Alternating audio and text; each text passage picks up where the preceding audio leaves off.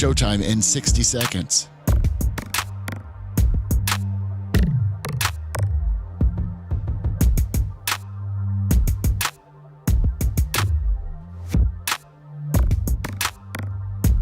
"45 seconds.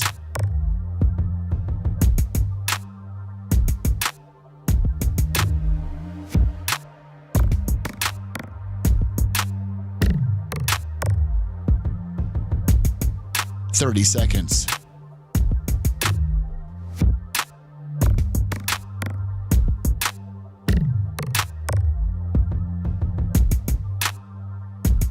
The show will start in 15 seconds, and this is your last audible warning.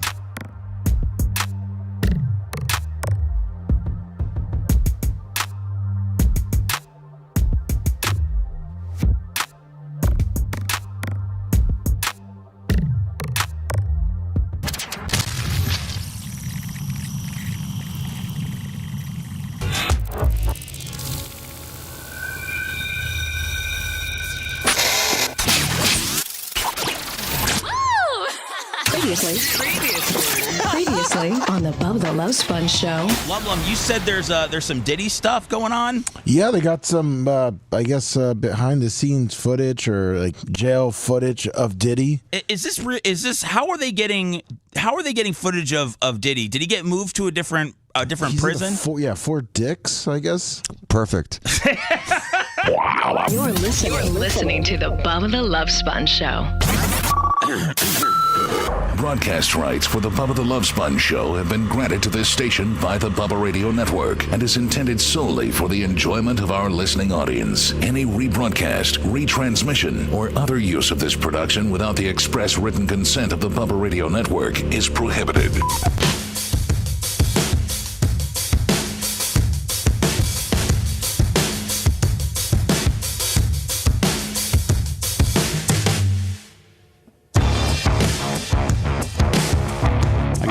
Levels. Seth runs different levels than I do. Let me see. I think I got everybody now. Welcome. Tuesday, November 25th, 2025.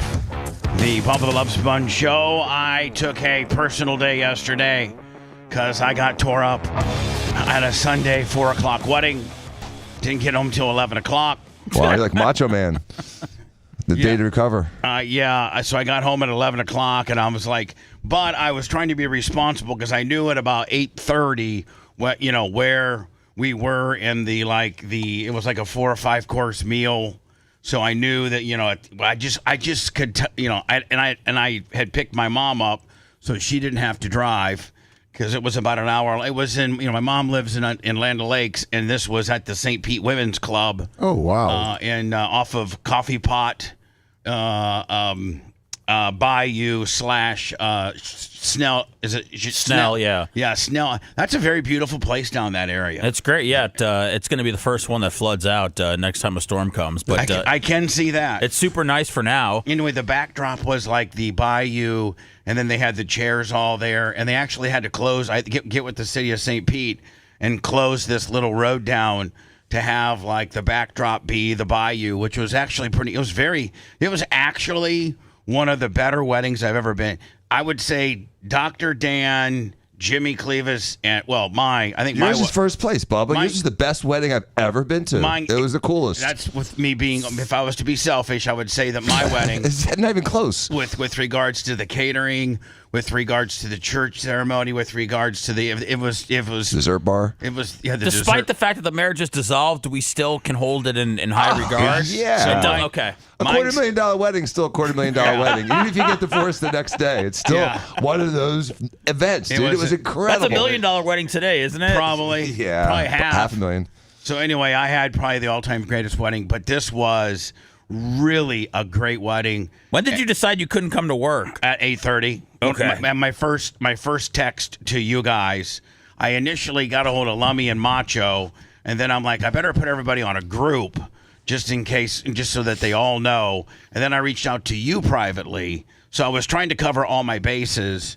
including sending videos of what I was experiencing at the time, which are white people that can't. That's what weddings are: white people that can't dance. Well, you said you were flooding out and underwater, and Lummy thought that you were at the track with car trouble. I was actually using, like, if I would have sent that same text to Sumo or Larry Plummer or anybody who understands racing, you would have understand. See, when you're running hot and you're pushing water, that means your motor's over 260 and you're about ready to blow up. All right, we're just radio guys that are trying to find out if our boss is coming in or not. I know. We don't need a secret code language here. No, I didn't drink, but I did other things. Just to, I did other things. Ayahuasca? No, I did not. I did not drink one sip of alcohol, but I did others. I was partying. How are you? I mean, it couldn't have been gummies or anything. I mean, well, let's not. I mean, we're not going to sit here and just pare on down what it could or could not been, so you guys could dial in what I was on. But I was not natural. Merch Crick had to end up. I had to cut her off after 2 drinks about 6 o'clock, knowing that I was well on my way to getting wrecked. King Tut looked pissed in the video. Was he babysitting all of you guys, or no? King Tut was in the wedding. He was one of the groomsmen. Oh, he was. Was that one of the connections? Yeah, and friends with Angus. And and Tara was one of Glowbug's bridesmaids. Oh, nice. So they were in the wedding. Wow. I picked up my mom, and I was in a suit. And I'm always not very comfortable in a suit. And here's the thing. Got any pictures? No. I mean, I think I have one picture of us as a family. Bubba, you need to buy a newer suit because they're stretchy now. Yeah, thank you, Dan, for calling me fat. No, but they're so much more comfortable. I have stretchy suits. I'm not saying I'm skinny. I'm just saying how about I just lose another 30 pounds, and this one that was made for me will be fine. I mean, how about that? I don't got to spend $500 on a suit. Hey, Dan, for the holidays, can you take us all for custom suits with the stretchy material? Yeah, there you go. Yes, Good idea, I have a stretchy suit that I could do aerobics in. I mean, it's. Well, here's the deal, Dan. I can put on a furry hat and I've only worn. Protest. I don't wear the last time I wore a suit was Ronnie, the limo driver's wedding. So I don't go to weddings, and I don't go to funerals, and I don't do very formal stuff.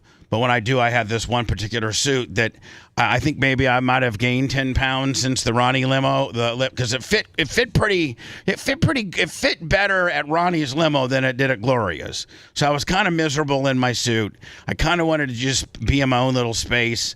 Did you take the jacket off? I mean, you can get comfortable at these kind of things. I unbuttoned the jacket. Oh, naughty. So it's better. See, I like that, Bubba, because I hate when people take their jackets off at a wedding. Right. We talked about that yesterday. I unbuttoned my jacket. Nice. I will tell you this, man. The ceremony was like, the worst is when you get a really long Catholic one. Yeah, this was like maybe 15 minutes long, perfect. Nice. She had her vows, he had his. Did you cry? No, I did. I teared up a little bit. Did you really? Yeah, there was a couple little times that I teared up. It was like 15 minutes. The preacher guy's not a preacher, but he's a whatever. He did a great job. Now, see, what you don't understand is Gloria is a wedding planner. Oh my gosh. So she just used all of her vendors. Right. And and did it on a Sunday when probably, I mean, this venue is probably, I don't know the cost of venues, but she said that she uses this one venue downtown. Is it Red Mesa, maybe? Yeah. The top of Red Mesa. Yeah, Seth, that goes for on a Saturday, and it's booked for 18 months. Whew. It goes for $25,000 just for the venue. Damn. Jesus. We used to have 97X staff meetings up there, but it was free. When it was free. but I bet you, Bubba, she probably has every wedding hack. So she works. There's like 10 venues that once they sell the wedding, they hand the people off to Gloria, and Gloria does it all from there. The flowers, your food, your appetizers, your preacher. Did you know the DJ? The DJ, the guy that's just like, hey, everybody, let me tell you something. Yeah. That guy? Yeah. $2,000 a night. $2,000 a night, booked every night. And on Fridays, Saturdays, and Sundays, it's weddings. And on Mondays through Thursdays, it's corporate event. Like if the Lightning, Seth would have like a corporate luncheon for all their employees or their sponsors on a Tuesday, he'll do that. And he's booked 7 days a week. I did the math. It's like 11,000 a week. They say that weddings and funerals are the biggest business. Are you looking? It seems like you're inspired almost by the money coming out of weddings. Are you looking to maybe venture out? No, that's like David Bowie singing on a cruise ship. No. I would. Listen. When Bubba the Love Sponge. Hey, welcome. Look at the bride and the groom. Bubba style. When Bubba the Love Sponge no longer is trying to put together a show, so to speak, and I'm your local Saturday night wedding DJ, somebody calmly come up and just shoot me like the guy from United Health. For okay? $11,000 a week, you want us to put you down? I mean, yep. Listen, I'm not that far from Social Security. I can live off my Social Security, okay? I only got like 2.5 more years before I hit 52. Yeah, Brendan the Quad does weddings, so he's a wedding Well, DJ. he's, but this... You guys are like equals. But I will tell you this, man. The guy, as cheesy as he is like, because he's got the radio. He's like the... Old people love that stuff. Oh, but he plays all the 80s. He plays all the stuff that brings all the boomers to the dance floor. And he's seamless with the cake cutting and the dollar dance and the bride and groom. Like, he's got this format down. Absolutely. He's got it just down to a T. What's a dollar dance? I don't think they did that one here. But a dollar dance is where... You married a stripper? No, a dollar dance back in the day in the weddings I used to go to would be the bride and the groom would go out there and you'd give them $1 to dance with them. And then they would, get all the, whatever. So, but he didn't do that, obviously. He did the bride and groom dance. He did the mother-son dance. He did, he did all the things you're supposed to do. Did you say any words about Angus and Glowbug and your relationship to them? I will tell you this. That's their favorite radio show? I love, if they would have ever played some slow music, Merch Crick wanted me to dance with her, and I told her maybe. Oh. And then Gloria wanted me to dance with her, but there were no slow songs by the time I was leaving at 9:30. And so I will tell you this. If you invite me to your wedding, I'll go, maybe, if you're close enough to, like Glowbug. I went to her wedding out of respect because her mom and my mom are best friends. Angus is just absolutely salt of the earth. He's done favors for all of us. She is a huge fan of the show. I needed to go I really needed to go just out of respect to the family. The dad, Greg, Angus. What about your sister and out of respect to her family? Sorry, I don't know. I had to bring that up. My bad. You're a changed man. But I went, but I got to tell you this. Now, I'm not trying to sound Howard-like or nothing like that. But if I go to your wedding, I'm going to go. I'm going to be respectful. I'm going to give you, I think I gifted really nice. I think I did. $500. Well, we don't got. I think it's probably inappropriate to get into. Well, I mean, I'm just where it's on it. Remember, they know. Angus and Glowbug know. Yes, that's what I gave, and so did Tara, and so yes, but so what? I know. I might need to renew my vows or something. I don't know. But what I'm saying is, what I don't ask me to dance. And don't, because every other drunken fool's up there on the dance floor doing the Macarena or Billie Jean. And you want to think that you're better than them, right? I'm not better than them. I just don't dance. I don't. I like. I'm Dan, with you, Bubba. I'm Dan. I heard a little bit of this show yesterday, and you're like, you hate going to weddings where they're like trying to do a massive peer pressure, come up and dance. Everybody else is dancing, and I don't dance. Don't. I'll come to your wedding. I'll celebrate your first day as being Mrs. Angus. I love your family. I love everything about the wedding. The food was impeccable. The service was just unbelievable. It was sit down, like 5 people will come to your table, and like it was great. Better than Longhorns? Oh, it was one of the best weddings ever. Just that I had several people throughout the night be like, "Come on, Bubba." Bubba on the radio isn't Bubba in real life, okay? So Bubba doesn't want to grab the microphone. Real Bubba doesn't want to go up and say a few words. Real Bubba just wants to be just a regular person. There's not 2 Bubbas. There's only 1 Bubba. Well, no. No, there's definitely 2. And Probably Bubba 3. loves dancing and talking at weddings. No, I don't. I'm with you, Bubba. I don't like dancing at weddings. I don't like hiking, and I don't eat tofu. So and you probably don't. I mean, you probably don't really like to get up in public speak that much. I don't mind doing that. Yeah, well, because you're. Yeah, well, I They don't. put the spotlight right on Dan. What do you mean he doesn't like it? Dan actually gets speaking in public. Dan actually gets offended if you don't ask him to talk. Yeah, I've talked at funerals. I don't even know the people. Yeah, this guy in this box is a pretty good dude from what I've been able to gather. I've been here an hour and a half, and everybody seems to really like him. And all of you have a personal story with this gentleman. Yeah, He just does a quick scan of the obituary and then goes in and wings it. So I had a great time. It was a beautiful wedding. Everything was without a hitch, on time. You know, it was perfect. Sue, my mom's best friend, Glowbug's mom, looked beautiful. She's a little bit older like my mom, and she came to me and she uses the F-bomb. She goes, Bubba. I go, yes, Sue. How you doing? Congratulations. She goes, this fucking music is too loud.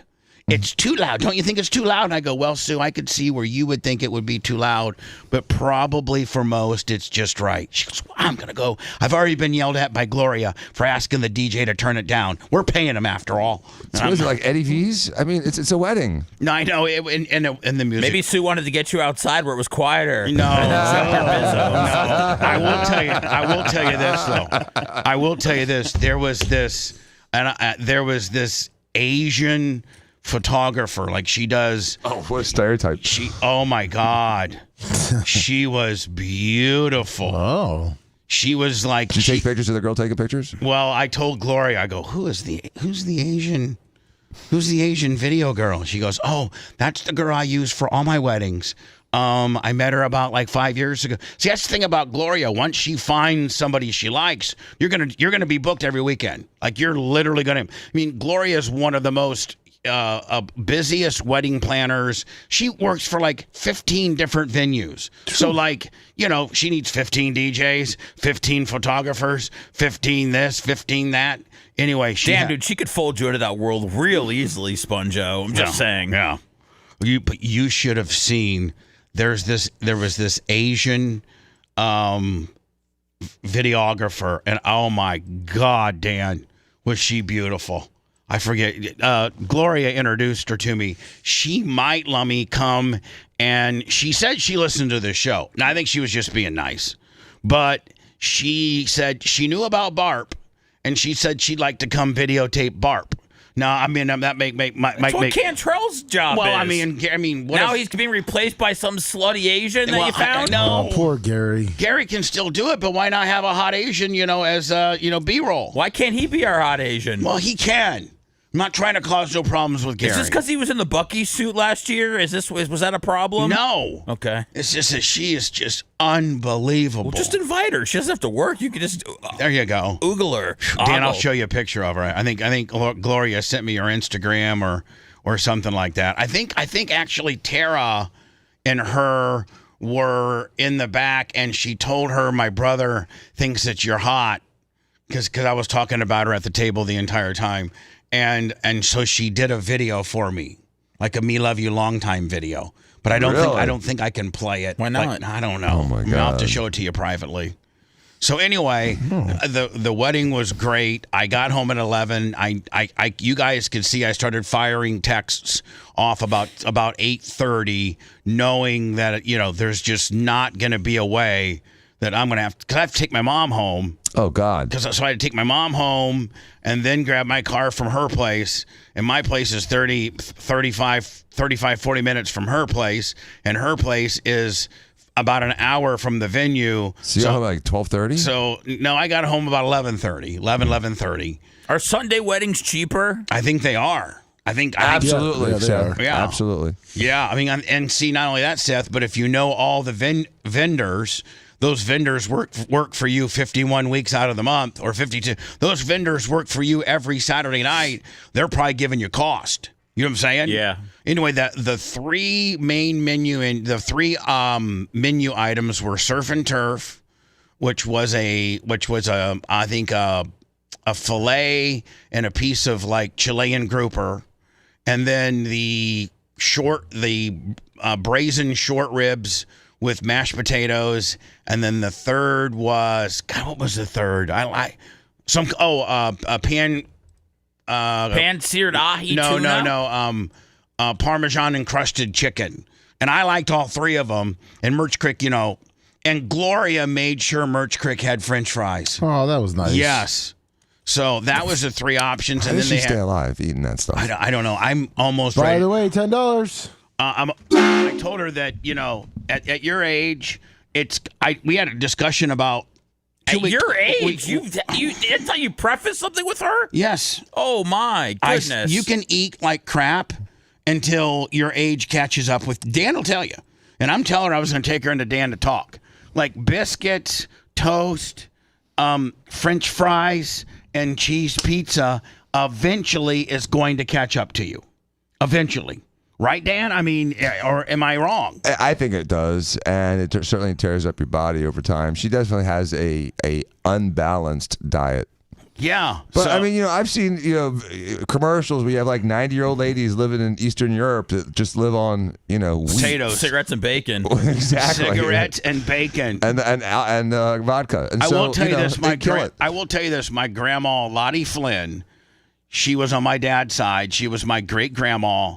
And she lived to be 98 or 99 years old and was, mentally sharp, clear up until the day she died. And every night she would have a Hershey bar and a Miller Lite at like 6 o'clock every day of her life. Well, every day since since they made Miller Lite starting back in 75. And before that, it was probably another beer. But she had one beer and one Hershey bar every day for 60 years. Damn, I bet she got slutty after that.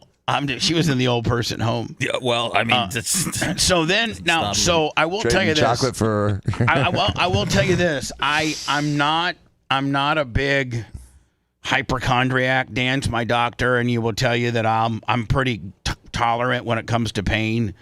I'm not like. God, remember all those blood grenades I've had on me through the various surges I've had with you? You're tough. We're on the front page. What's that? We're on the front page. Oh, we are? Yeah. All right, cool. Let's do some words, and then we won't miss our opportunity. Okay. Perfect. So back in a minute, I got completely not devoured, but I got attacked by fire ants at the racetrack on Saturday, and I know. Like a wasp or something will sting me, and I won't have near the reaction. But for some reason, I think I'm very allergic to fire ants. Because Dan, are there some people that get bit by a fire ant and it's not a big deal, or is it always a big deal for everybody? No, some people have worse than others, and dude, your leg looks like hell. Do you get when you get the fire ants, Dan? Do you get that little white head? That pimple? That's from the fire ants. Sometimes, yes, and that's it's almost like a little abscess. I get it every time, and I get them, and I'll pop them. And then put like hydrogen peroxide on them, and then put like calamar or whatever the hell it's called. You need Silverdene. I do. I put Silverdene on it, the whole 9 yards, and then they just reform into another pimple. And honest to God, I think for the first time since I've been bit by fire ants probably 50 times, and this is the first time that I think they made me sick. Oh. They actually made me nauseous, and I was throwing up from them. Shut up. And I looked into, I Googled, can fire ants make you sick? And they can. They can make you nauseous. They can make you throw up. There's all types of different things. You throw up from fire ants? I can't right now. That's on par with my anxiety, brother. I got to tell you right now, I right now can't tell you the last time I threw up from anything. Like, it might be from, like, the last time I threw up, it might have been when I drank too much tequila one time at Bose Overpass in 1986. Might be the last time I actually threw up. Do you agree with his assessment, Dan, that he threw up because of fire ants? Or do you think that it could do that? It could have been food. It could have been a couple things. I didn't eat hardly anything. And if you Google, do fire ants make you sick? It'll say vomiting and nauseousness. Let me look it up. Dan's the doctor. Why are you circumventing Dan for Steve's? I'm not. There's also something that says a deep tissue massage can make you throw up. There's a lot of things that say they can make you throw up. I could tell Dan's a little skeptical. I sent you the Asian photographer.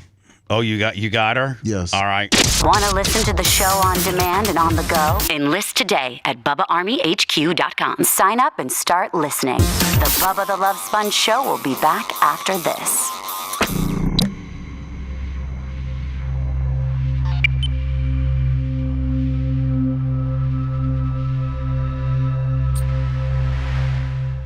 Yeah. There, you're out of here. We'll have her make the Bart movie this year. Everybody loves watching the Bart movie. Don't get Gary all flipped out. You know how sensitive employees are nowadays. Oh, Dan, look at this. Come here. Come look at this, and you tell me that you would be on the same motherfucking page I'm on. Come on, Seth. Look at it. Oh, long time. Oh, she's young. Hold on here. Is that her boyfriend? I think that's her husband. Husband? Oh, for young. Well, I wouldn't go there, but she's very beautiful. Yeah, she's beautiful. She's beautiful. Wow.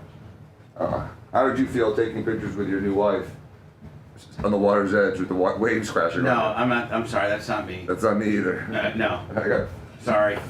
got to throw a roadblock on that one. Yeah.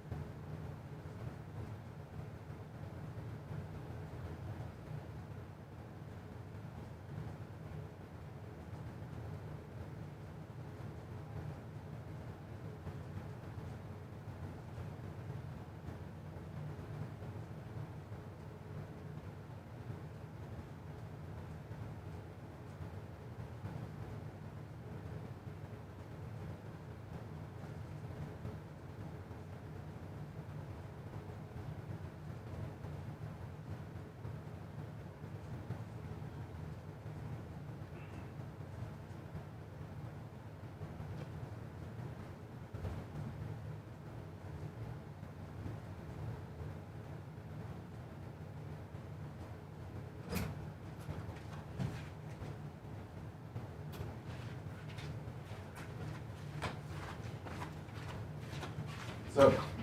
Check it out. Jeff Coy, Small Town Bourbon, 40 months. Nick Kent's, 4 months. Thank you guys. Hit that thumbs up. What's up, Berto?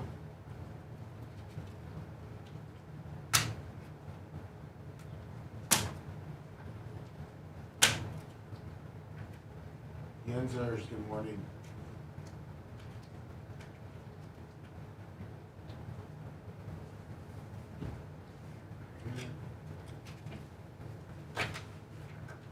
Good morning, Bubba. Let's not show.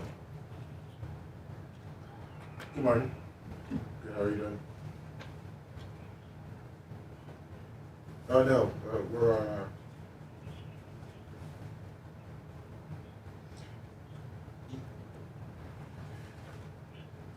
No, I have a story, but if you want to hold for the next break. You can bring it up. It'll be a good transition for it. All right, man. Hold on one second.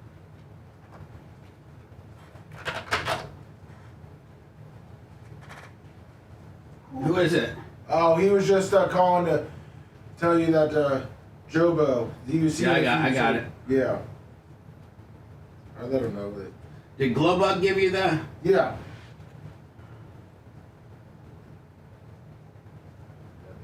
All right, let me get ready to light the tree. No problem. Not right now. Yeah, I got a clicker, my clicker. All right, you got it ready to click? Yes, sir. I just feel like the first base gloves used to be. This motherfucker right here. Weren't first base gloves used to almost be like catcher's gloves? Yeah, like, they still make it like that. They yeah, Big. that's how they are. They're not. The catcher's glove is like more like a lip, like a. right, and the other one's like a. Flatter. Yeah, it has like a. It's a little flatter. What has so you can scoop it. The first base gloves have a bigger back webbing. Yep. So when you're back, you're scooping it. This is. That's how they come. See, this is what. That's Japanese. What this is. No, but then webbing. It's a second. What's up, Berto? No, I'm saying.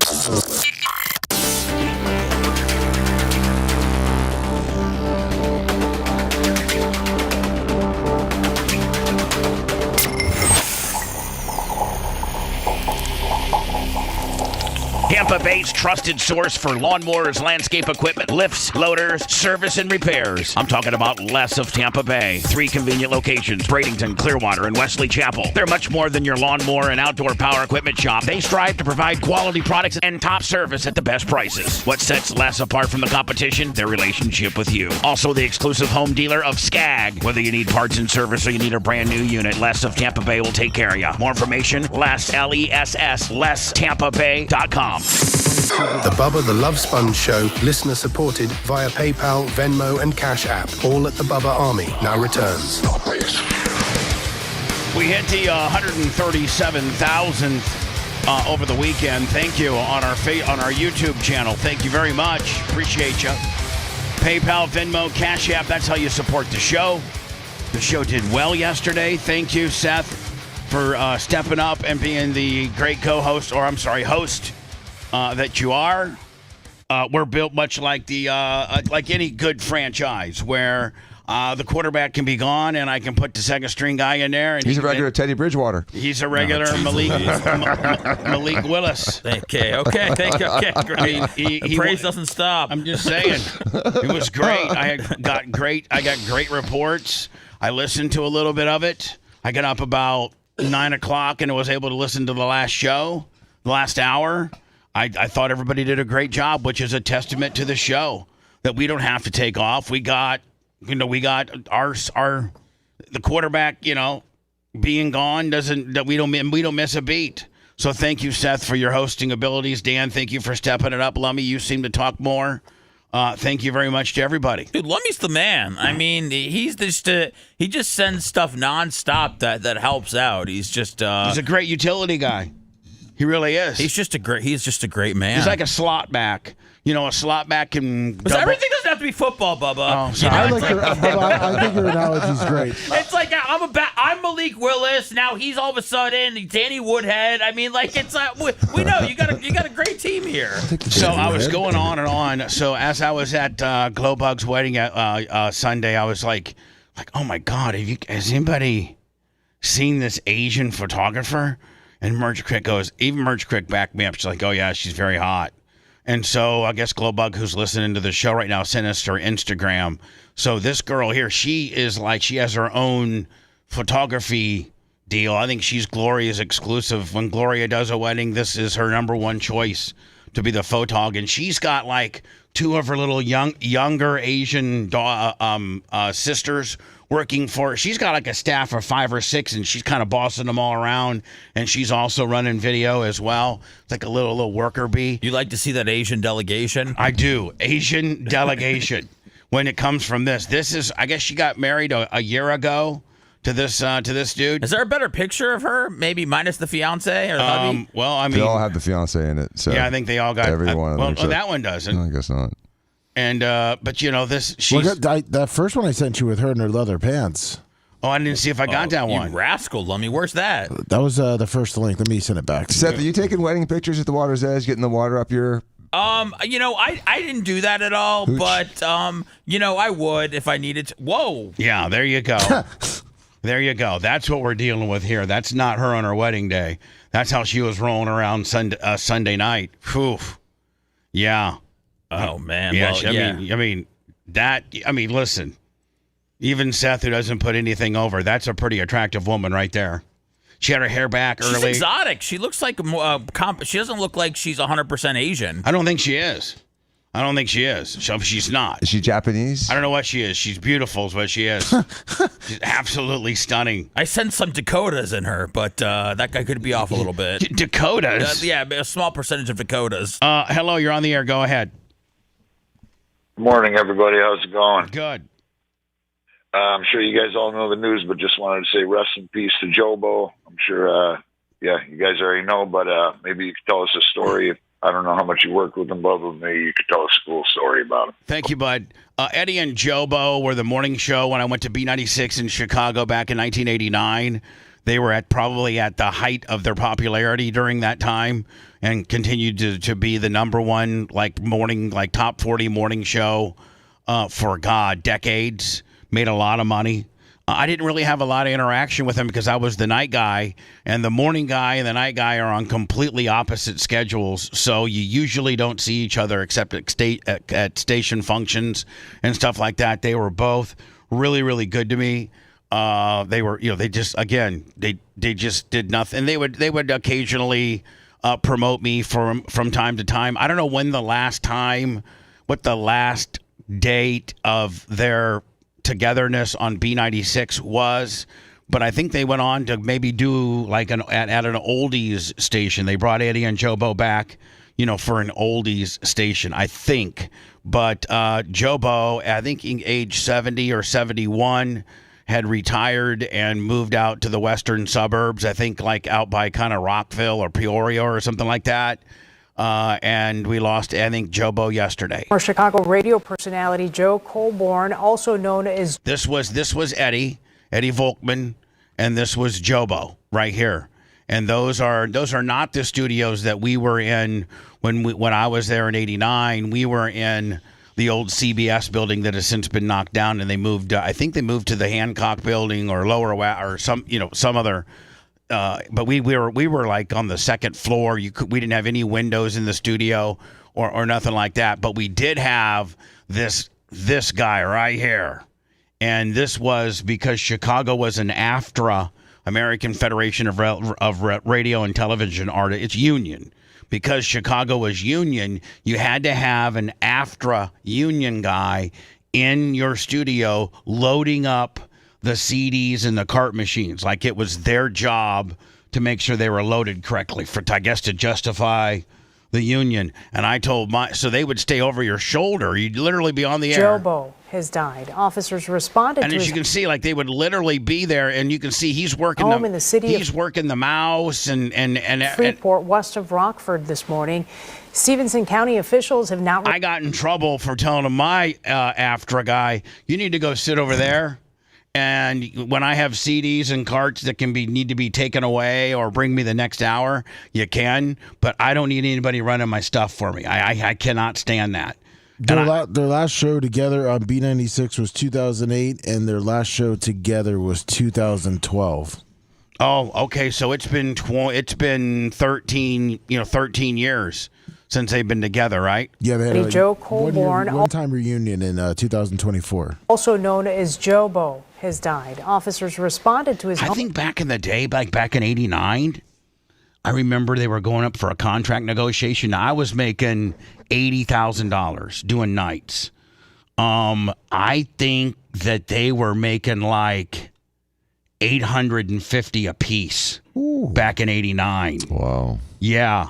And Jobo wanted $1 million, and they said do 2 years at $850, and if the ratings still stick, which they did, and I was gone by then, we're going to get you. So I know they became $1 million guys in the early 90s. Yeah, and it looks like their longest contract was 2002. They signed a 7-year, $21 million deal. All right, so $21 million per guy or $21 million for both? For both.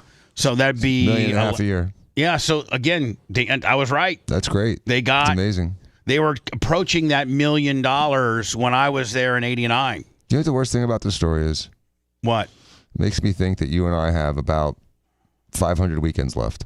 Jesus. Yeah, that's what Fabrizi told me about a year ago. He goes, "Hey, we were over at Mike's Pizza, and Fabrizi had a little bit of a cancer scare, but he beat it through your help, by the way, and through I know he was calling you and getting advice, but I was over having lunch with Fabrizi, and he goes, do you know we got about 600 weekends left? That's it." And I go, "What?" He goes, "Yeah, about 600 weekends left." Yeah, that was 2 years ago. Now we're down to 5. That's it? 500 weekends? Mm-hmm. Then you and I are fertilizer. Well, what does that?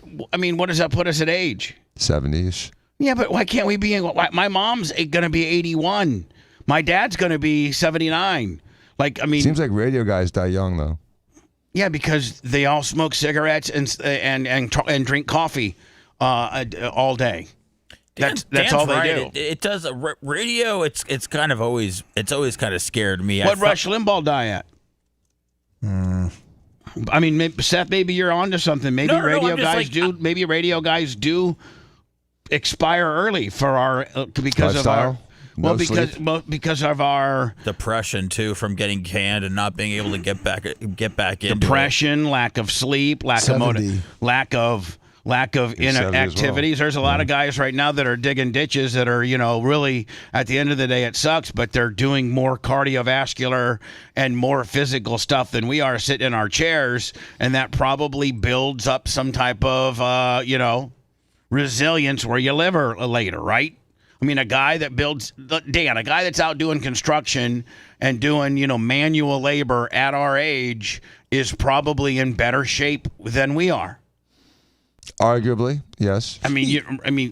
Now you're a kind of a freak of nature. You can go out and bike and do other things. You're an anomaly, if you will. But if you look at me, I don't know though. I have great. Now you're a doctor. Let me close out I'm trying to pay respects to my boy here. Let me close this out before we get into how long we're gonna live. Well, look at Larry King though. He lived to 87. He was a radio guy. Yeah, hold on. Colborn, also known as Jobo, has died. Officers responded to his home in the city of Freeport, west of Rockford, this morning. Stevenson County officials have not released the cause of death just yet. Colborn was well known for his partnership with Eddie Volkman as the Eddie and Jobo duo God, when I was in B96, they owned the town. They were the Bubba the Love Sponge of when I was on 98 Rock. In the 80s on B96. In a statement to WGN, Volkman said, in part, I only got the news from his family when I got home from work today. I am devastated and an emotional wreck. Heaven gained a golden voice today. Joe Colborn was 70 years old. Rest in peace, Jobo. Rest in peace, my friend. You were always so nice to me. Thank you. So anyway, Dan, would you say that genes, everything from cancer to anything you might get, including longevity of life, does that have anything to do with your genetics? Oh, 100%. I'd say it's 2/3 genes, 1/3 lifestyle, which includes diet. So, my great grandma Lottie Flynn lived to be 99. My grandpa Fred lived to be 80, and he had emphysema and smoked 2 packs a day. My grandma Madge lived to be 83, and she smoked 2 packs a day.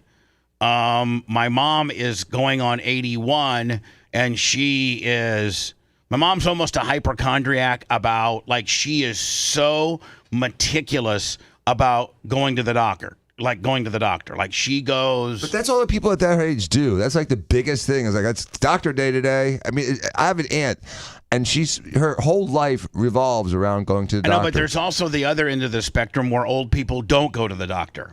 You know what I'm saying? Yeah. Like there's the other end of the spectrum where like men, for instance, men naturally don't go to the doctor until something literally has fallen off your body. Which is why men in America are dying at an alarming pace with prostate cancer because no one's screening for it and doctors aren't doing the digital exam. Here's the thing, Dan. And they don't want to go. They don't want it. I don't want to finger in my butt. I don't get my digital, but I get my PSA every 3 months, and I think that's a good screen. It's not foolproof, but it's a great screen. I mean, and the highest I've ever been is a 0.4, which I don't think they even start getting concerned until you're at a 2.0. Yeah, am I right? 1.8 or something like that too. Yeah. Yeah, I'm at a 0.4, so I'm good on that. And the other thing, I think I might be the healthiest 300-pound man. I mean, listen, how many 300-pound men have 120 over 74 blood pressure? Not a lot. With a 172 cholesterol? Not a lot. And that don't, necessarily, eat like Macho Man diet-wise. So, I think that I have some pretty good genes. I do keep up on my health with regards to, I get my blood panels done every, 4 times a year for my doctor to adjust my blood panels. You're responsible medically. I think you're very medically responsible. So I mean, think- we all know that would be great if you I lost think a few, you- but other than that, you're perfect. I think you and I. How old was your father? 83. I think so. Yeah. Okay. Well, his mom was 97. okay. So I think longevity is in your genes too. You got us checked out at 71. I got us checked out at about 83 or 84. So if I got us checked out at, let's say 83, how many more weekends does that put on us? It's another 500-600 weekends. Yeah, so let's instead of saying we got 500 weekends, we got 12. About 1,200. Okay, I'm with Doesn't you. that sound so much better? Way better. Like, Dan, guess what? What, We Bubba? got 1,254 weekends left. Damn, let's do nothing this weekend because we got so many extras to Right, blow. that's my premise. And the other thing is, Let's listen, get I'm eat by telling ants. you, you're a doctor, and Tom Brady swears by this. And I'm telling you, man, 7 to 9 hours of sleep religiously. Also, listen, I could have been a 98 Rock, 102.5 The Bone rock star. When I would stay out till late at night, get 3.5 hours of sleep, and come in here and do a show. I could have done that. I could have. Or I'm like, you know what? No, I'm not going to get less than 8 hours of sleep, which is going to cause me to miss the show, which I have the pieces in place to be able to pick up the pieces and do a good show. The show was great yesterday, a far different feel. We should do it more often. I mean, just by how well the show went yesterday, might want me just to take Mondays off forever. I knew this was going to happen. I'm just saying. Seth saying I should have done a bad show yesterday. I should have stuck up the joint. No, I'll just quit. You guys don't need me at all. I don't need this show anymore. What if I came to you, Seth? Hold on, I want you to be honest. What if I came to you and I said, listen, I want you to start hosting on a Monday, and here's X amount of dollars as a raise for doing it? Yeah, I think you would be open to that. And the Is raise. it lowercase x or a capital X? What do you mean capital X? Like, is it a lot of money? Yeah, it's quite a bit. Here, I tell Seth right now. Let me text you, Seth. Okay, this is just between me and you. Okay, do not show anybody else. Or anybody else keeping score. But if I gave you like this much more, this was added as this was your. Oh boy! Already? Okay, ready? Hold on. This is exciting. If I gave you that much more, added on to what you make. To do Mondays. Oh, sure. Yeah, exactly. Yeah. Yeah, no problem. Right. No problem. In fact, when can we start, right? And let me, I'd bump up everybody. Thank you. And with our new strip mall studios, I plan on once I'm not paying a lease here anymore, and I have that savings, I plan on bumping up everybody a little bit. Thank you, sir. So, but I mean, Seth, if I said there, you're going to get that starting, the day that I think you wouldn't have any problem with it at all. No, I would do that. Yeah. Let me. That's a lot of adrenaline doing the show yesterday, man. Like I was. People don't realize, man. I was sweating a lot, and then I went home and I was exhausted. I slept like I haven't slept in a long time for a couple hours yesterday. It was crazy. California 100. You're right. I don't know if I could lose 80 pounds easy, because that'd put me at like 215. But boy, would I look. I almost would look maybe gaunt at 215. Well, you'd look different. I mean, you'd absolutely change your look. I looked great at 245. When I was when you see that picture of my shirt off, my traps a popping, that was 245. I think me at 245 would look great. And really, I'm only about, 45 pounds from that. And you don't have to buy a new suit. Oh, no, I would be able to fit in all. Remember, at 245, I got a picture. I got to show. I got a picture of me and Jimmy Clevis at your wedding, Dan. And I've not put it up because I don't want to hear the people just really giving me a hard time about how good I looked. But I wish I could. Jimmy, you don't like getting compliments? Well, yeah. I mean, compliments are great when you get them, and they're today's compliments. But compliments aren't so great when you get them and it depresses you because you don't look like anything. You don't. Hey, Bubba, you looked good 20 years ago. Well, I got that compliment last week with at the school. The My daughter they had the best looking dad, and so I sent the picture, the Lummy picture that Lummy has, and I won the whole damn thing. You did? Yeah, based on how I looked like 30 years ago. Lummy, she's in high school and they had a best looking dad? Yeah. Man, did they have a best looking single mom? No. Oh. What's up? Lummy, I just it was texted a daughter-dad dance. I just texted it to you, Lummy. Now, wait till you see this with custom buttons. And, Dan, this was your wedding. This was your wedding, and me and Jimmy took a picture. I cropped out Jimmy because I was sending it to my mom just to show her how good I used to look back in the day. And it's depressing to see how much I've deteriorated. You know, now this was, what year did you get married in? 99, 2000? Like 2006. Is that what it was? Yeah. Yeah. Tell me when you send it, Lummy. All right. 2006. So this would be what, 2006. No, this would be 19 years ago. Oh, yeah. This would be... I thought it'd be like 1980. No, yeah. 19 years ago. Now, wait till you Almost see this. This is like Bubba Hollywood, Bubba Hamilton. Just Bubba highlights. Just over wait here. till you see this. And I know it's still okay. Here we go. Let me see if I can pull it up. It's not wanting. Frosted tips and everything, right? It's not wanting to pull up. Let me. Of course, it's a big file, but it should be in there now.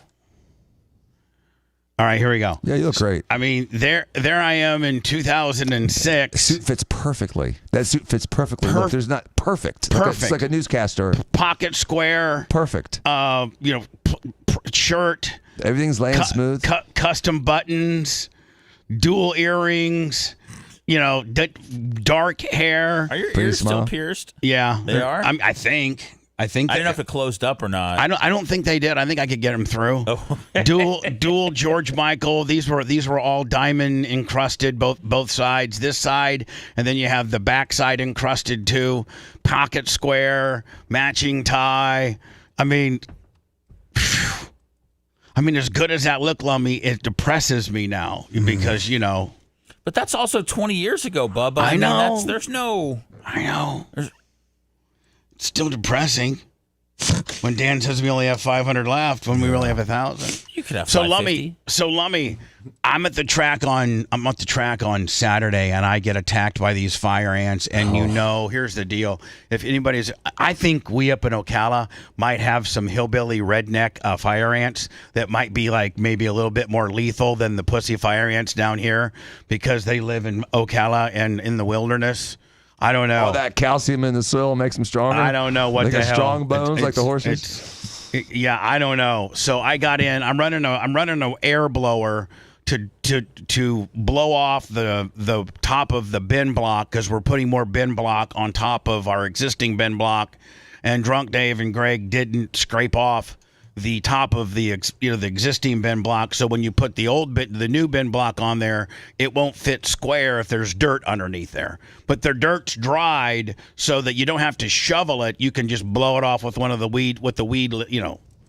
weed blower. Well, when you're blowing dirt off of a bin block, I guess there's fire ants in some portions of these bin blocks. And you're not necessarily blowing it directionally. You're just trying to blow it off the block. Well, next thing you know, I blow into a fire ant colony, and I got about. And as soon as one bites you, they say I think they say that when one bites you, it sends out a signal to the rest of them to bite them. That makes sense. Semi-autoglass Travis, $50. Thank you. I got your hat on. Let me see if that's trouble. See if you can Google that. If once a fire ant bites you, it sends like some signals, and they just start. The ones that are just crawling on your leg, thinking that you're just whatever they're crawling on, they know that they are to bite, and they all clamped down on me. I got 20 bites on my right. I got 14 bites on my left. And I've been trying to mitigate them and trying to make them better, and with alcohol and Silvadine and hydrogen peroxide and this Calamar, whatever the stuff's called. Do you need to get them like scraped off or something? No, he did that on his own, dude. He's chewed at him like an animal. Or are they're all like scarred up? They're all like have skin breaks. Mangled. They do not send out a signal, but it says that when the bite triggers a reaction in your body, which includes sending the ants into a reaction because you're moving more. Like your skin kind of causes So you it get to one. react. You get one, and you think maybe you only got one, but really you got 20. Ugh. And I actually threw up. I forget what night it was, Sunday morning, because these things were just, I woke up Sunday morning and they were all individual pimples. So of course I popped them all, and then opened up the wound and put rubbing alcohol in it, figuring that Dan would kill. Rubbing alcohol, I figured, kills about everything. And also the fire ant in Ocala, it's northern Florida, but it's in Ocala. It's a different type of ant than we have here. It's an imported It is red different. ant. Yeah, it's an imported red ant. Yeah, and jeez, you said it, Bubba. Yeah, so known for their painful stings. There you go. Wow. I'm just telling you, I've been bit by fire ants here out by the goats, and it wasn't near. No, there's a little pussy ants out there. It wasn't near the episode that these 34 or 40 got me, and so you just like blew the ants onto yourself, like just like the blowback, like the dust, as they were like aerosolized with the dirt. Mm-hmm. Oh wow! And then I take the blower and try to start blowing my legs off, but they're like in the hair of my legs, and they ain't letting go because half of them are chomping on my fat. And it's just, oh my God! So I showed Dan this morning to him. He's like, man, it's brutal. I really think for the first time in my life, I always have an allergic reaction. I always have this same pimple, scab, extreme scratching, extreme pain. But this time it really kind of made me like kind of dizzy. Like you get systemic symptoms from ants. Yeah, like Sunday before I went to the wedding. As I'm getting dressed, I'm kind of lightheaded, and my legs are aching, like what's it called, thrombosis, like when you start aching, my legs start aching, and I'm like, Merch Crick, Google if fire ants will make you sick, and she looks them up, and she's like, yeah, it says they can make you sick, and you can vomit and all this kind of stuff. So anyway, everybody's a doctor now. Everybody's a doctor that can Google. Do you believe it, Dan? Do you believe that that the fire ants caused them to throw up? They could. Yeah, he had 35 bites, and he's sensitive to it, and it's a different ant. It's not the normal fire ant. Oh, it's like fire with a capital F. They're so bad. It looked like you saw his whole skins ate apart. Have you seen looks it? like he got whipped with bones attached to a whip. Oh God, man. Damn, you really went to town on those too. I mean, I got a lot of meat for them to eat, and they went crazy. You know, someone mentioned this, and this works for jellyfish stings too, is a meat tenderizer. Did you ever try that? What do you mean? Like Adolph's meat tenderizer. No. Because, we in Jersey in August, there was a lot of jellyfish. So we would literally get stung by jellyfish 4 days a week. And instead of just peeing on each other in the shower, my mom would leave literally like the Adolph's meat tenderizer. And as soon as you put the meat tenderizer on, the pain goes away. You mean like this? It's the greeny stuff. It's like a salt. Yeah, you rub it in. Like the seasoning. Yes, exactly. The Adolph's meat tenderizer / seasoning. Yes. Like what you would sprinkle as you were dry rubbing your steak. Yep. That. You sprinkle that on there and it goes away. Yeah. Lummy, listen, as we were contemplating Friday how Shador was going to do, we had everybody give their predictions. And I think you and I were the only ones that said that they were going to win. Yep. And I was the only one that had them over 200 yards. I was the closest. Can you give my prediction to me, please? I sent it to you. I thought Lummy was close. No, I was closest. You were closer? I think. Lummy, unless I said 190, so I was. I think he was. Is it the Instagram you sent me? Yes. Okay. But we were celebrating Lummy as the closest to the pin yesterday. Oh, okay. Well, no, but Bubba was over 200. We also how many yards did he get? I said, hold on. Let's just. Is this it, Lummy? Yeah, this is all right, hold on. ours. First scheduled start with 1 week prep, playing with the number ones are going to go. I think the Browns are going to go run heavy, stat-wise. He'll have 190 yards. 190. You said 190. Yes. How many did he actually have? 209. 209. 1 touchdown and 1 pick. 1 pick. Yep. And do they win or lose? The Browns win. And is it in Cleveland or is it in Vegas? Looks like it's in Vegas. It's in Vegas. Over to you, Brian, the babyface. 11-7. Let me. So you said a win, yes. 190, 1 pick, 1 TD. Correct. So close. 155 yards, 1 touchdown on the ground. He'll run for 48 yards, and the Browns will lose by a field goal. I say that he's serviceable. The Browns lose, but it's enough to get him another start next week without much people going against him. I think, here we go. You got to give me my flowers. Just listen. Shador throws for over 200. Hold on. Done. Throws for over 200. Yep. 2 TDs, 1 pick, and the Browns squeak by. And now there's going to be a big controversy as to what they really do when Dylan Gabriel comes back. They already announced that. If you guys were to be intellectually honest, yesterday, that's what happened. That's right. Nobody wanted to give me my DAP. Well, did you not offer my DAP for everybody? Did you not offer my stats for everybody yesterday when they were giving you your flowers? Yes, you should have I did. said, you can give me my flowers all you want, but the big man. I said you just said over 200 yards. Well, let me said 1 touchdown, 1 pick. Which was exactly what he had, right? Yeah. What I said 2 touchdowns, 1 pick. Which, Listen, you and I were right. Browns won. Now there's a problem. I just thought we would celebrate Lummy because he was here yesterday. I didn't, now we're celebrating you. Yeah. Everybody can analyze. Everybody can say everything from sideline. You can watch TV, everything. You could talk on TV, whatever you want to do. But until you get out there and you do it, then it's different. Going out there,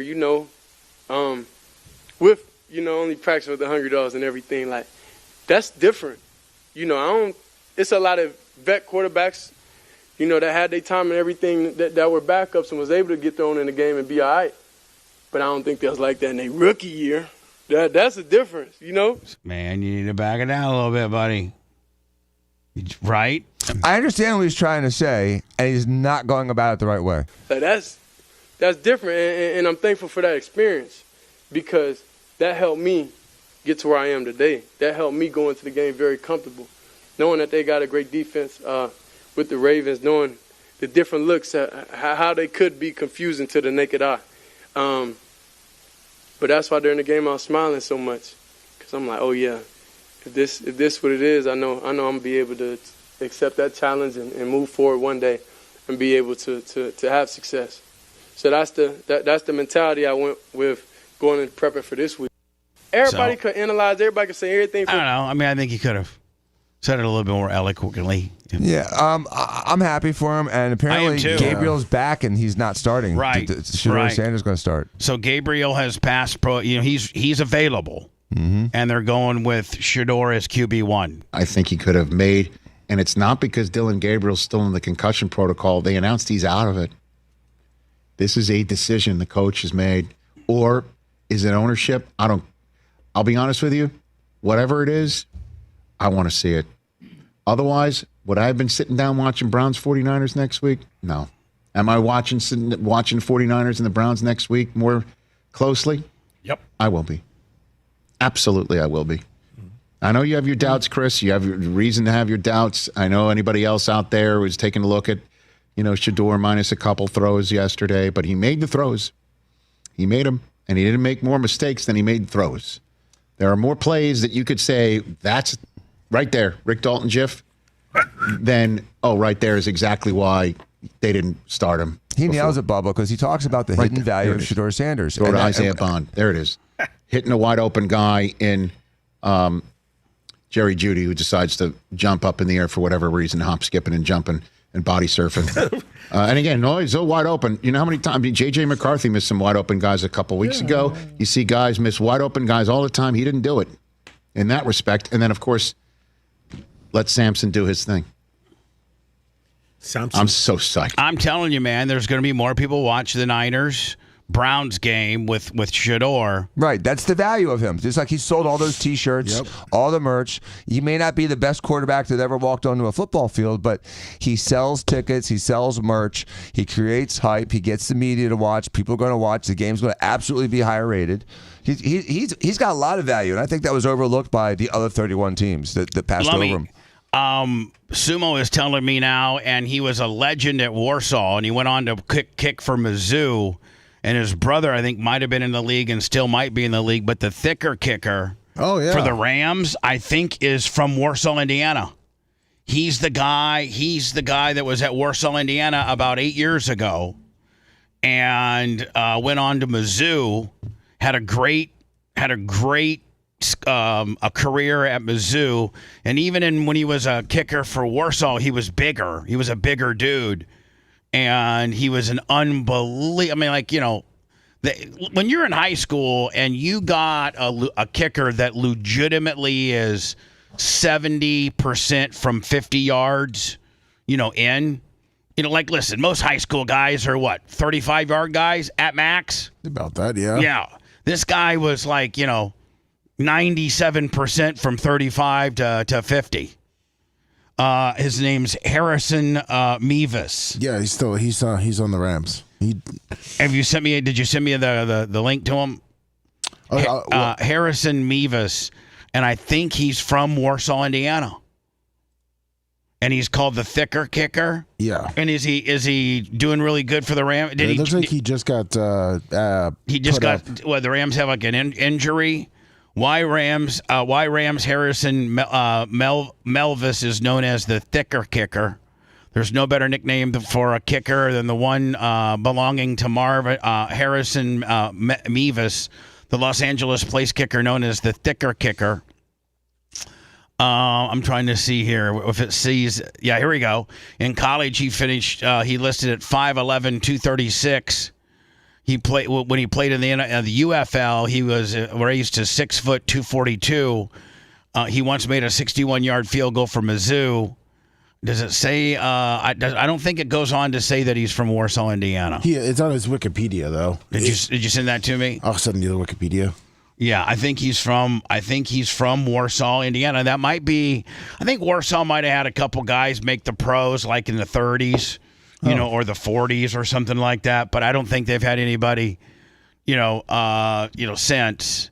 Mevis attended Warsaw Community High School, ranked number 8 overall kicker in the class of 2020. He committed to Missouri, and now he's kicking for the Rams. Did the Rams have like an injury? No, their kicker was struggling. Until they went and got him. They signed him to the practice squad at the beginning of the month. So did the NFL? I'm sorry. Did the NBA kick out? Did they? Is Chauncey Billups, because of this gambling ring, or this poker playing scheme, or this whole big gambling situation he's been caught up in? Did they suspend or fire him? Because I know he showed up to court, I think, yesterday for the first time. Did he not? Yeah, I mean, he's on leave or whatever they call it. But the Blazers put in interim head coach immediately after he got arrested. So he's not suspended without pay. So he's not coaching. No, and not until he gets through this, whatever that may or may not be. He's never going to be back there again. Pleading not guilty today to fraud and money laundering conspiracy. He's one of 34 defendants, including another former NBA player and members of New York's mafia, all pleading not guilty in federal court in Manhattan. We got the microphone set up if you want to speak. Do you want to speak? Portland Trailblazers coach and basketball Hall of Famer Chauncey Billups, silent as he walked out of federal court, his lawyer entering his not guilty plea to charges he profited from rigged poker games involving several members of New York's organized crimes family. And to include the Bonanno, Gambino. Did you guys see they would wear these glasses? There's been several pictures of it. And they had these cards, these special cards that could tell you what the card was with the glasses on. Yes. Man, that would be like just, you would win you probably have to lose some hands on purpose just so they wouldn't get onto you. Otherwise, Dan, if you know the cards, there's no way that you don't win every hand, including folding when you need to. Right? Absolutely. And I'd be so pissed if I was playing poker and they were systematically cheating like that. And you systematically, over the course of 2 or 3 years, have lost a couple $100,000. I'd want to kill. Of AC and Lucchese crime families. Billups, a 5-time All-Star who won a championship with the Detroit Pistons, faces up to 20 years in prison if... 20 years in prison. Convicted of money laundering and wire fraud conspiracy. Prosecutors say the scheme used sophisticated technology like rigged card shuffling machines, hidden cameras and poker chip trays, special sunglasses, and even X-ray equipment built into tables to read cards. Also charged in the scheme, former NBA player Damon Jones. Prosecutors say NBA star power was used to lure in players to rigged card games in New York, the Hamptons, Vegas, and Miami. The fraud is mind-boggling. It's not hundreds of dollars. It's not thousands of dollars. It's not tens of thousands of dollars. It's not even millions of dollars. We're talking about tens of millions of dollars in fraud and theft and robbery. A second indictment not involving Billups revolves around bets on NBA basketball games. Miami Heat player Terry Rozier is accused of letting others know he planned to leave a game early with a supposed injury, generating tens of thousands of dollars in profit to inside bettors. Rozier and the others charged solely under that indictment did not appear in court on Monday. Chauncey Billups posted a $5 million bond to secure his release and turned over his passport. All right. Well, the U.S. District Judge in the case told prosecutors that even though there is a lot of evidence and 31 defendants, he doesn't want this case to drag on. He wants the trial to start by September. Bubba, Seth? Who was the name of the guy, the basketball player that was interviewed and he started crying and gets up and doesn't finish the interview? He's in this little scandal. Do you know what I'm talking about? They did an interview with him like on 60 Minutes or something like that, and he got all emotional and choked up. No, I don't. I'm thinking like, dude, you're an NBA player making millions a year. You dumbass. What do you get choked up over this? Yeah, how he let himself down. They had him on 60 Minutes during this post in the last 2 weeks. Oh, and so he's all bummed out because he got caught up in this scandal. He got caught. Crying. That's why they're crying, because they got caught. Yeah. And my personal opinion here is that I think that gambling has gotten too big in sports, and these like prop bets is like, yeah, is he wearing his shirt inside out or not? How many seconds does the song take those are stupid bets, and only degenerate gamblers make bets like that. And there's so much gambling. Unless you know the outcome. Right, unless you're an insider, and then it's illegal. And so I hate the prevalence of gambling in sports because it just creates these opportunities for cheating. Lummy, without further ado, before we go into commercials, can we have you be Bumble? Oh, of course. And light is this our second year for this tree? Yes, it is. Yeah, but you and Red put it away last year so neatly that it literally looked like if you put it away the way it's supposed to be put away, it looks brand new, does it not? Every single time. Right. I mean, because we have the bags and we keep the boxes, and it's a far cry from the people that used to, put it away and body slam it and what have you. And so thank you for being mindful and appreciative and, nice to my $2,000 Christmas tree that we use for the show. Of course. So without further ado, we're going to light our Christmas tree in our studio. Our ceilings are about 21 feet tall. What is that, about a 16 to 17 foot tree? Yeah, about that.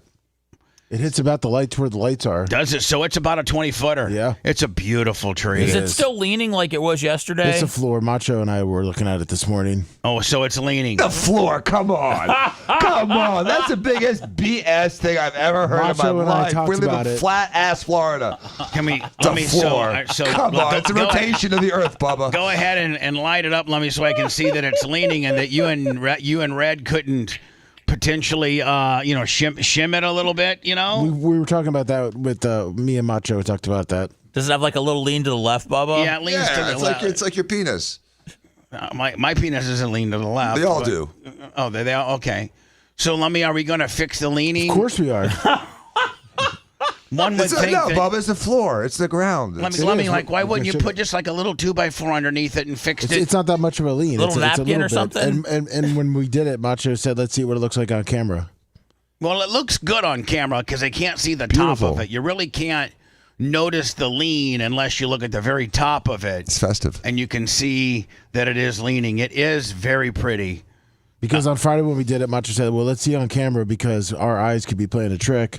Only Macho Man's eyes are playing tricks. due to all the stuff that he does. Dan was pretty adamant yesterday that this thing has got a heavy lean to it. It looks pretty nice. It looks great. Next year, Lummy, I'm going to have to find a place for it. Maybe Tara's house. Oh, yeah. She's the only one that probably has 20-foot, more than that. She has like 40-foot ceilings in her big-ass house, and she would probably... And Lummy, it's really quite simple to put together, isn't it? Very simple. I mean, does it come like in, 10 sections or something? I believe there's 8 sections. 8 sections? Yes. And you just put one on top of the other, on top of the other, on top, right? Yes. Yeah, it's all numbered. We'd have it numbered. We have a diagram that we've put in there, too, so it's very nice. Like, I know that you guys, I was leaving on Friday, and you guys texted me literally, I'm not kidding you, about maybe 18 minutes later, and it was done. Yeah, it's quick to put up. It's like we're done. We just have to fluff it normally. And Dr. Dan is level. He's putting a level on the floor. 2 degrees off. See? All right, well, suck that, Dr. Dan. I'll take the L. We'll fix it. We'll fix it. No, 2 degrees off means it's 2 degrees off. That's where Dan. the lean is, Dr. Dan. It's 2 degrees off. So it doesn't make you wrong. You're not taking an L. You're taking it. You're right. It's 2 degrees. Well, he laughed at me when I Dan, said the floor was off. And 2 degrees at the base probably For 17 feet. Yeah, it makes a big difference. What I'm trying to say to you is you're the mathematician and the smartest guy here. If it's 2 degrees at the base, what does that multiply? What does that increase? I'm thinking 2 degrees at the base might increase to like 3 or 4 at the top. It would still be 2 degrees, but the displacement of the tip from center would be longer. There you go. The displacement from the tip, which we're always, that's a game us guys are always fighting. Displacement from the tip. For those scoring at home before I go into words, yes, there is a Clem Kush today. There is a Clem Kush today, and then Lummy and I are going over to meet the Elevate guy. Today. He was there yesterday, and supposedly this place is... You were there a year ago when it first opened, or 2 years ago when it first opened, and the things that they've done with it since, supposedly you're like, oh my God. Oh, yeah. And by the time we go, they have virtual batting cages all being built right now. Virtual? Now, how's that work? It's like, they have you pitch it, you hit it into the screen. It's kind of like a golf simulator. Oh, but there's still a ball. It's just you just don't. Yeah. There's no field. It just slams into the screen like the golf. Is it a ball? Is the ball off the tee, or do they actually pitch it? No, it has a pitching machine coming through the screen, and you hit it into the screen. Really? Yeah, that's cool. And that's going to be upstairs with the go karts. We're going to want to do it all. I mean, I know we're going to do go karts. I know we're going to do bowling. I know we're going to do axe throwing. Yes. Nice. I know, and I think that we probably should. Now, when are they saying the pitching virtual reality deals going to be? Said about a week. Then I know we're going to want to do that. Yep. Phew. So it's absolutely. I mean, everything is top notch there. Why do I feel, before I go into words, why do I feel left out on this some type of baseball glove caper? Seth and Dan had like maybe a baseball glove conversation yesterday, and next thing you know, Dan's bringing an array of baseball gloves to the show. Well, he's been doing it for a year now. He's been bringing in. He's always shows me. We've gone out in front. He has probably like 10 to 12 gloves now. Why? They're really expensive. He only has and nice. one person to throw with, and that's little Danny. No, I've got Lummy. I've got Seth. I've got other people. My car wash guy throws with me now. I got a Black Friday date with Dan to throw. Yeah. Really? Yeah. Like, and what does throwing consist of? Just throwing the ball back and forth for how long? For how long? 20 minutes, half hour. And you're just do you continue to go further? Do you like further away from each other? Yeah. I mean, up to a point, but then you can't talk. You don't want to go too far because you want to be able to talk. It's cathartic. It's therapeutic. It's relaxing. He's got a glove for Donald Trump, and he's got a glove for Shohei. Yeah. Mm-hmm. He's got. And I got. Bubba, you want to put this glove on? It'll make you smile when you put it on. He's got Japanese leather. Well, I'll tell you what. Elephant leather. Alligator leather. Let me do some words. We can get into. Dan has a glove off. Wants me to put on his glove. I'll let you put my glove on any day, Bubba. Now, Dan, do you buy these gloves new? Mostly. How do you break them in? You beat on them. Like a redheaded stepchild. How often do you do this throwing thing? I throw a lot, a few days a week, and once I get a glove broken into, I'm looking for the next one. It's weird. I've gotten through this almost like a. Do you have like as now. extensive of a glove collection as Seth and Brian's cart? Like, is this your equivalent to card breaking? No, this is my equivalent to like just an easy, relaxing, calming pastime. It's just like a little hobby now. And now, what if you ever do you need to get one of those bounce back nets where if you can't find anybody to play with you, you can throw it into the net and it bounces it back to you? I'm not that desperate. If you liked that segment, then you'll definitely like the new redesigned BubbaArmyHQ.com. We'll be back to the Bubba the Love Sponge show after this.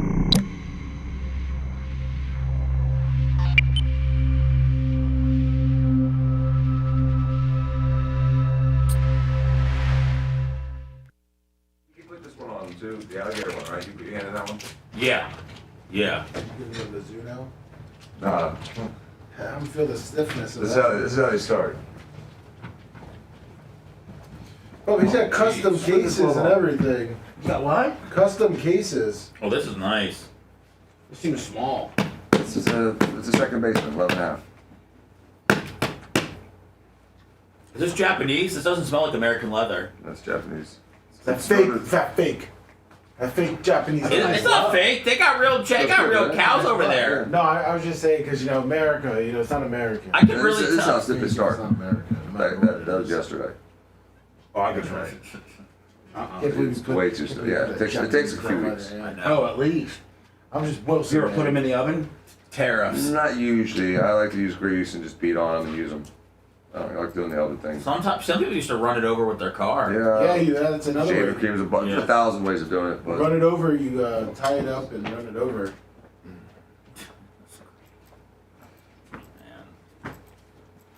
My dad used to put oil in it and then tie a baseball in it and then put it under my mattress. yeah, that's a great way of doing it. You know what I mean? You grease it up, put a baseball in it, and sleep on it for a few days. That's what my dad used to do. That works. Cool shit. That works great. Put it on the corner of your bed.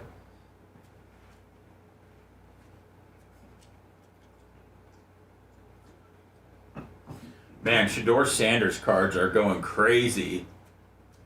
Are they? Yeah, yesterday people were going fucking ape shit, man. He's got believers out there.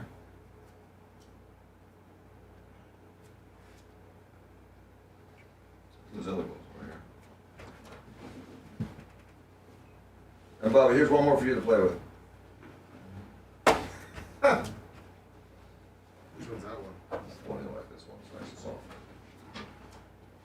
This one is a little small.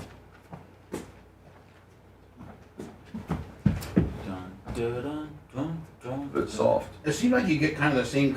Oh, this is way too small for me. Oh, it's broken. Nice. Yeah, it's nice and soft, isn't it? I can play with that glove. Yeah, you could, absolutely.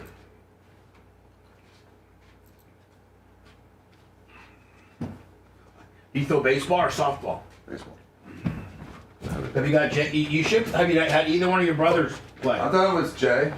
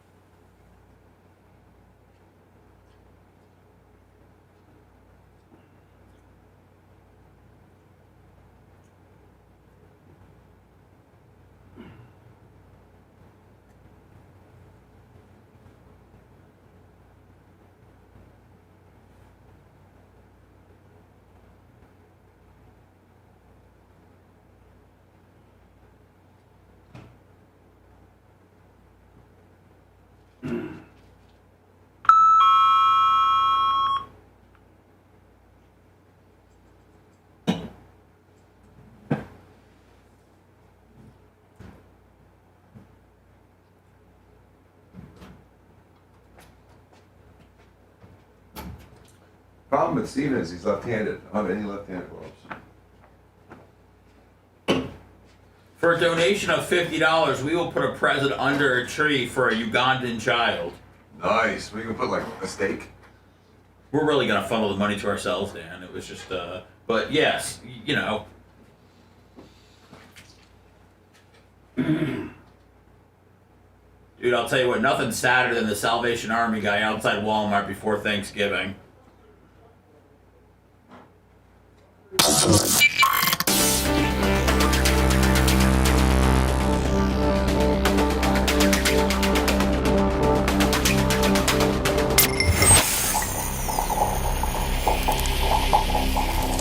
Tired of paying sky-high cable TV bills? Sick of juggling endless streaming subscriptions? There's a better way. Go to getabox.com. With Get a Box, you get every channel, every game, every movie ever made. Watch local and national channels, live sports, all your favorite movies, and much, much more. This isn't another subscription. It's a one-time purchase. No contracts, no fees, no nonsense. For a limited time, use promo code BUBBA at checkout for $25 off any box. That's getabox.com, promo code BUBBA.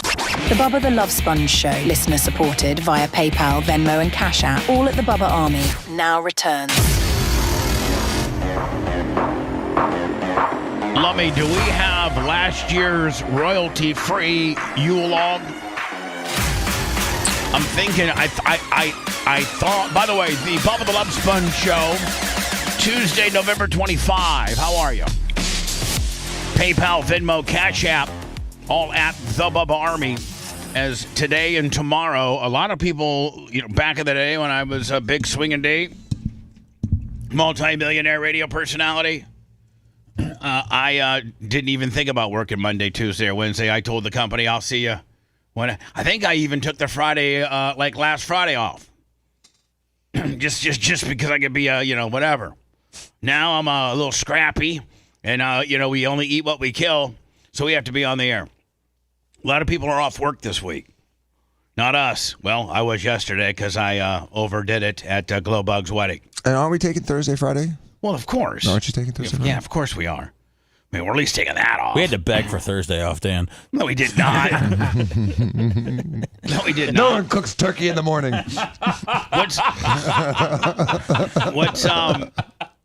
What's everybody's turkey plans? Mine. My sister says dinner's at 4. If you'd like to get there before, she'll have appetizer, finger foods, chicken dip, like just various little snacks. Does she make your chicken dip? Mm-hmm. Mm-hmm. She makes my chicken dip, which is a very, very, very sensitive subject. No Just another thing I got screwed on. And then Publix took my recipe, and it's the hottest selling dip they have. It was oh my God. Oh, the Publix one they sell is your recipe? Yep. Oh, wow. Yep. No wonder it was so good. They were our number one distributor, and then when we had a recall, they canceled us because once you've had a food recall, you're done. Because our purveyor that made it decided to cheap out and replace our sour cream within our recipe, the trace amount of sour cream that we used just to get that right consistency is supposed to be a regular sour cream.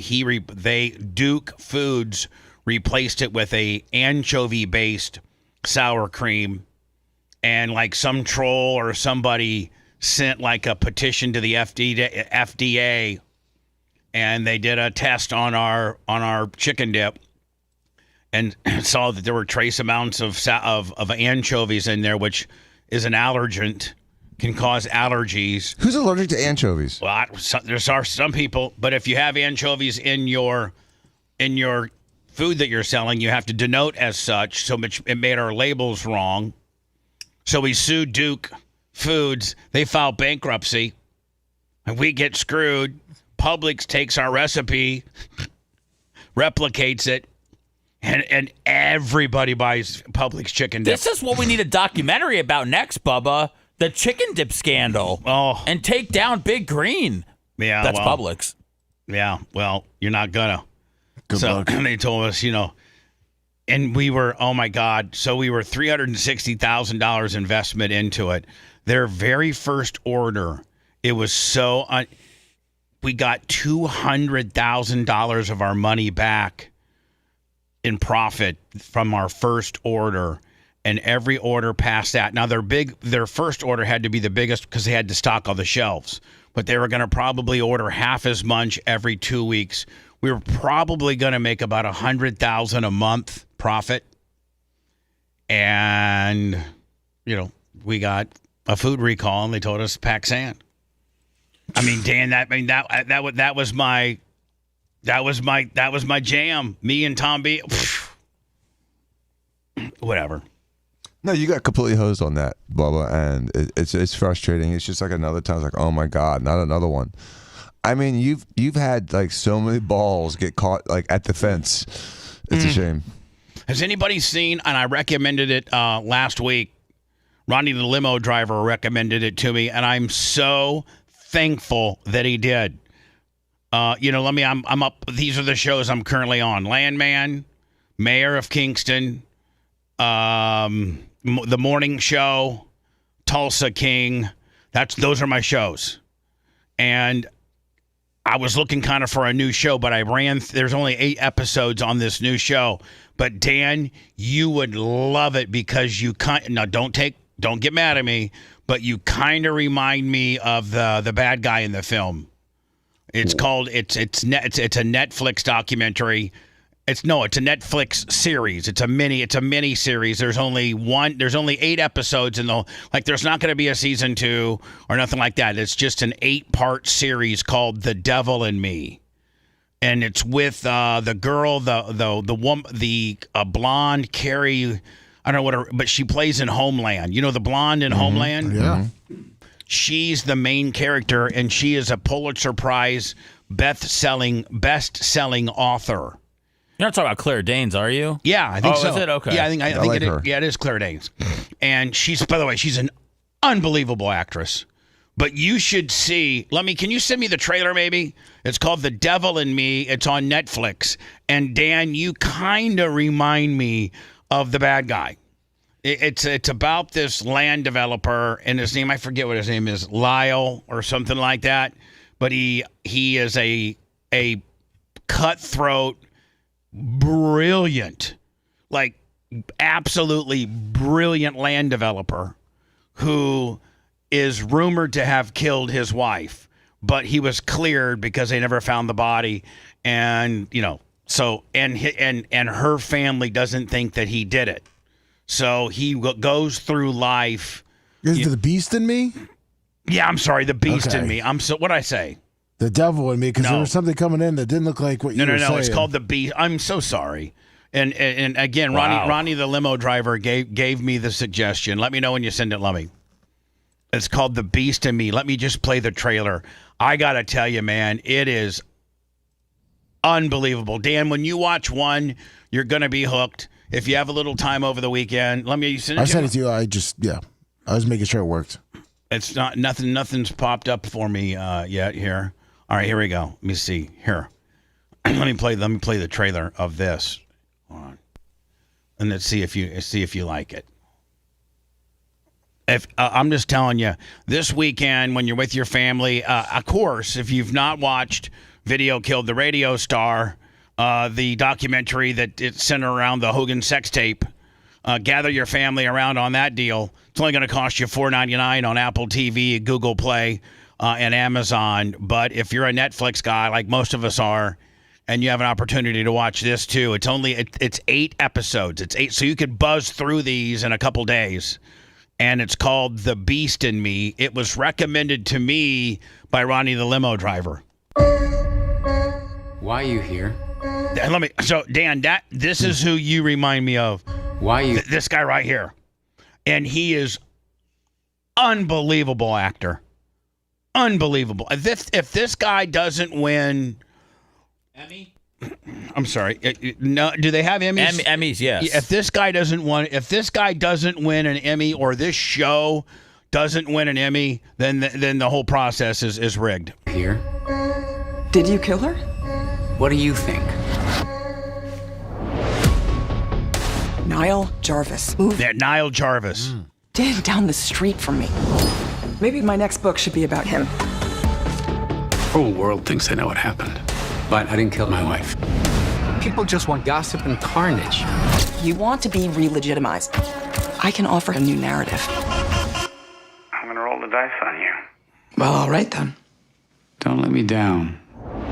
Spending all that time with a possible murderer doesn't scare you. You're not how I pictured you. I had a rough few years. You got bloodlust. I can smell it. From the team that brought you Homeland. You won't be disappointed. I mean, that right there kind of gets you a little bit like that's pretty good credentials. Homeland, arguably one of until they killed off Brody. That was like the third season. I think they went a bunch more after that. Yeah, they did. But I kind of lost. I lost interest after they killed off Brody. I really did. I didn't want to, but I did also. Yeah, so you're with me. Yeah. Did they kill off important people every season? No, but they killed off the main dude. It wasn't like Game of Thrones where you could kill a main character and still go on like it's nothing. I mean, it really sucked the life out of the show. Brody was the guy. You're right, Seth. I watched it like maybe 3 or 4 episodes after Brody, and I was like, I need Brody. I need me some Brody. But anyway, here we go. By what? The truth. You're a lot more than people think. I think we were having a moment. This is called The Beast in Me. It's on Netflix. It's 8 episodes. You need help, Aggie. You'd rather invent a murder than look in the mirror. If Niall did this, I need to know. Be careful. Niall Jarvis. He's not like us.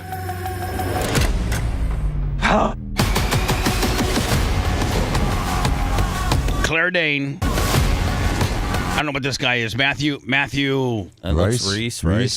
Niall, this book is a mistake. I trusted you a lot. Remember the guy from Breaking Bad? Yeah. The blonde, Mike. bald guy. Hold on. Mike is Niall's dad, and Mike reminds me of Joe Diaco. Like he's straight old school. Straight old school. And if my son killed somebody, I need to help him cover it up. Yeah. That's what your dad would be. I mean, your dad says, Steve, Jay, come on over to Dan's house. He killed somebody. We got to make it go bye-bye. Call Jimmy too. Maybe Pity. Maybe Fabrizi. I trusted you a lot.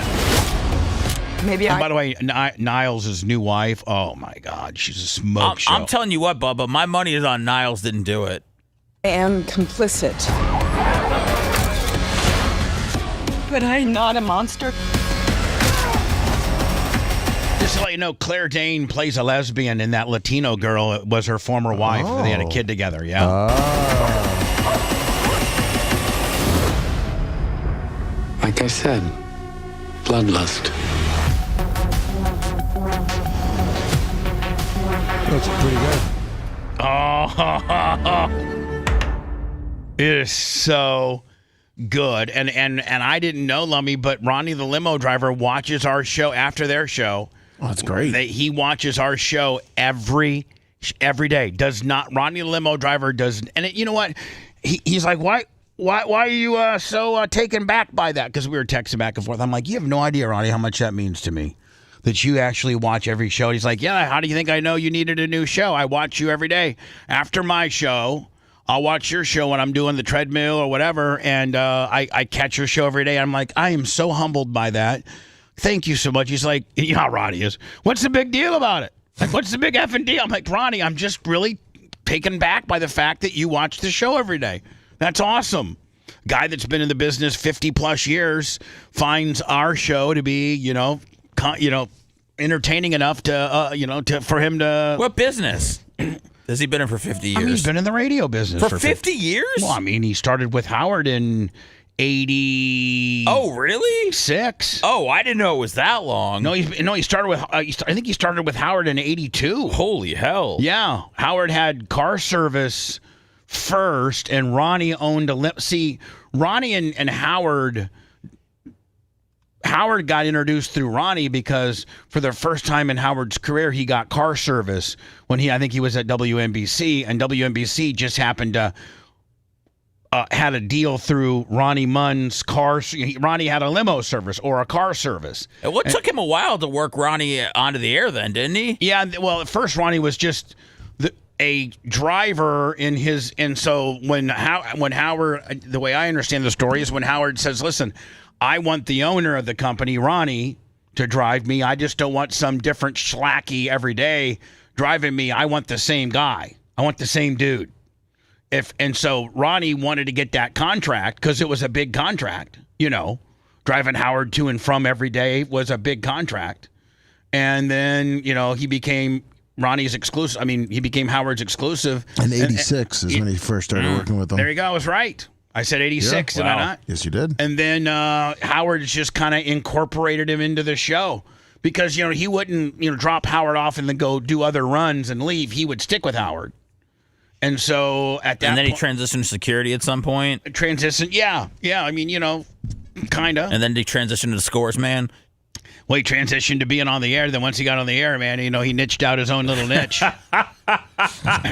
So thank you, Ronnie. The Beast in Me on Netflix. I also watched another thing yesterday on Netflix, Lummy, because after I, slept until 9, I didn't have really a lot on my plate. I should have gone ahead and met you at that one place, but I just was I just wasn't feeling really good yesterday. I didn't have the mojo or the it factor or the motivation and I've been dealing with these fire ants and fire ants got you down. They do. Call law. Fire ant bat.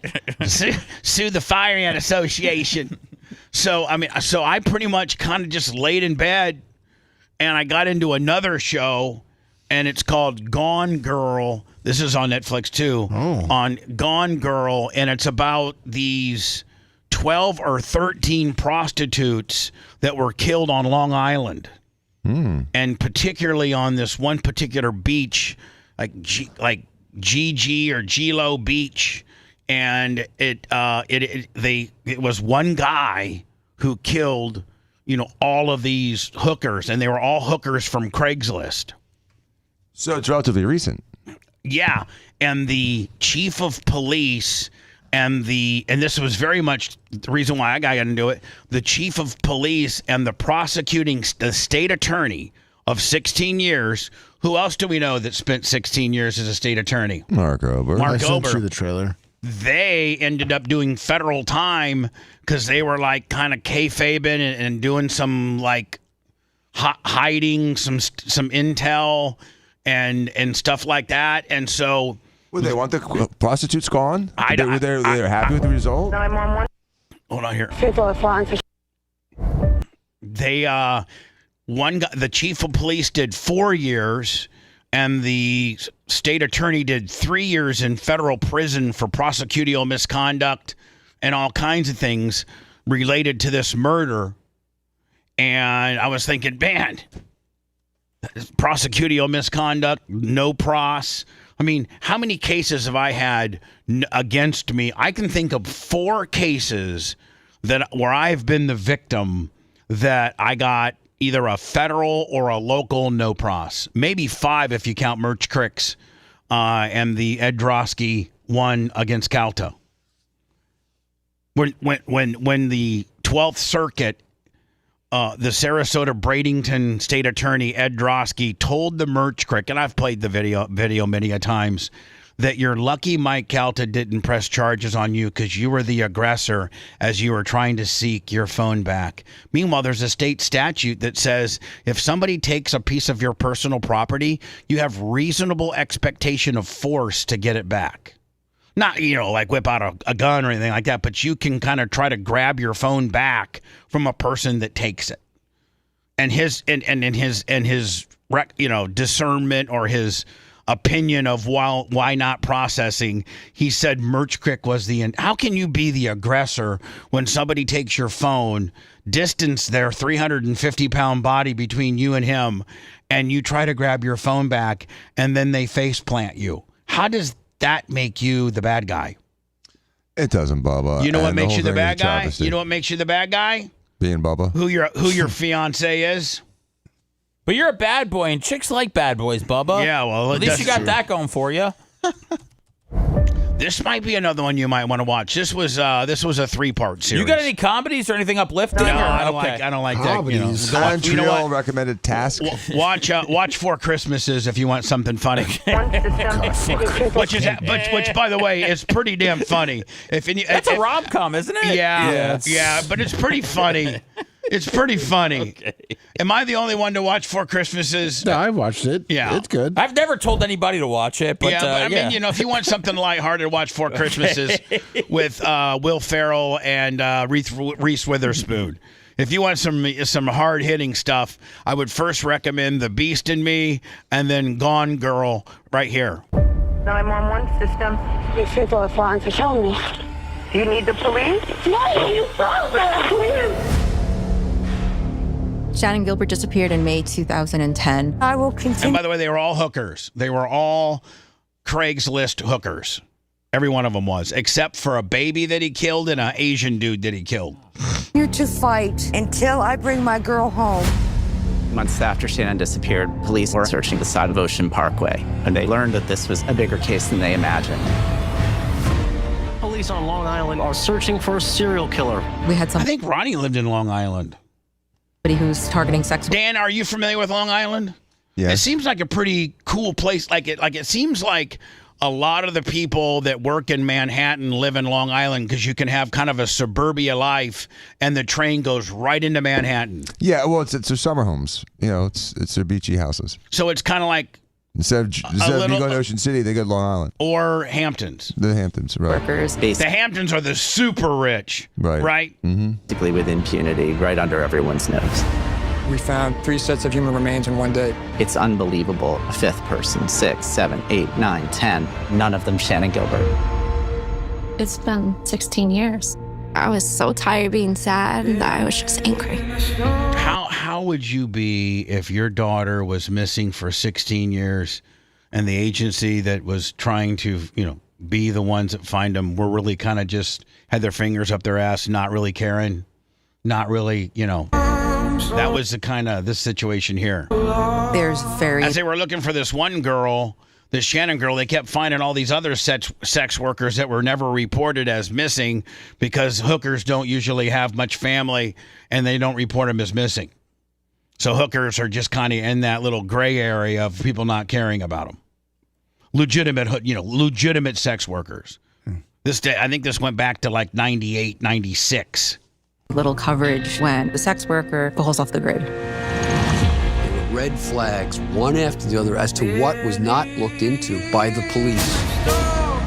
I need people to realize. And so I'm not gonna go any further. But when they finally fired the corrupt people, the state attorney and the city and the state and the head of police, when they finally got after 2 sets of new leaders, some real people in there that weren't influenced by whatever, they got to the bottom of it and found the killer.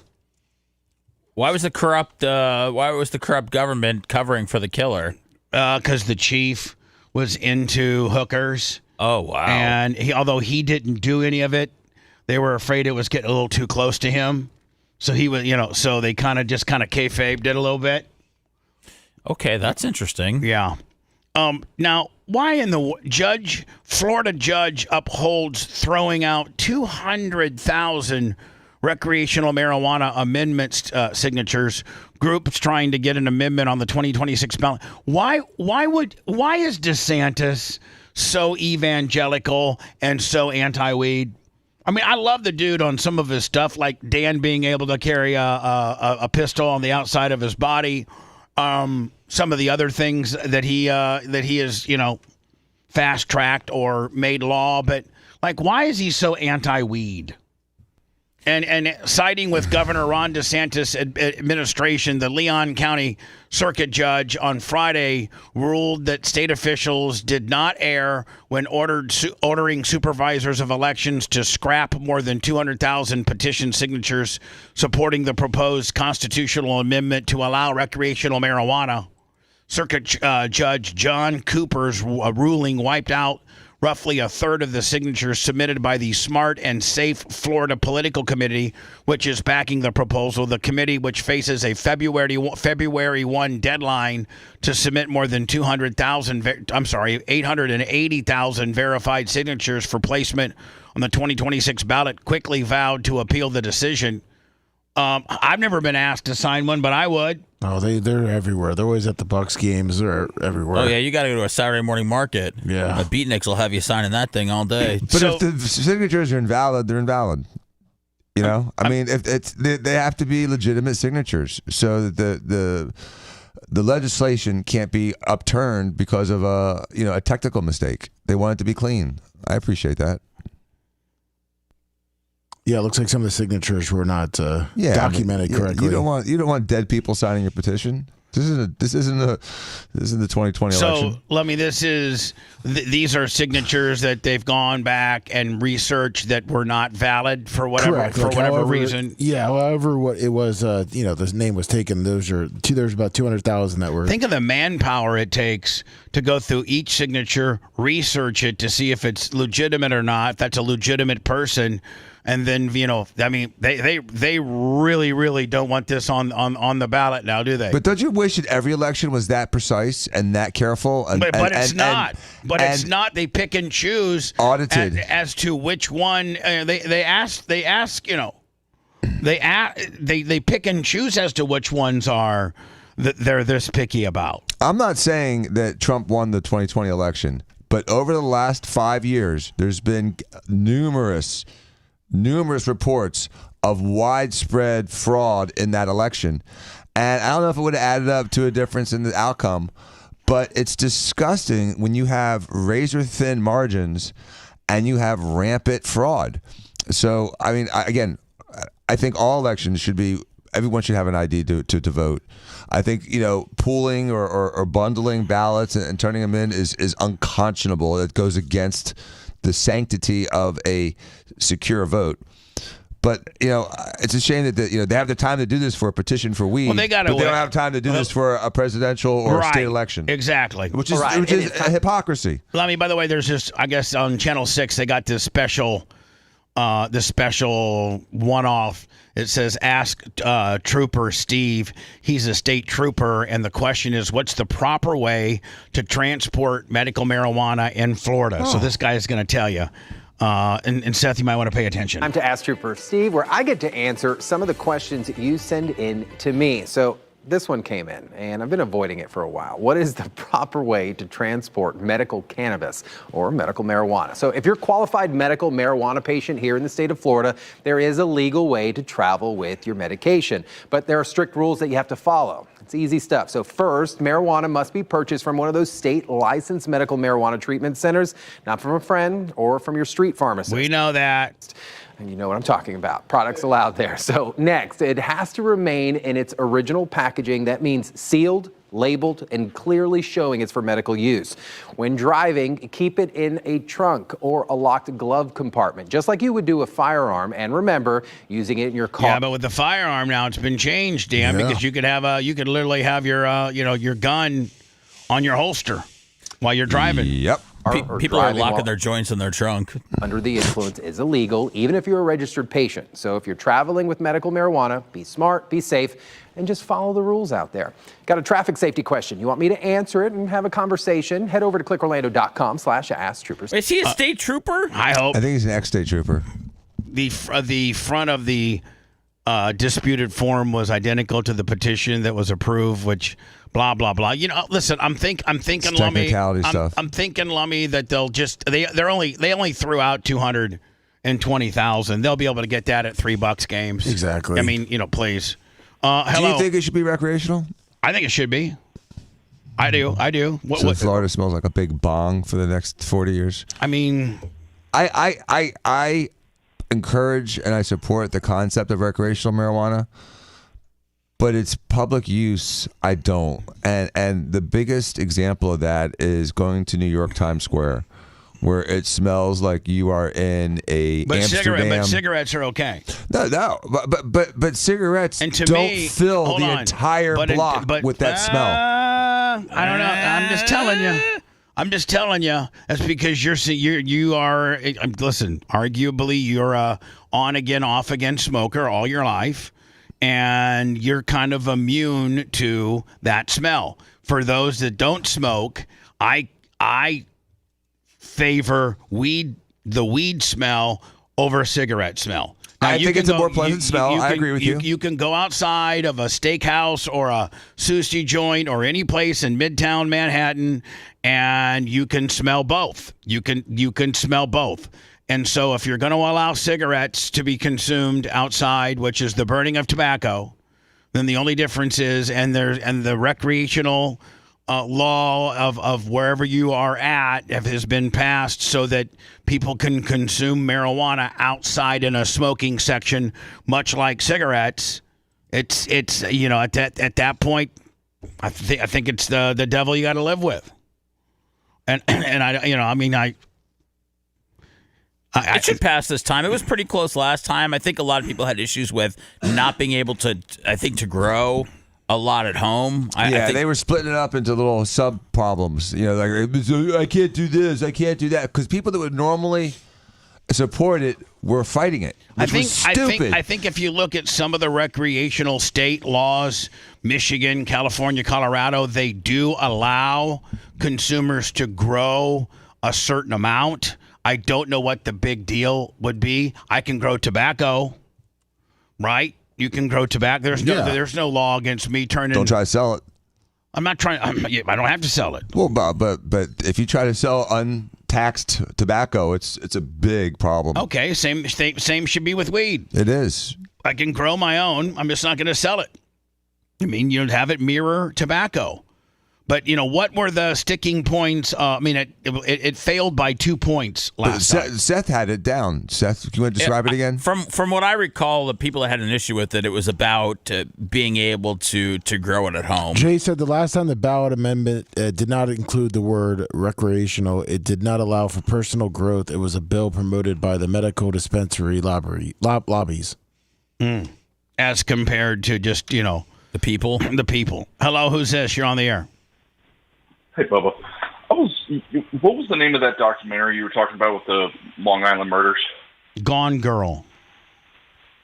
I was going to mention, too, you said that as they were looking for that one girl, they kept finding different bodies. Do you remember the Gabby Petito, Brian Laundrie murder? Yes, very much so. That was in our own backyard. Yeah.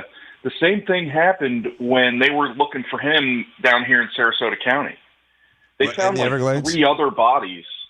No, Sarasota. Myakka. Oh, it was like Myakka and the swamplands of the Myakka, whatever river. No, it's like on the east, the northeast side of Northport. I mean, it's right in town. But they found like 3 other bodies when they were looking for him, because he went off and killed himself.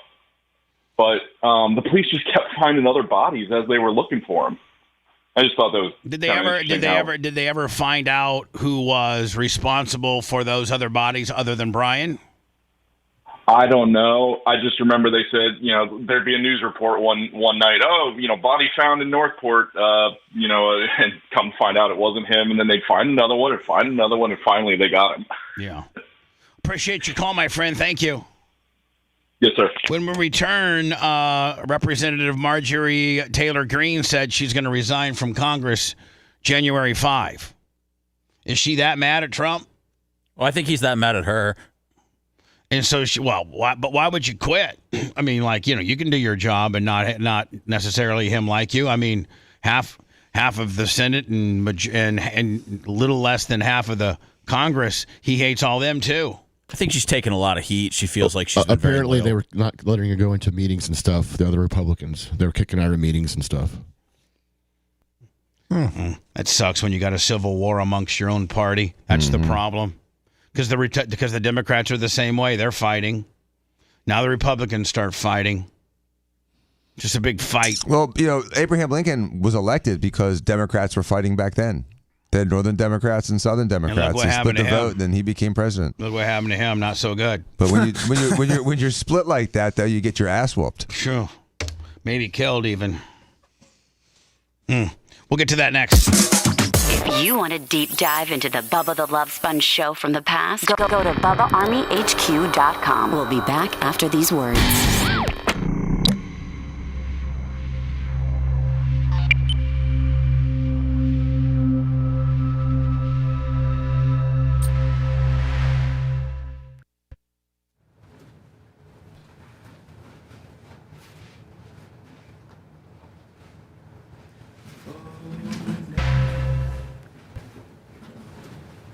I mean, do they have chat on Twitch? I mean, on Twitter or no? Yes. There is? Yeah. Doesn't really, no one really uses it. Oh, okay. Only Dirt Merchant. Hey, are we doing football picks with Gene tomorrow? Because you Nah. got Thursday, Friday game? Yeah, we'll forget. I mean, Oh, I already told Gene about it. Okay. oh, if Walker has his stuff, Yeah, he's doing it tonight. all right. As long as Walker's got his, we can do it. And Gene's got his guy paying for his picks.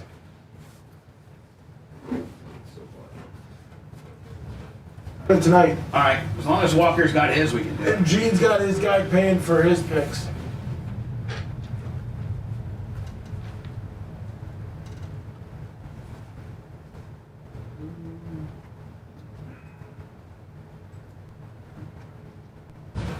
Tonight. All right. As long as Walker's got his, we can do it. What's up, Steve Pennington? Hello, Steve Pennington. Tom Roach.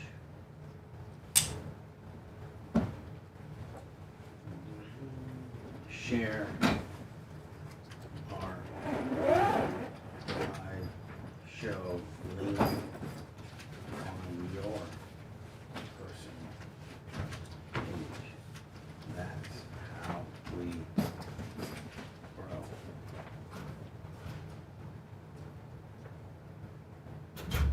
Bam.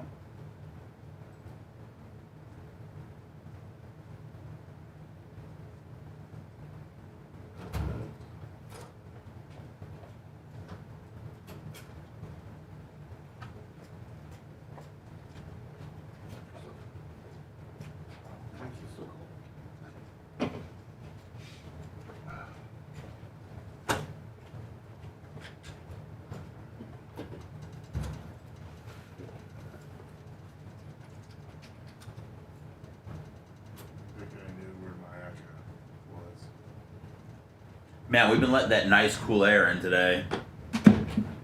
Is it cool? It's cool out, yeah. Macho Man's been watching the front door, so we can get some circulation. What's up, John? John goes there. Sneak up. What's up, John? Sorry I didn't text you back the other day. I was emergency prepping for the show yesterday. What's up, Cash?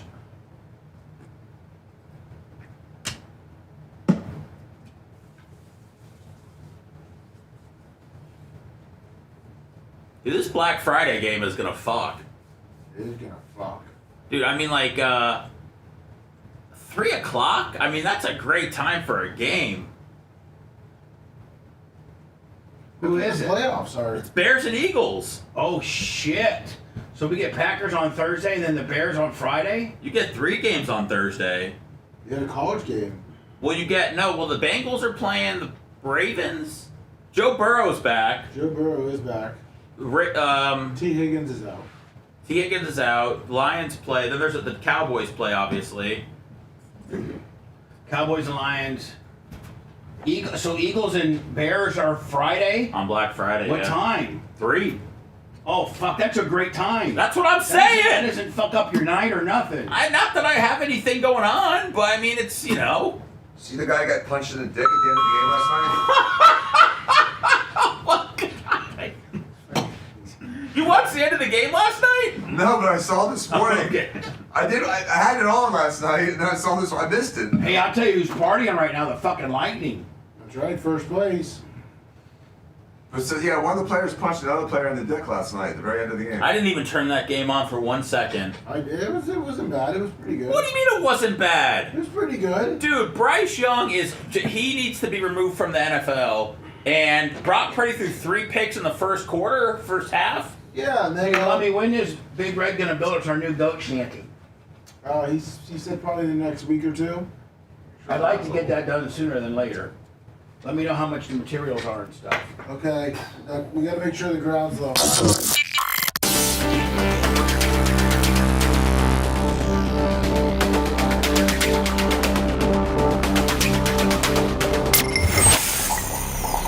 Hold on to that thought, Lummy. Power Screen of Florida.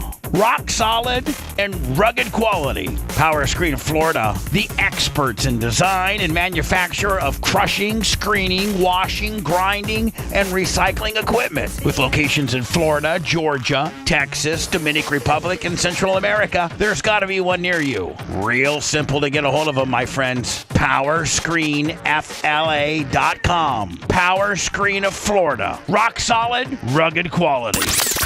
Listener-supported sponge, it's the Bubba the Love Sponge Show. Listener-supported via PayPal, Venmo, Cash App, all at the Bubba Army. Now returns.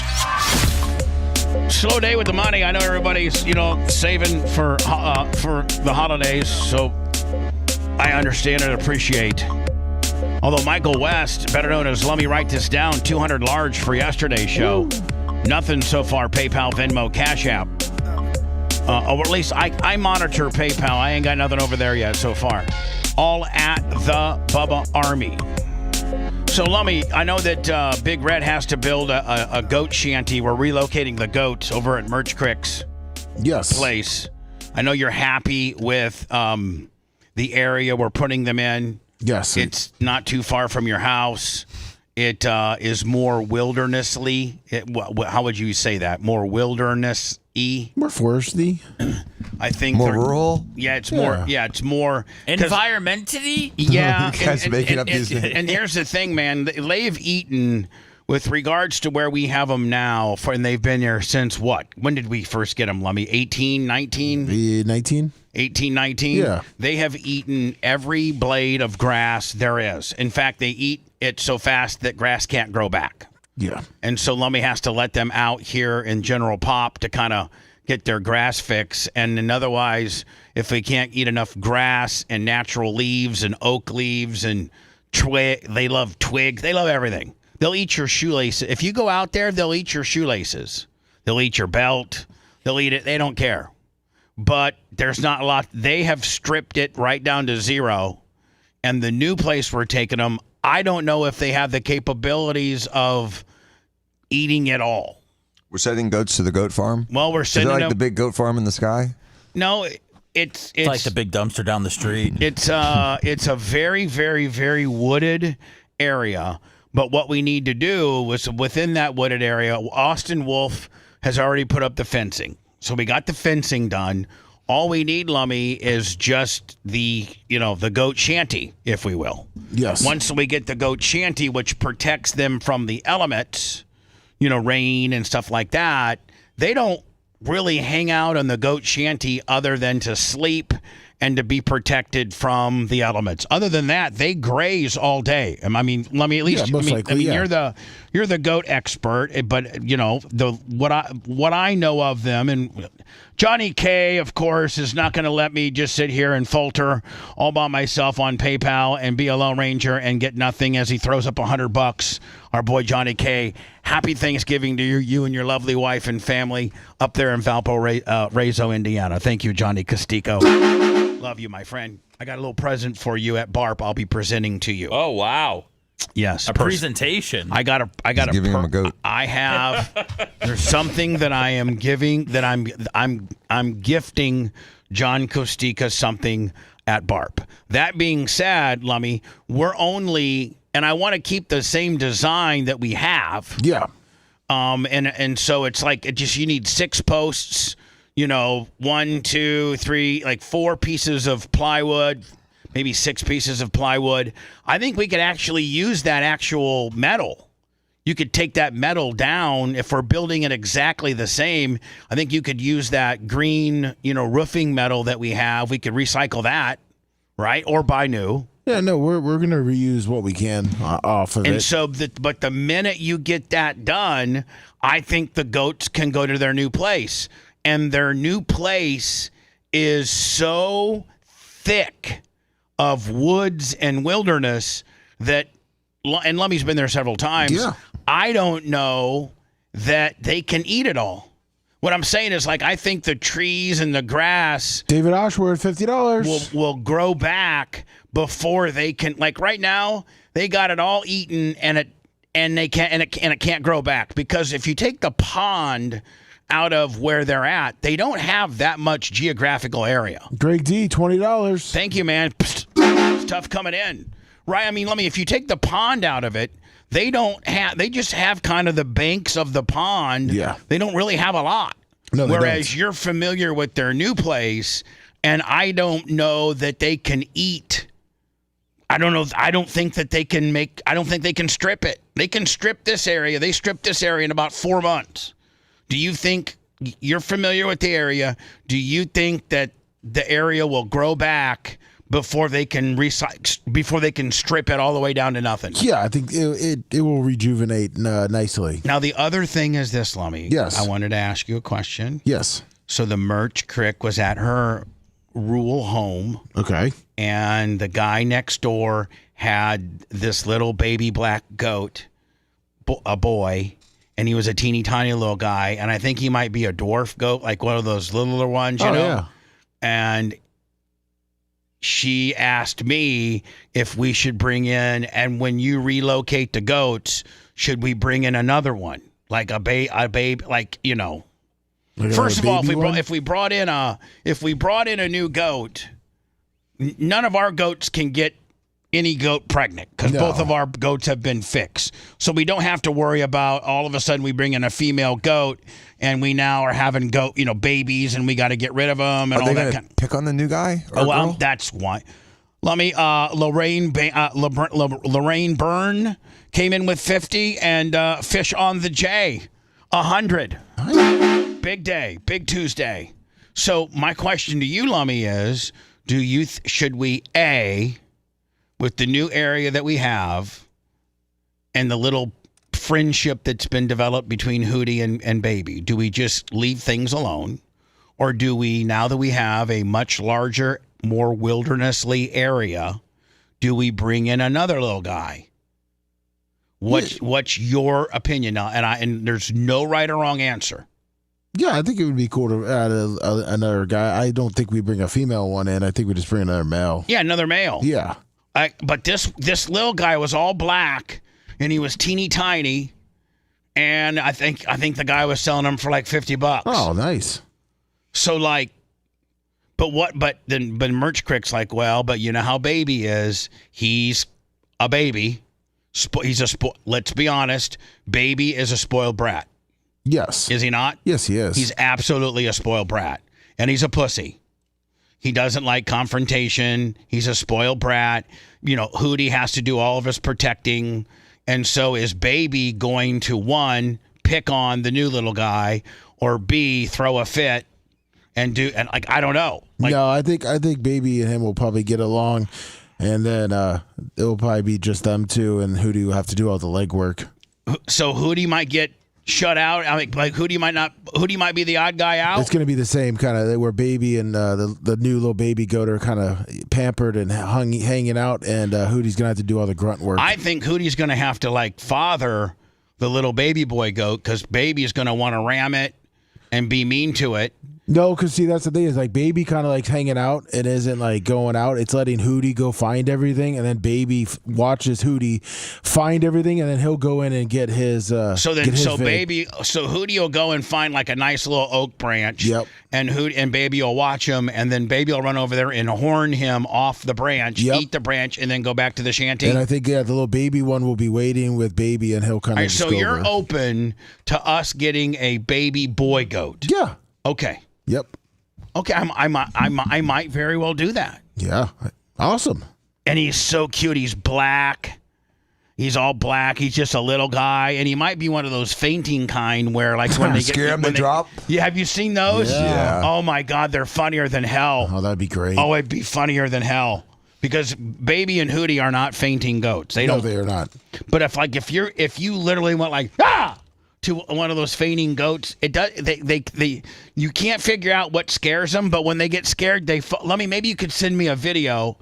I'm sure everybody that's watching the show right now is familiar with fainting goats, but there's a certain breed of goat that are called fainting goats, and when they get scared, or you alarm them, or you like hit a horn, or like make a loud sound, they fall over for like 3 seconds with their legs straight up until they regain consciousness. Now, Dan, medically, I sent it to you. Medically, what's going on, Dan, like medically or internally for this to happen to an animal? A massive adrenaline rush, and instead of fighting, they faint.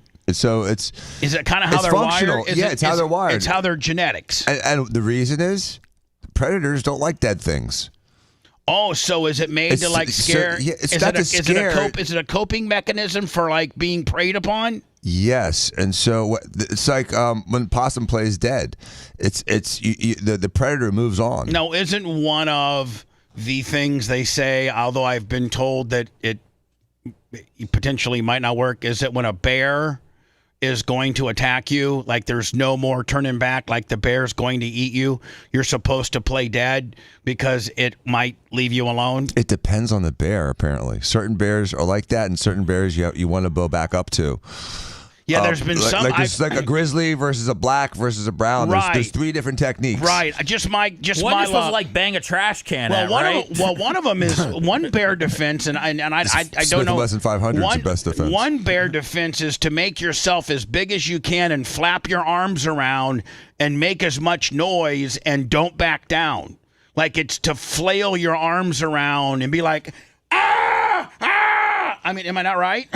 I think one of them. Where'd you hear that? I think let me, if you could look at, how to watching a lot of bear survival videos. Yeah, I have.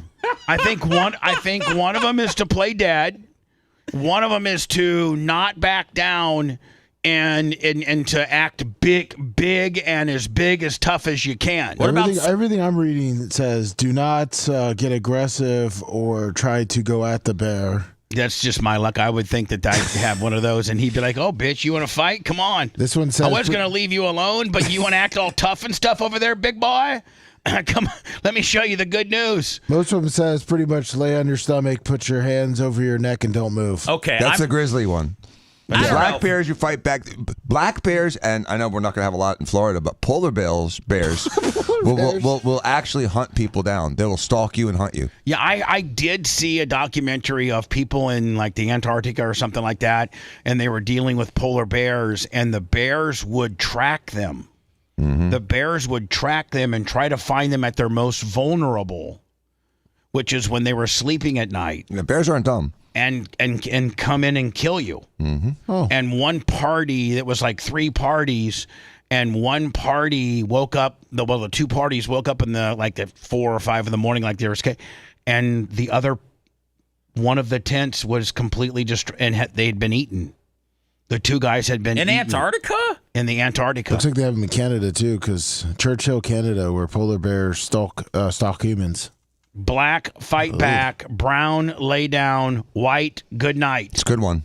That's what I guess. That's kind of the bear fable. And then we got to worry about the snake riddle. Yellow, no, black. I think snake. My best buddy. Don't bother a fellow. Red against yellow, watch out, fellow. Red against black, good for Jack. No, so hold that. This is snake. This is snakes. What? What is it again? Yeah, kings versus corals.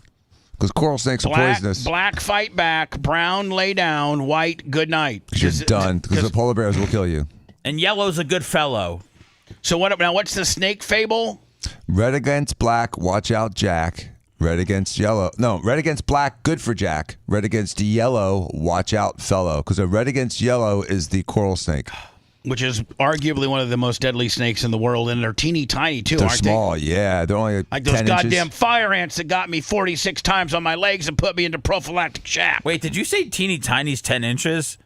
We're not talking about penises. We're talking about No, I'm just snakes. saying, just in life. I mean, 10 inches is 10 inches, for a Dan. snake, though. That's a midget compared snake. to a boa or a python in those movies, but I'm just saying, you see a 10-incher out and about in the wilderness. I mean, I'm going to be a little afraid. That's right. Maybe this little guy, Lummy, I'm going to go over and ask the guy today, if I go over there, if he's got one for sale. Nice. And I fell in love with this little black guy. He was black with like some brown, like some white around his nose and eyes. Oh, you're talking about the goat. I'm sorry, I know you're talking about. I know you were gonna buy one. I'm in love with this little black guy goat. Little black guy goat. This little black guy goat's so cute, and he runs like he hops. He's got 10 inches. Listen, Lummy, you know, all we would do is just try to make, that's all we would do. We would be consumed with making which would probably could be cruelty to animals. It's okay, boo. It's okay, boo. Come here.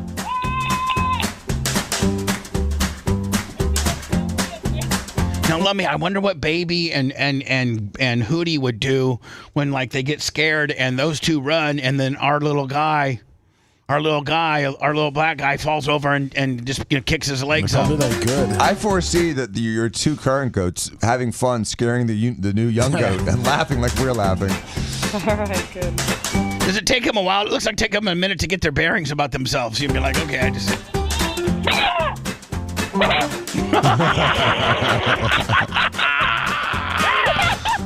It looks like it lasts about 4 or 5 seconds, right? And then they get their...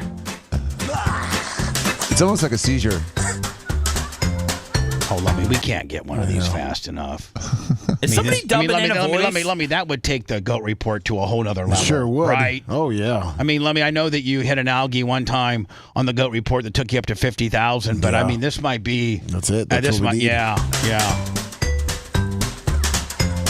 And then, Dan, are they kind of like trying to get like, are they kind of like a little bit mentally messed up when they get up? Like, okay, it's a reboot, man. It takes a second. Yeah, it takes some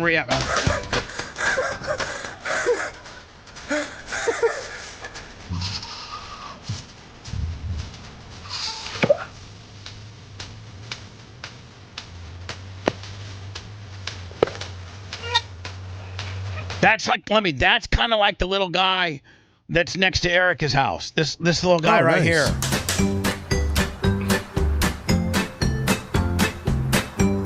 We need some fainting goats bad. Let me, if I could get 2, should I get 2, or is that going to be too much? I mean, you're going to go from 2 to 4. I'll be fine, especially their babies bring them up, you know, like 2 little cute ones. This little guy's really out. Seth, maybe that could be your new gimmick. You just faint, fall over. Takes a while to reboot. Yeah, does that catch an algorithm, or would this be for us? It might be good for the breaking business. Okay. You know, like you hit a Shador rookie right now today, and you just fall. You just fall over for like 6 seconds, and then be like, "Oh, I'm sorry, I have to reboot."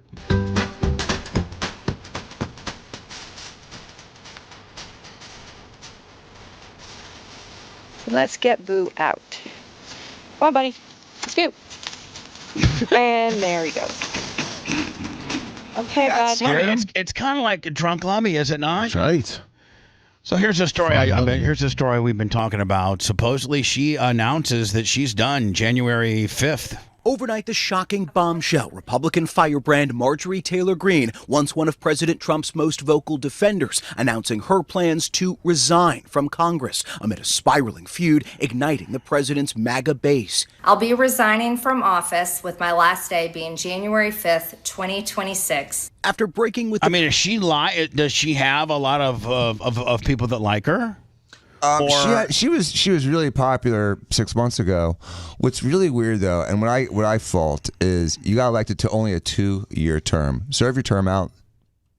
Don't be a little bitch. She's going to quit halfway through a 2-year term. Here's the thing. I am so against senators they got it completely ass backwards. They give senators too much time, and they don't give congressmen enough. Whereas every other, I mean, from the sheriff to the prosecuting attorney, to school boards, to mayors, to the president of the United States. They have, I mean, I can't think of too many election cycles that aren't 4 years. I mean, probably 95 plus.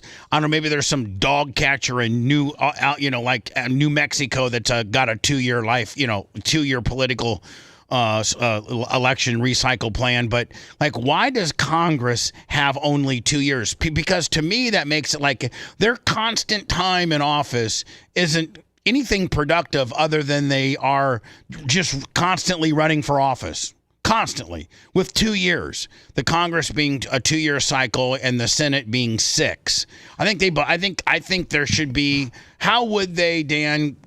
Would they have to come up with a law or a proposal where the senators go down to 4 and the congressmen go up to 4? But it's never going to pass because the Senate aren't going to. They like that 6-year cush job. Mm-hmm. And meanwhile, the Congress people probably do not like the 4. But in order to get it to change, you have to get both the House and the Congress to agree, and I don't know that the senators are ever going to agree. They're like, man, I like 6. That's awesome. It's in the Constitution, and so it's wrong. There's a reason for it, Bubba, and the reason for it is they wanted the Senate to be the noble, stable part of the Congress. And they wanted the House to be more representative of the people at that time. So a quicker turnover in the House. Quicker turnover, more representatives. It's 500 people. Yeah. It cycles every 2 years. It's the pulse of America, but arguably. We're not in those times anymore. Well, I understand, but you got to also understand when you see like legislations go up that the House just kind of jumps on things, and the Senate seems to be a little bit more measured. Just like here in Florida. And moving more slowly. There are some offices, like the sheriff, that are not beholden to term limits. I think Grady's now on his 6th term.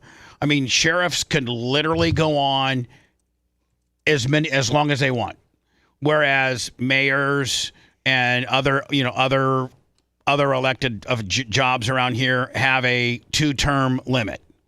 Now, Bob Buckhorn is, I think it's 2 consecutive terms, and then you can rerun. Isn't that what he's rerunning on, Lummy, with regards to the mayor of Tampa? Yes. He did his 2. Now he's coming back.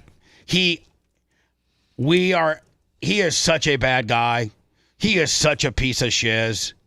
He really is. And you know what? No, there's really not anybody to run against him. No. He'll probably be a shoo-in. Everyone loves him. Nobody really. No, but the people, and if you look at it, they think he's the greatest guy. What a snaggletooth piece of shiz. President on a variety of issues, a growing Trump-Green rift recently reaching a point of no return when the Georgia Congresswoman became one of just a handful of GOP. So, Dan, you're saying she's got 1 more year left on her term? Yes. Lawmakers to help force a House. Yeah, just do your term. I know. Just ride it out.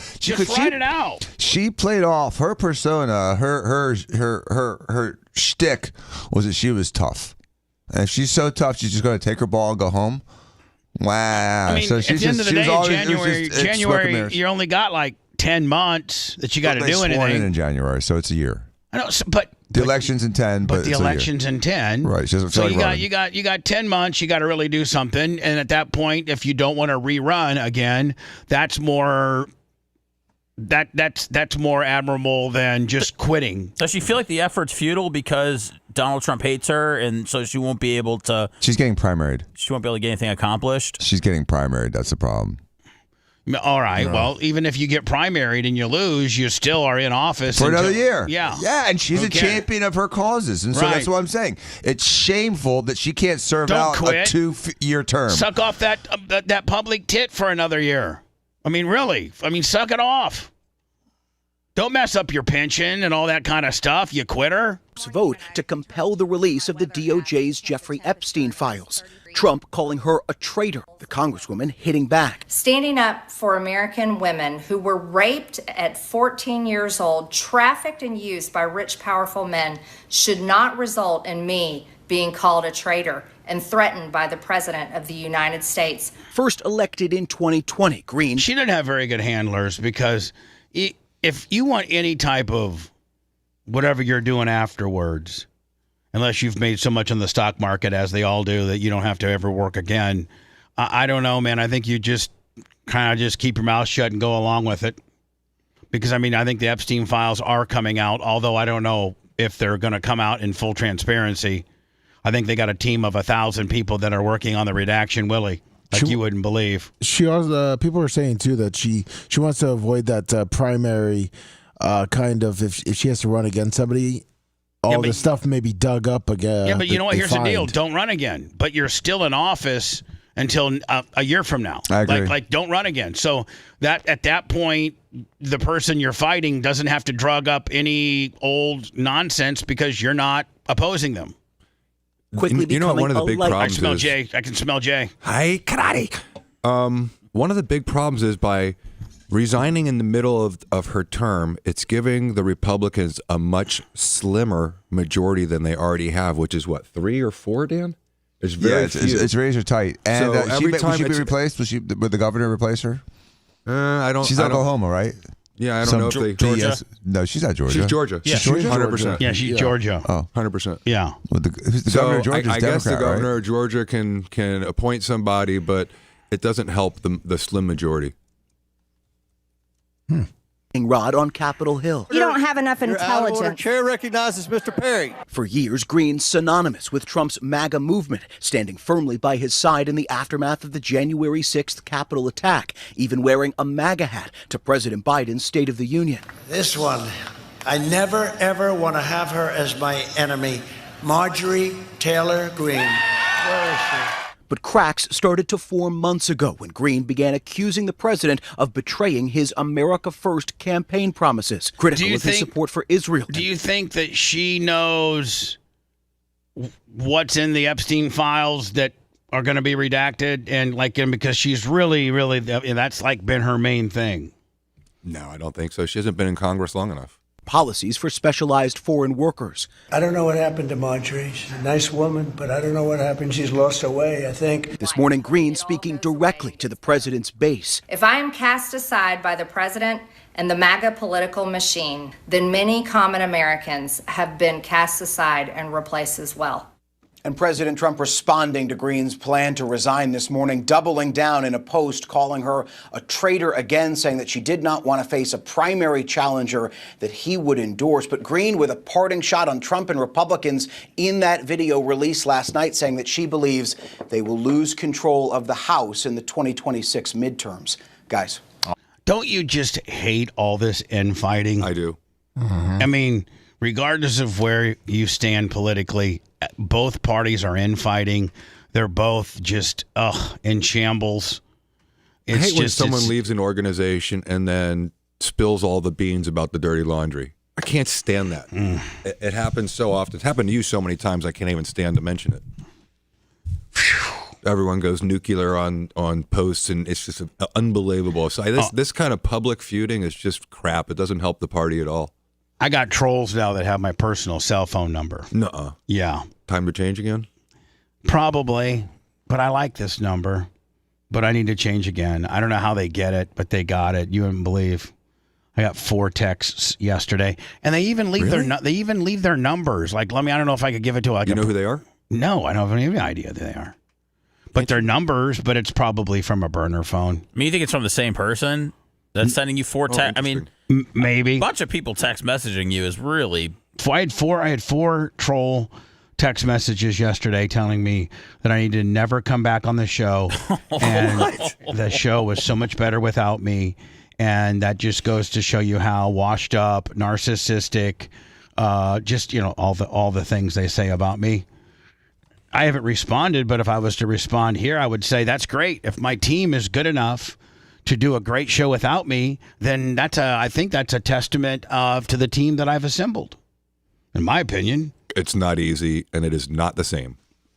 But Seth did a great job. Everyone did a great job yesterday, and it was funny. I laughed out loud many times. Yeah. But when it's all done, the room's exhausted. It's not easy to do what you do, and like I said, I thought Seth did a really, really good job.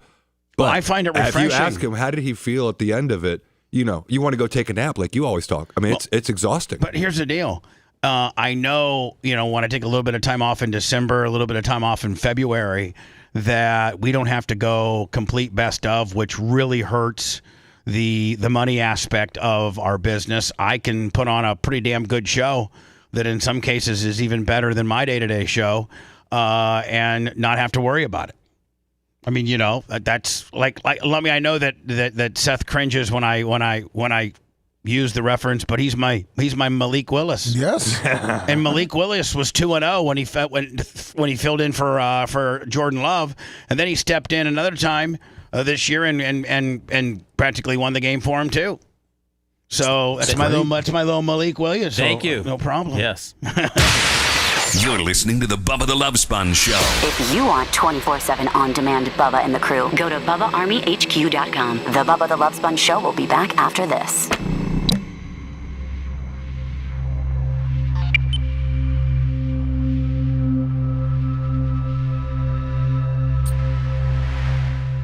He looked like he was just like, oh, they're coming after me. He was running in circles. It looked like He looked like a high schooler playing football for the first time. Is the Jeffrey Epstein saga. The Department of Justice is asking for grand jury testimony. He's old and he probably wasn't doing a lot as well. Olivia, explain the significance of this request as the DOJ is The first or second round. He played for Illinois. Huh? the He other got hurt in his rookie year. Oh, is that what happened? He blew his knee out in Minnesota during training camp. Was he a first rounder or second rounder? I think his first. First or second round. He was a top pick. Yeah, that's crazy. He came out pretty. He was looking good. And then training camp blew his knee out. He had that really bad tear in his knee. He was out for like a year and a half. Jesus. And he never really, after that. And I had looked back, and the gun went off, and you hear the... He still was sitting, but he couldn't. We have some breaking news for you this morning. Right now, we are looking at What's the up there, Merchant? march with Amber Fenn along. I'll take it, Brian. That's when deputies say she tried taking off, and while she was leaving, a deputy shot once at the woman, according to the sheriff's office, who took off to the Lee Memorial Hospital. It's roughly 4. Is here at Lee Memorial Hospital getting treatment for a gunshot I wound think to it her was elbow. 2001 Tom Brady. Sure, That's sure. good. I like that, Brian Hamilton. What up, Berto Perez? Morning, everybody.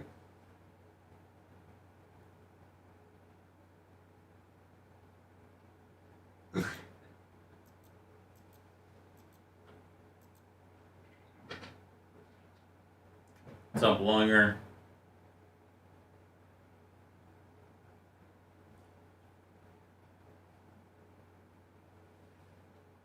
I'd like to go to Fifth Third Bank, please. I have a deposit to make. This is banking. A Fifth Third better. What up, Dirt Merchant? How you doing, buddy?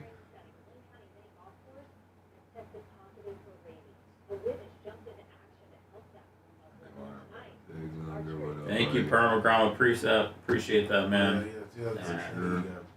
Shaka Towards Permagramma. ACL. and Thank you, stuff, Jay but Bowler. They did including a dislocation of the knee joint. Thanks for dropping that hundo yesterday, Berto. That was cool.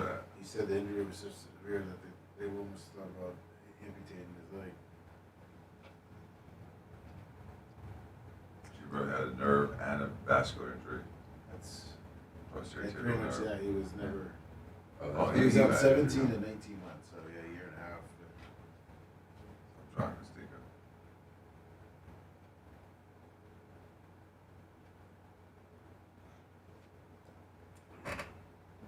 Thanks, Berto. You're the man. Resigning on January 6th. Thank you, Jennifer. Bullshit. Hey, that's smart. It's What really up, smart. Big Buck? I'm doing well. How are you? You don't think that's smart, Jay? What up, What's up, up, Big Steve? Buck? I think it's smart. I think it's so symbolic. I hate it. Fuck yeah, Berto. I'm glad. There's 500 plus congressmen. I wish 435. I'll be around. Thanks, Rocky. I'm happy people are just participating, either watching or getting in. It's 430 something. Either way, it's good. You only know the names of 30 of them. And she's one of the people you know the names of. She could have just Should be doing a break today. In the, Gotta just swing by Brian's office. and among get the other cards. 400. He's in the open seas. Paulina Luna's doing 535. She's 435, right? 535. 535. Uncle Rocky. What up? Yeah, dude. But she could have hidden instead of being in the top 5 or 8% of vocal ones. Yeah. You know, and her life would have been a little easier. She wanted to be popular.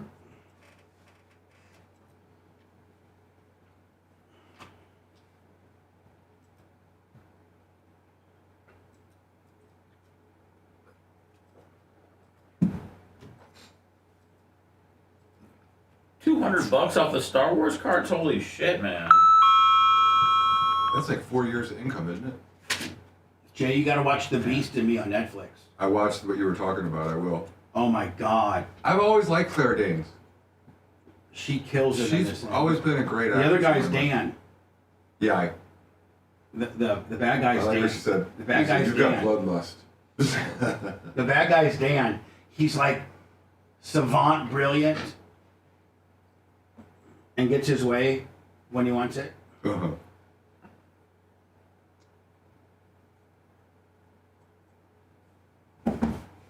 $535 includes the Senate. No.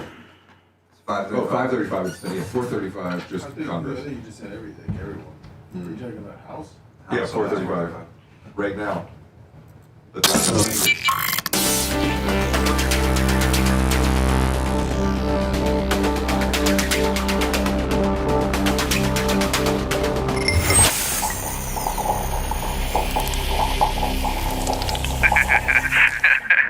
The Bubba the Love Sponge Show, listener supported via PayPal, Venmo, and Cash App, all at the Bubba Army, now returns. Check it out. 813-90 Bubba. Hello. Hey, good morning, Bubba. How are you, sir? By the way, I'm doing good. Today at noon, Lummy has informed me that the Tom Simon podcast premieres today at noon on our YouTube channel at The Bubba Army. He's a former, I think, 26-year FBI agent that specializes in white-collar crimes, including the busting of the 96 Northwestern Wildcats, Lummy? Oh, yeah, the betting scandal? The betting scandal, yes. He is unbelievable. One of the most, Jay, you would love talking to this dude. He is, Jay, I don't know if you have a forensic expert or not, or if you ever go down that, if you ever get hired to do those type of things. Jay's off. I'm sorry, Jay. You there? Yeah, of course we do. I have actually expert depots today at 10 a.m. Oh, my God. You might want to consider this guy. It's like accident reconstruction, or what kind of? No, more towards like embezzlement, fraud, things like that. Interesting. White-collar crimes. Yeah. Oh, my God. Unbelievable. The minute you can just, when you talk to somebody, you can just tell he's got the it factor. Yeah. Whew. I'm so taken back by this guy. I'm having him on once a month. Tom Simon. By the way, everywhere. I think he has like 331,000 followers on Instagram. It's Simon Investigations, at Simon Investigations across the board for his socials. And he's works in the private sector as a private investigator. On the white collar deal, if you'd ever CPA forensic accountant. Yeah. That's not the kind of guy you don't want when you're going through a divorce. It's the kind of guy you don't want. When you're going through a divorce and you see when your wife lawyers up with that's him. all you want to see. Yeah, that's not who you want to see against you, Tom Simons. No. Oh crap. No, you do not. Anyway, sir, go ahead. I didn't mean to interrupt you, but today the Tom Simon podcast one-on-one with him and I, Gary Cantrell is premiering it today at noon. So take note of that. What can I do for you, bud? Hey, just wanted to comment on yesterday's show. Completely different dynamic, and the show was really, really good. So, kudos to the crew that takes that over, Seth and everyone. It was really good. Secondly, I got caught up on Facebook on Saturday, Bubba, and happened to, for whatever reason, scroll down and Calta and 102.5 the Bone came up. I made a comment regarding Merch Crick's phone. I said, hey, everybody hanging out with them, be careful. He might try to take your phone. Bubba, it wasn't 2 minutes later, then all the hate started coming in. Oh, you're a Facebook nobody. You're this, you're that. All just for trying to expose. Oh, they're quite organized in their troll game. They really, really, really, really, really are. They do that well. They're on point. I don't know if they have a. Is there a troll conductor? I don't know if they have I don't know if they have a leader, if they pay somebody, if they got a firm, but they'll dox and gaslight and absolutely try to ruin your life. Anybody that if you go against Calta in any way, shape, or form, and his tentacles are quite go to some very high levels, I should say. So. There you have it. I actually wrote down hashtag not good people. That's what got it. I mean, and just instantly the hate started coming back. Yeah. Another part, real quick, if I could. Did you guys ever figure out or hash out Gene and Tuttle from last week on Friday or anything? Did everybody get settled in, or is there going to be a confrontation at BARP, or what's the latest and greatest with? No, I don't know. I think everything's just pretty much died down, and Gene's going to do his thing, and Tuttle's going to do their thing, and I don't think there's really a problem at this point. I don't think. Tuttle shot you an email on Friday, right? Yeah, Tuttle did shoot me an email. I don't know if he wants me to get in it or not. I apologized to him. He said, that the trolls started gaslighting him with regards to suicide, and he should, like, all this kind of deal. And I tried to emphasize to him that, that's just the world that we live in, and, You can't control the trolls against you. But I can control talking about that topic, and I told him, and I told him I won't go there anymore if that's upsetting to you, and I told him that I apologize if that's what he's upset about. And yeah, the stuff he said about Gene Lasker, I've known Gene for 25 years. I wouldn't dare say about a third of those things. So he's I don't know. I can't believe he let that out of his mouth. It was the drinking aspect of it. He said that by me intimating that he had been drinking, it caused all these trolls to say that he'd been drinking and all this kind of deal. And I was like, I apologize. He wasn't drinking for saying that. He said he wasn't. And, I'm sorry for intimating that you'd been drinking. And if you haven't been, I apologize. And can we, I appreciate your appearance every other Wednesday, and I hope we can continue to do that. So I'm with Dr. Dan. 2/3 of the stuff he said, he called him a wannabe biker. All kinds of crazy stuff, which me and Gene's world of the here's the deal. But here's the deal. No. Here's the deal. Let me make this statement. The show has changed. People have gotten so soft that you can't have any inner turmoil nowadays amongst people on the show, because everybody's a pussy and everybody gets offended and everybody's going to quit. So what is entertaining to you guys, this inner strife, this inner whatever, is absolutely a managerial headache for me to have to manage these personalities. And it's not like it used to be. We used to be able to make fun of each other and have all this internal strife, and it was show business and radio business, and we didn't take it home with us. But Tuttle is offended by it. It's just. I feel like Tuttle has like years pent up of things he wanted to answer to, or things he wanted to say maybe back then, and now he feels like he's more capable of saying those things, maybe because this isn't a full-time job, or maybe he's just at the point where he doesn't want to take anybody else's crap. But he feels just very unafraid right now to say whatever's on his mind. Yeah. My only comment is that I thought Colton did a wonderful job as a co-host. Oh, he did. He's got a great voice. He keeps things moving along. It's energetic. He speaks so clearly, and I think he did a wonderful job. To me, there's a huge discrepancy in that presentation. How one person was just barely getting out words, and the other person was literally carrying him. So. That being said, could even trigger Tuttle at this point. So I'm worried about that. Well, you don't have to. See, that's exactly what I'm talking about. You don't have to worry about that. I don't. You're right. But I do a little bit. I'm not trying to talk. Shut up a second. Okay. I do. Right. It doesn't come back on your plate today at 2:00 in a 2-page email. It comes back to me. He was throwing darts at me, though. But But that's not the point. That's not the point. The point is that whenever somebody throws darts, he has to deal with it. Mm-hmm. And so, this particular spiel that you just said did not include you, but it included somebody else. So now I'll get that blowback.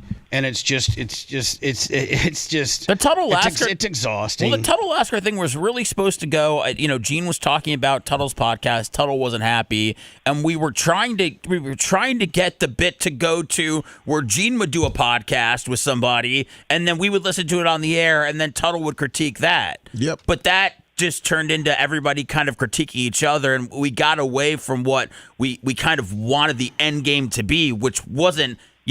Tuttle sending Bubba emails and they're, Gene saying, don't come near me during barp or I'm going to strangle you. I thought that we could possibly get some content or some comedy, towards the end of it. And it just kind of took a turn where that wasn't going to happen. Instead, I get a 2-page, basically quit email.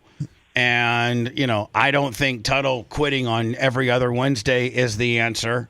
So I try to keep all the personalities, all the different, all the different balls I have going up in the air. I try to keep them all together, and it all comes back to me, and I have to navigate through it. And it sometimes gets exhausting babysitting grown men when we're on the radio or on digital content, just trying to have fun and shouldn't take anything really too seriously. Is there a common thread?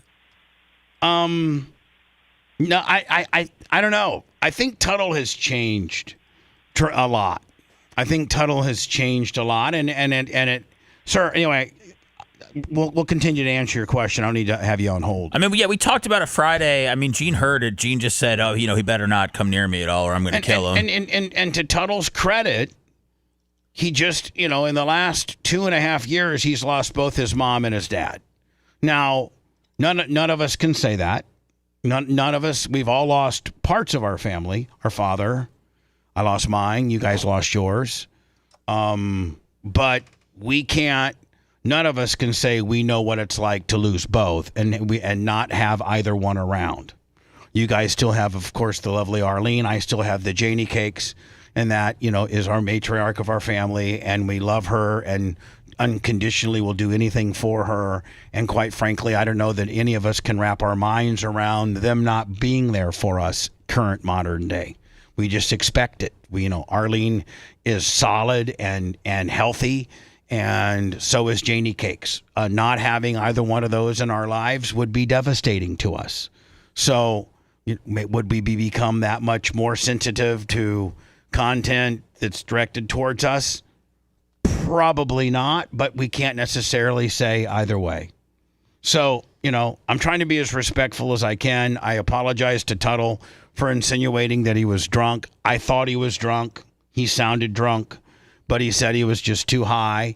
I've not been around him enough for when he's been too high, so I can't. I don't have a par or a barometer to know what his too highness sounds like. So I'll give him the benefit of the doubt, and hopefully he'll be there when we come back the next Wednesday.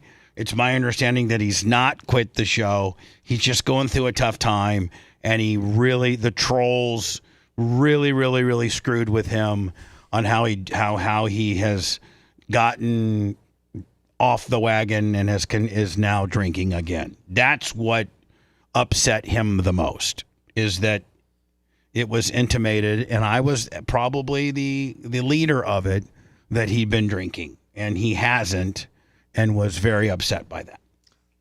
So, that being said, I'm sorry for saying that, and hopefully we can continue to do your every other Wednesday spot, and everything be good. Bubba, can I ask this quick question? It has nothing to do with him. Yeah. Is it about your baseball glove? No. How many times, though, in your 25, 30 years of broadcasting, have you been so certain about someone's voice and been wrong?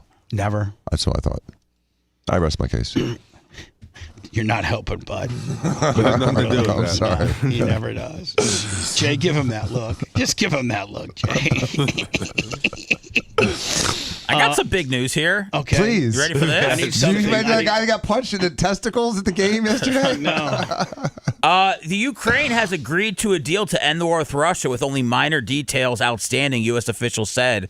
Even Zelensky said just a little more work needed to be done. Now, that's great. That's great. Can you find the latest on that? Yes. And we open up with it next? Sounds good. Thanks. If you love that segment, then check out BubbaArmyHQ.com and do a deep dive on past shows. The Bubba the Love Sponge Show will be right back.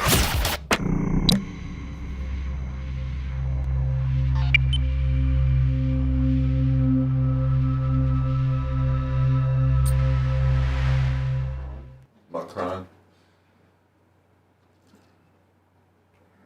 Well, it's okay if I go. I got surgery today. Yeah. See you then. See you guys. See you, Dan. You got 2 surgery days in a row? Because it's a holiday. We don't usually. And then what, they all come in tomorrow for the recheck? Post-ops. Yeah. So I did surgery. There's baggy jeans. They're my perfect American Eagle. I got perfect. You're wearing mom jeans. You're wearing mom jeans. Mom jeans come up to here. I know, okay? but they're like bell bombs. Jay, don't start. They're bell bombs. Jay. They're not bell bombs. They're the opposite of skinny jeans. I know, but don't start. He's getting ready to leave. We almost got him out of here. Skinny guys And like us shouldn't wear he's fucking getting him riled up. Dude, skinny guys like us shouldn't wear baggy clothes, dude. That's like fat people wearing stripes. Jay, Wow, read a sentence about fashion, and you'll understand your. Well, I sent you a news Yeah. article about that. Understand fashion without I reading. sent you a Yeah, you can understand fashion like from the fucking 90s. Listen, you and your fucking What'd you say, man? Roger I Rabbit sent you an suits. article on the Ukraine. Roger Rabbit. Oh boy. That's just a little preview of Thanksgiving for you Dan. guys. Dan, he That's kind of right. got one on you. He What? fucking threw you like you had Roger Rabbit fucking shooting pants on. No, Dan said go read one sentence about fashion. I know, thought that and- was- And I said no about fashion without reading. And Seth and Jay said Captain you and your Fashion. Roger Rabbit. That's it, Roger Rabbit suits. Oh man. Who framed Roger Rabbit? The pinstripes are so wide. Dan's gonna show up in a tuxedo to Thanksgiving this No, year. he's not. Jay, are you actually doing Thanksgiving this year? Yeah. Because that's usually like a hit or miss for you. It's been about the last 4 or 5 years I'm here. I'm kind of stuck with high school, and Yeah. then Trey's like, college, so it's kind of hard to jet off like I did before when my kids were young. So, back to Tampa for the Now, holidays. does Put up Candle the- do a thing, or do you guys all do a Duyako thing? We do a Diaco thing. At Arlene's? Yeah, we'll usually do the morning in Lutz, and then we'll do the afternoon at Steve's. Mom will come in. Oh, come over to Steve's. Yeah, my cousin Nicole, Nick's daughter. Does Krista have to cook? Yeah, I mean, they all kind of contribute, but yeah, she orders a lot, and they also cook. Everyone brings a side. It's great, actually. And we my cousin comes in from Cali with her husband and family. I gotta text you something because I don't want to hot mic it. We may need Tom Simon one day, Bubba. Yeah, we got a lot of things to talk about.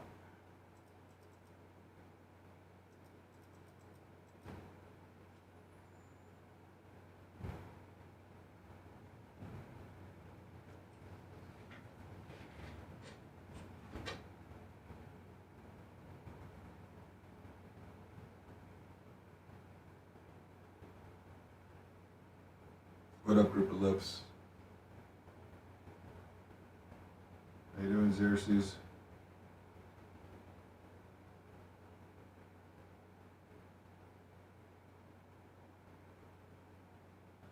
I agree. I do. Is it? Let's see. Dougal C 8586. I don't know. I've never heard anyone slurring because they were too high. I didn't hear it, so I'm not commenting on that. But I'm just saying. I've seen people fall asleep. What up, Organic Gene? It is a great day. Good morning, Greg D2. He told me this. I sent it to you.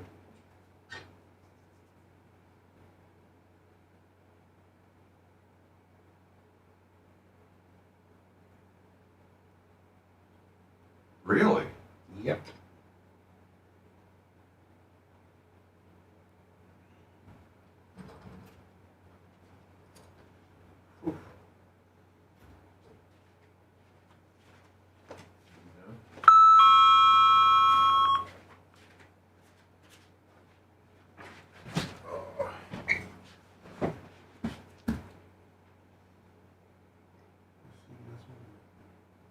Oh, he's so fucking badass. You have no idea. I wish you could watch. I'm gonna try to find. Excuse me.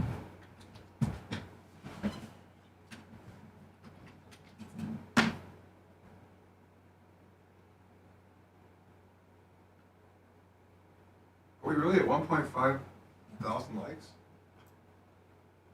Because I was going to say we need to start getting to 1.5 instead of struggling for one. Is that right? No, you're looking at watching. Okay.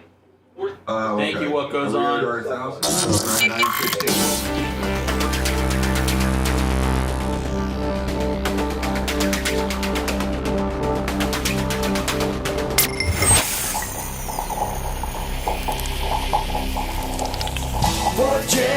For 4 generations, over 180,000 satisfied customers have trusted our family for roof repairs and replacements. We are state certified, licensed, and fully insured. We also provide free estimates and financing. Right now, get $1,000 off a new roof or $250 off any roof repair. Our family's legacy, your peace of mind. Before you spend, call 4th Gen. Our family's legacy, your peace of mind. The Bubba the Love Sponge Show. Listener supported via PayPal, Venmo, Cash App, all of the Bubba Army. Now returns. Wish I could tell you the 4th Gen roofing story. I might be able to. I got to check with somebody before I can tell you the story of 4th Gen roofing, and it's just an unbelievable story.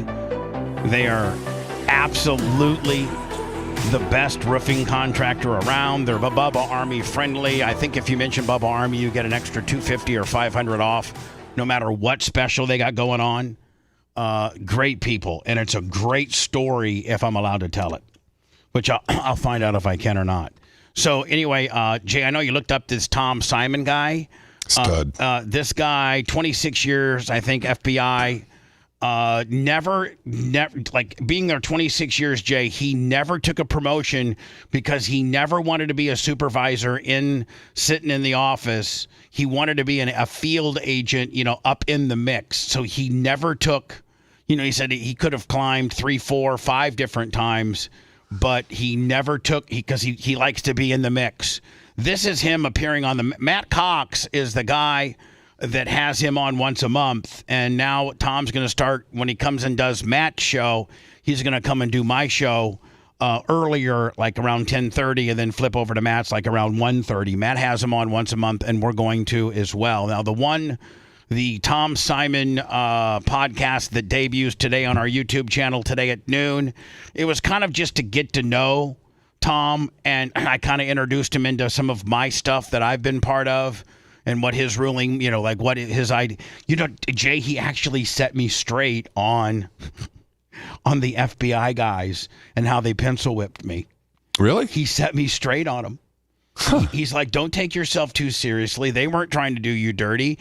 They interpreted your story one way. Do you think they would be willing to give up their pensions and stick up for some other some stupid radio personality just to screw you? And I'm like, yeah. And he's like, nah, they wouldn't. Really? Yeah, he said they just, they kind of misinterpreted what you told them, and but it wasn't. He says I'll never go against an FBI guy. So know that. So I just wanted to give people kind of this isn't an example of him being on my show. This is an example of him being on Matt Cox's show, and when he comes on Matt Cox's show, sometimes he kind of takes over the interview, and he'll ask Matt Cox, who was supposed to do 26.5 years of prison on fraud. He'll ask him fraud cases that Tom over the years has prosecuted, and then Matt Cox has to guess what the outcome was. Angelo Tillman. He identified properties in Philadelphia that had substantial unpaid property tax bills. Okay, and in some cases they were owned by people who were dead, and these things are in the pipeline. And these are all things that over years Tom sniffed out and prosecuted. For a sheriff's sale. Did you know? Listen to this, Jay. This tells you a lot about the feds. He was an FBI agent for 26 years. Do you know how many trials how many of his thousands of cases actually went to trial? 2% or less. 2. You're right, 2. And they both lost and got double the amount of time of the plea. He goes, we make one, we only prosecute when we're going to win, and 2, we give you unbelievable deals so that you don't go to trial. We'll say, like if you go to trial, you're going to get 30 years, but we'll give you 8 now. He goes, nobody hardly ever goes to trial.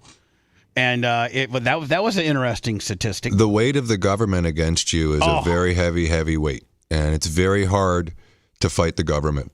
Especially when you got the FBI's got you locked up, just got you locked up. Well, they have every resource, and they have guys like this, teams of guys like this, that in the private arena, we got to pay tens of thousands of dollars just to go look at a case, and they've got an army of these guys. Yes. And so what he did is he obtained notary stamp. He created deeds to transfer the ownership of these properties, and fake notary stamps to transfer the titles. And sometimes he actually went to notaries and like lied to them. And so he's transferring the title of these. So anyway, this is the guy that's going to be on my show. We premiere him today at noon today. 12, yes, 12 o'clock. Yes, and Jay, I sent you a text of what he told me, and that's kind of cool. Sure is. He's like, I'll walk that right in. No big deal. Boy, would that be nice. I'm like, okay, well, where do I send the check? I think, was it you, Seth? Was it you that did the breaking news on the Ukraine? Mm-hmm. It was. Yes, it was. It was. Would you like to break the news? Well, I mean, I think Russia has to agree still, but it's nice that Ukraine came around because I think they've been holding out for a long time. You think Ukraine is just over getting pummeled? Yes. I mean, I don't know what the deal is. To me, Russia always kind of wanted that land that they went and got back, and Ukraine never wanted them to give it up. So I don't know. I'd be interested to see kind of what the deal looks like that Ukraine agreed to. Yeah, I mean, because it says Ukraine agrees to peaceful proposal, which only minor details with only minor details to settle. Official says, but no word from Russia. A U.S. official told CBS on Tuesday that the Ukraine's government had agreed to a peace deal brokered by the Trump administration to stop Russia's nearly 4-year assault. The American official and Ukraine's national security guard advisor Rustem Umerov said a common understanding on a proposal had been reached, with details still to be worked out. Umerov voiced optimism that Ukrainian President Vladimir Zelensky could travel to Washington by the end of November to finalize the agreement. Why does he have to travel to here? Are we the one brokering the agreement? Yeah, so that would be the reason why he has to travel here, because we're actually kind of, for lack of a better term, drawing up the paperwork. Well, the U.S. Army Secretary Dan Driscoll's in Abu Dhabi right now, meeting with the Russian officials. That's how they drew it up. CBS News was the first report on Sunday that the U.S. and Ukrainian officials had previously discussed a potential visit for this week by Zelensky. The Ukrainians have agreed to the peace deal, the U.S. official told CBS News. There are some minor details to be sorted out, but they have agreed to a peace deal. The news came as the U.S. Army Secretary Dan Driscoll was in Abu Dhabi to meet with Russian officials. So if we got our guy, the U.S. Secretary, the Army Secretary, well, which I'm assuming at that point that's the guy who's in charge of the Army, right? Yeah. The U.S. Army Secretary. If he's in Abu Dhabi meeting with Russian officials and has got them to agree to this. They drew up the plan, and then we sent it to Ukraine, and then Ukraine has agreed to it with a couple small details. And we just got to present it to what now? Putin? Yeah, got to then send it back to Russia. Speaking during a press conference briefing earlier on Tuesday, which that would have been last Tuesday or this Tuesday, like today. I believe it's today. Told reporters why Russia appreciates the U.S. Oh, here we go. This is where the wheels fall off. Well, it's Bubba. It's also because of exactly what you said. Are the Ukrainian people over the war? There is war fatigue, and the majority of the country does no longer supports, without regard to anything Trump's saying or land swaps or anything. The Ukrainians went from prosecuting the war till an end at 73% in 2022.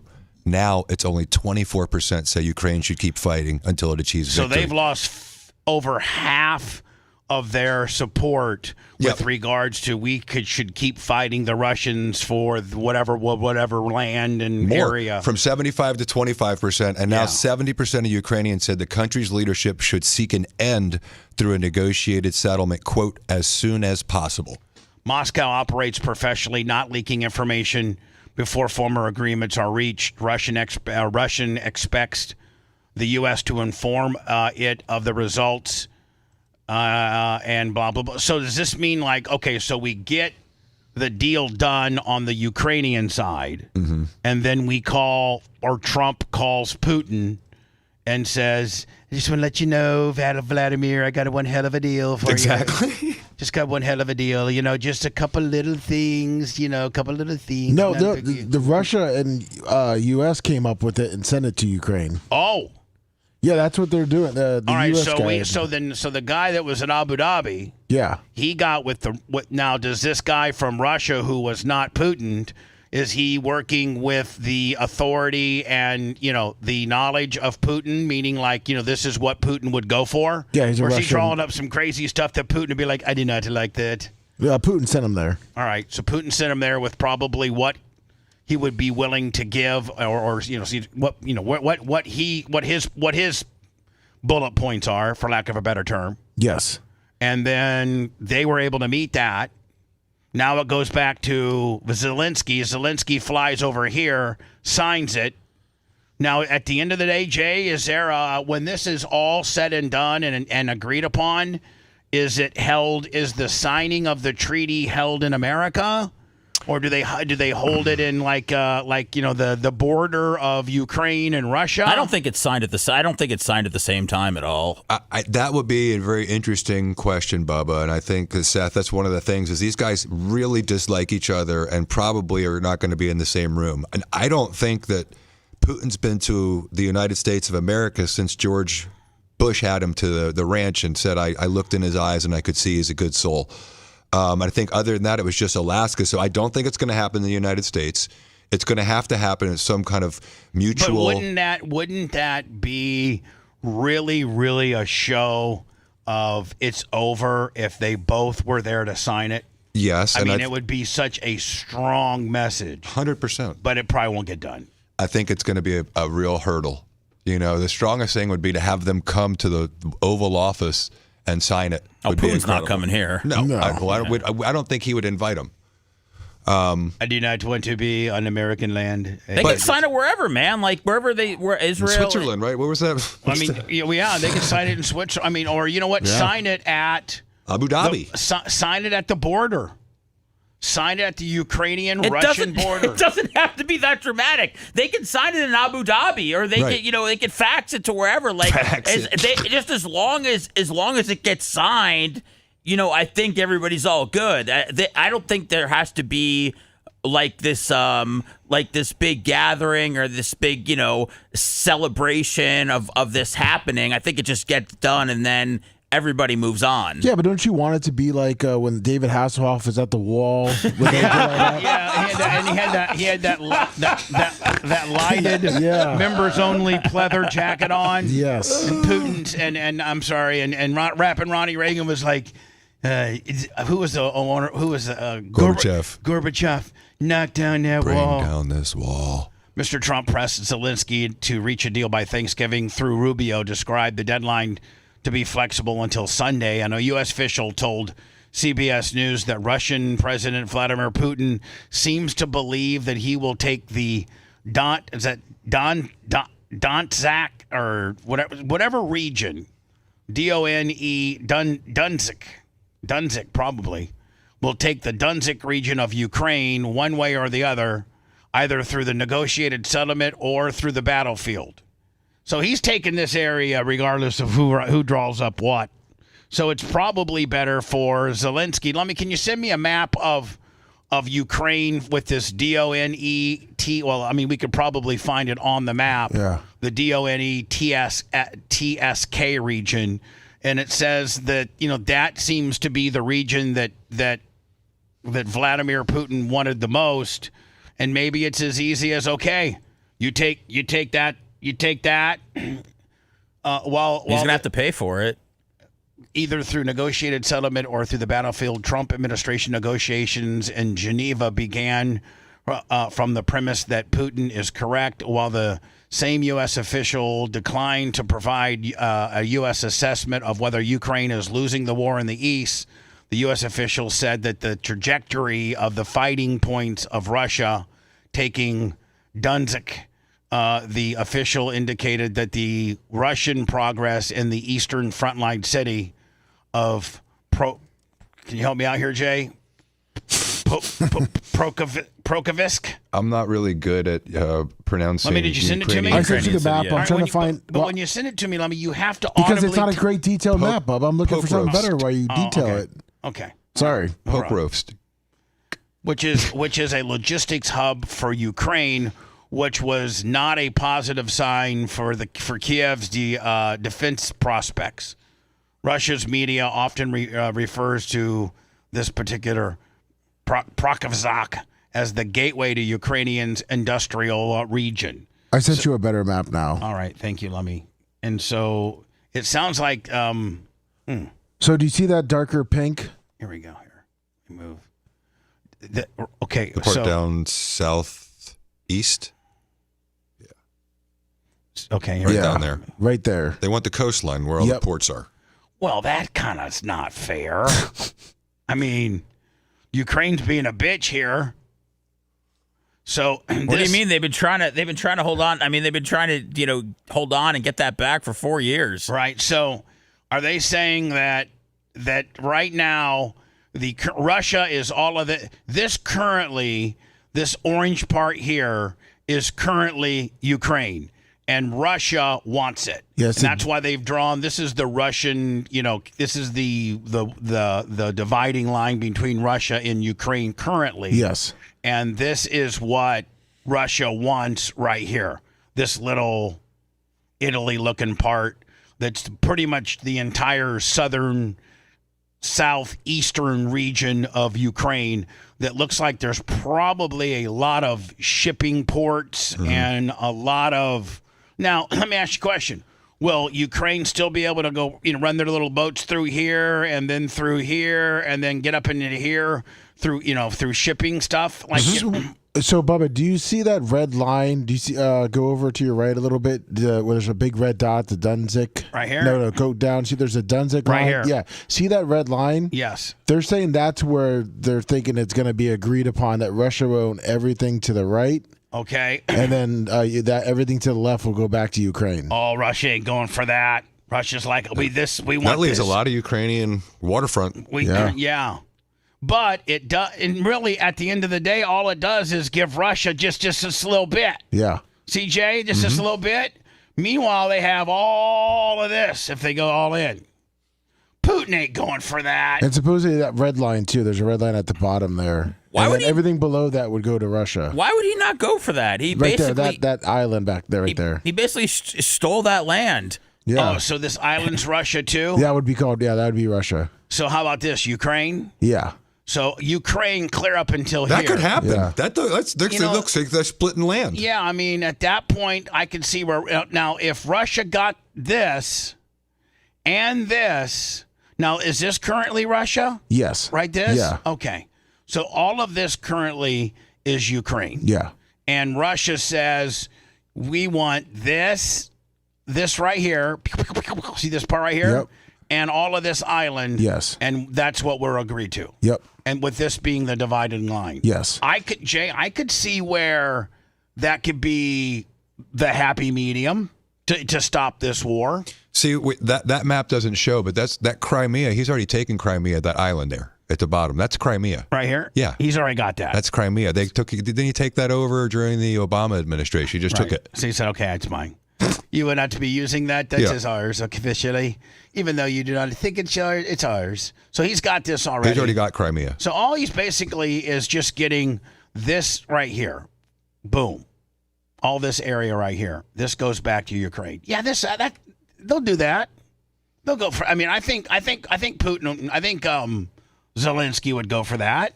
Should. Well, it seems like they want the peace deal as much as anybody. I don't think. I think in the United States we're going to hear this narrative that Trump is pushing it on the Ukrainians and the Ukrainians are giving up on it and that Europe has no involvement. I mean, you can say what you want about Trump, and I try to call it down the middle. But the previous administration, I'm just calling it right down the middle. The previous administration had the ability to cut this same deal, and the previous administration had the same opportunity to get peace in Israel, and they didn't. They didn't get it done. They didn't even talk. This guy did. Trump potentially, if he gets this deal done, he brokers this deal, then no matter how much you hate him, no matter how much you're a hardcore blue liberal Democrat, which God bless you, I'm a registered. By the way, let me. I redid my voter registration cards. Yeah. I'm now an I. Oh, smart. I'm an independent. There you go. That's what I am. So You know the only thing that sucks about that in Florida? Can't vote in primaries. Can't vote in the primaries. Exactly. Which I don't go vote for the primaries anyway. I like the big sexy ones. So anyway, I'm an I. I'm officially an I. And as an I, I'm saying Donald Trump, if he gets the Ukraine Putin deal done, then you at least got to give him, as much as you hate him, you at least got to give him that the previous administration had the same opportunity to get these two things resolved and didn't. He did. Hate him how you want him. Your eggs are still too high. Your meat's too high. Your insurance is too high. Property taxes are too high. He sucks. I believe in life and no abortions. Whatever your gig is, you got to at least give him. He has settled these two things, which were the two biggest worldly, military excursions that we had going on that potentially affected us. He's got that going for him. When we come back, those federal judges, man, you do not want to mess with them. They run the world. Federal judges, the president, the Supreme Court to an extent, but what, Jay? 85 to 90% of the stuff that gets presented to the Supreme Court doesn't get heard. Like, they take very few cases. Correct. So since they ain't taking the cases, guess who is? Federal judges. And federal appellate judges. And magistrates. That's who runs the country. This federal judge tossed out the James Comey and the Letitia James lawsuit. Did you see that? I did. Does that mean it's done? I think they can appoint another prosecutor and they may be able to revisit it. I don't think it's done yet. I know they're going to appeal the decision as to whether or not it was a lawfully appointed prosecutor.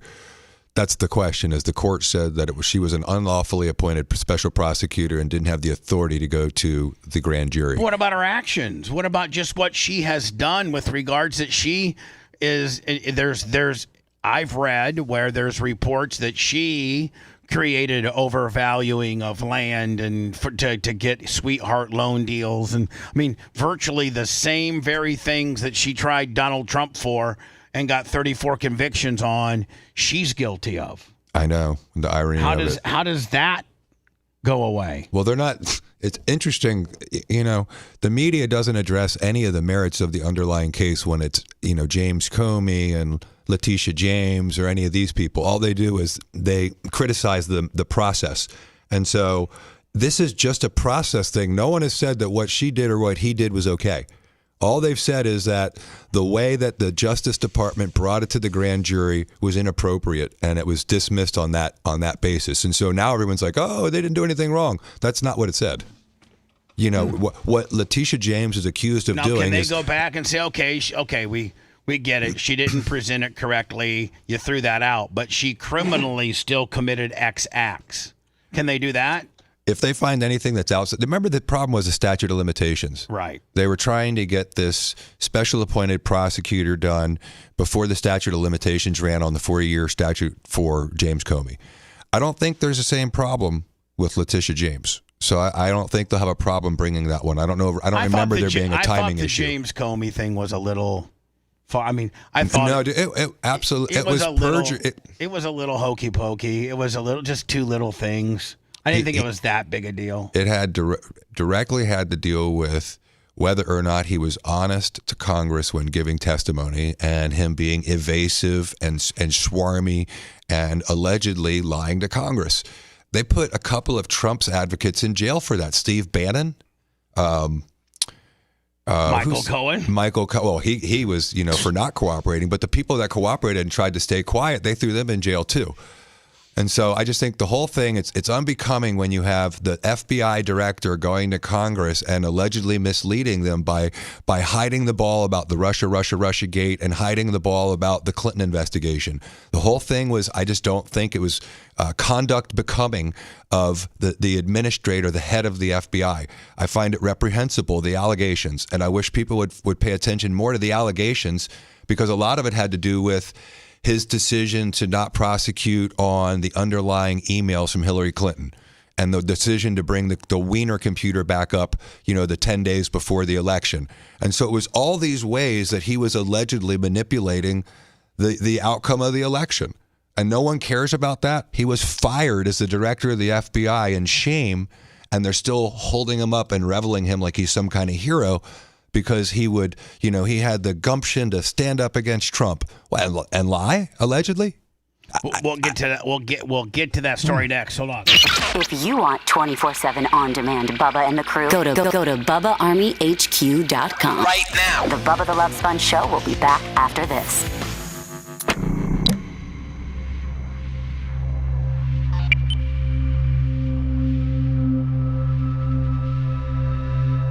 Tonight, the prosecutions have... They fucked with Roger Stone harder than just about anybody. Yeah.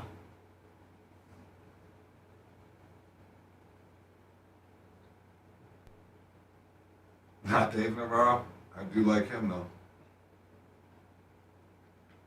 If you look up Dave Navarro, his mother was murdered when he was a young kid in L.A., and I think it was Black Dahlia, that alleged murderer.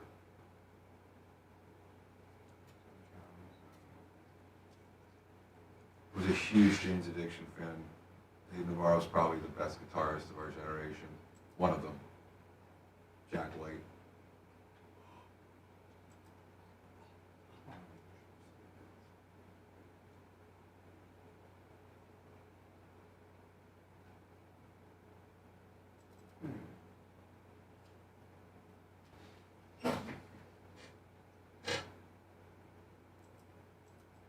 Like any guitar music? Bubba, did you ever like Jack White and those kind of bands, or not really?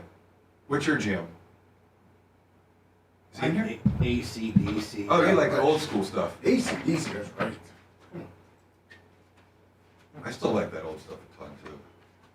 Yeah, of course. It's the classic. Gosh. It's so old now, it's like twice the years of the Beatles when we were kids.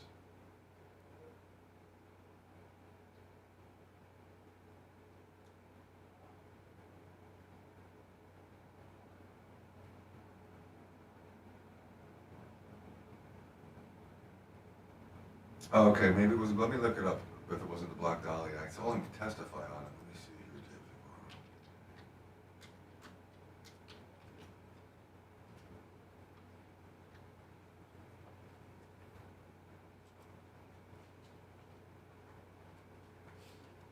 Who did Very good.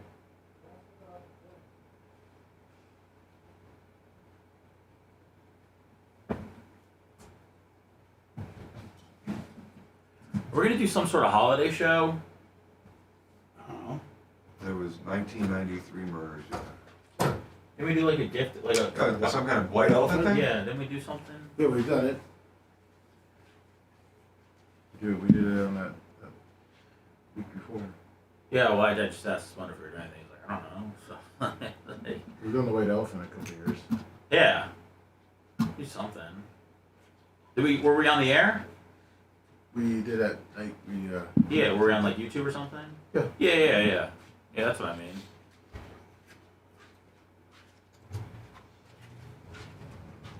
Oh, I wish I could take credit for that, Cankles, but it comes like that, all framed up and everything. Those are, Morning Ziggy. I think those are like $250 a piece people pay for those, and then it's a mystery of who you get. Anybody from Tom Brady to Brian Thomas Jr., Justin Herbert, Drake May. But yeah, you won that.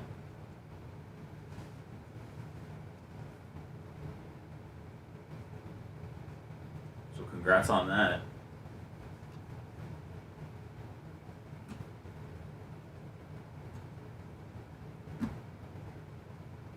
only $8 to ship those. I thought they were going to be $21.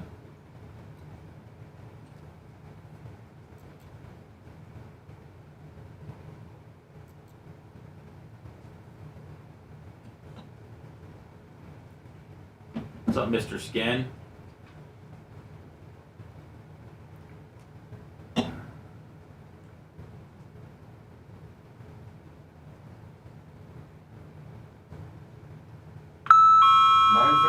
Everybody, we're there almost.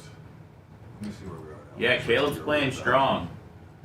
Got to get the completion percentage up a little bit. 990. He had 3 touchdowns. But he's making the tough throws.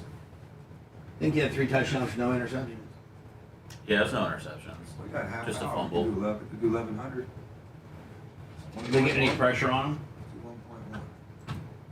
I think the Steelers got the least amount of pressure on a quarterback all season long, from what I read. Rodgers was hurt, wasn't he? Yeah, he couldn't play. I wanted him to play. Yeah, I wanted to play C. I actually, Caleb, the closest, the only comp I can come up with Caleb Williams is Aaron Rodgers. He did a fucking. He drew the Steelers off sides and threw a touchdown. Fucking Rodgers. Yeah.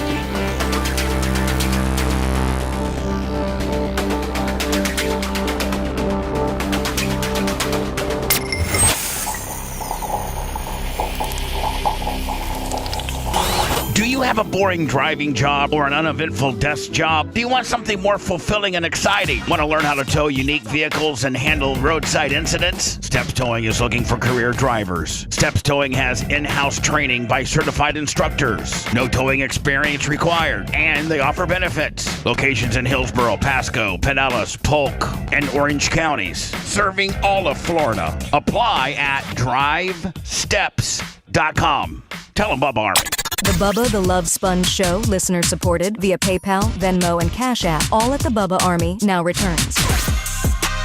Clem Kush today for a little bit. And then tomorrow will be our last show of the week, as we'll be celebrating Thanksgiving Thursday and Friday as most. A lot of radio shows, content providers don't even do today, yesterday, or tomorrow. With the exception of me over-serving myself and being tore up. I just couldn't make it in from the Glowbug wedding experience. It was such an unbelievable wedding. Thank you, Glowbug, for the invitation. I had a great time, and thank you to my staff that did such a huge and great job, which just shows I can take as much time as I want off. Ladies and gentlemen, taking more. I'm going to start scheduling more Mondays off. Okay. You should. Yeah, I shot my chest. Here's, I guess, Trump addressing the federal judge that tossed out the Comey, Letitia James stuff. Tonight, the prosecutions of 2 longtime Trump targets upended. A federal judge tossing out the criminal charges against former FBI Director James Comey and New York Attorney General Letitia James. Now, I mean, Jay, federal judge tosses it out. I mean, as of right now, is it done? Yep. I mean, done.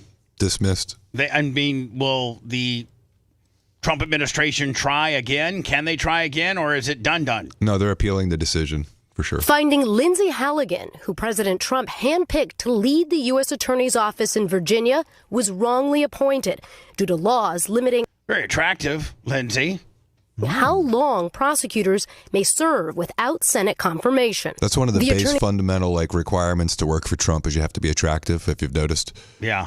I'll go over to Pam. General saying tonight the department will appeal. We'll be taking all available legal action, including an immediate appeal, to hold Letitia James and James Comey accountable for their unlawful conduct. The prior U.S. attorney. And here's the deal, man. It's all politics. You look at the federal judge. I'm sure they were appointed under Obama or Biden. It's just the way it goes. It's the luck of the draw. What federal judge you get. Had it been a Trump appointee, it would have been rubber stamped Willie. That's just the way it works. I mean, Jay, am I right? More often than not, that's how it works. For sure. Forced he's a Clinton appointee. Huh? It's a Clinton appointee, the judge. Yeah, there you go. That even goes back that far. That's how vested this judge is. Yep. President Trump this fall after expressing doubts about the viability of indicting Comey and James. The president, nevertheless, directing his attorney general to charge them. they should be judged, and we have to do it now. Just 2 days later, Halligan, the president's one-time defense attorney, tapped to serve as interim U.S. attorney, notably taking the cases against Comey and James. Why, within that jurisdiction, had the U.S. attorney resigned or been replaced? Hadn't appointed the new one after the election. Oh, okay. To the grand jury by herself, despite having never served as a prosecutor before, both pleading not guilty. Comey charged with lying to Congress and obstruction just days before the statute. Well, I bet you I should get Roger Stone on. Maybe tomorrow if he could, because I guarantee he'd have an opinion about this. Of limitations was set to expire. Speaking out today. The message has to be sent that the President of the United States cannot use the Department of Justice to target his political enemies. James facing charges of misleading her bank to receive a better mortgage rate, saying today, I am heartened by today's victory. I remain fearless. Now, there's evidence that she's done that. Yes. How can that be thrown out? I can see where the James Comey stuff could have gotten thrown out. I can. If the statutes run, if they really did it the day before the statute, and the court determines this was an unlawful prosecution, the prosecutor, then I could see. I'm just like you. I can understand. I have way more wiggle room on the James Comey deal than I do on this. But if the statute of limitations hasn't run on this one, they should be able to go back to a grand jury. I don't understand how. I get the James Comey. I get it. I don't get this one at all. The face of these baseless charges. Because she did what they say she did. Is this a statute of limitations thing, too? Not that I was aware of. I thought it was recent. Laura joins us now live in studio. Laura, this sounds like this she's was not going doomed from this. She's not going to get away with it. Here we go. Start. How did the issues with Halligan's appointment? I can see Comey. He'll get off. But I can't see how they can't reshuffle, rework, and bring back Letitia James. And not get raised earlier. So Comey's actually the one who raised it right away because he was the first one that Halligan charged herself. But Tom, the real question is, even if these are to be refiled, who's going to refile them? Because now a federal court is the one that gets to decide who the acting U.S. attorney is, not the president, not the attorney general. All right. Now see. Oh, it's a 10-year statute of limitations against Letitia James. She got problems. Yeah, but what I'm saying, but hold on. Here's what I don't understand. Hold on. Listen to this statement. One that gets to decide. Hold on here. The real question is, even if these are to be refiled, who's going to refile them? Because now a federal court is the one that gets to decide who the acting U.S. attorney is, not the president. See, now I've never known, and I'm not trying to be any one way or the other, but I've never known where a federal judge is appointed by anybody other than the sitting U.S. president. So why can't this particular attorney general's job, U.S. attorney general job, why is this one now not appointable by the president and has to be appointed by a what they call a federal judge? They're going to say it's going to be left to the judge to appoint, which I've never heard of such a thing. Hold on. Going to refile them because now a federal court is the one that gets to decide who the acting U.S. attorney is, not the president. That fundamentally goes against who appoints federal judges. Hey, Alexa, good morning. Alexa, good morning. Hello. I'm not quite sure how to help you with that. Hey, Alexa, who appoints federal judges? No, federal prosecutors. U.S. federal judge is appointed by President of the United States. That's what they're saying here. No, you're saying they're saying a federal court is going to pick the prosecutor. They're going to pick the attorney general. Okay. Yes. Then who? Okay. And the president appoints that. Hey, Alexa, who appoints federal prosecutors? I don't know that. Huh. You should. You a hoe. Really? Let me bing. According to who appoints federal prosecutors is the president of the United States. It is. Right. Federal prosecutors and federal judges. That's one of the luxury that the president of the United States has, and it's a big shell game as to try to get these people to retire as they get up into their 80s or what have you, so a president can appoint as many as they possibly can under his or her administration so that they have more of a stronghold on the federal judicial system, which is what runs the country.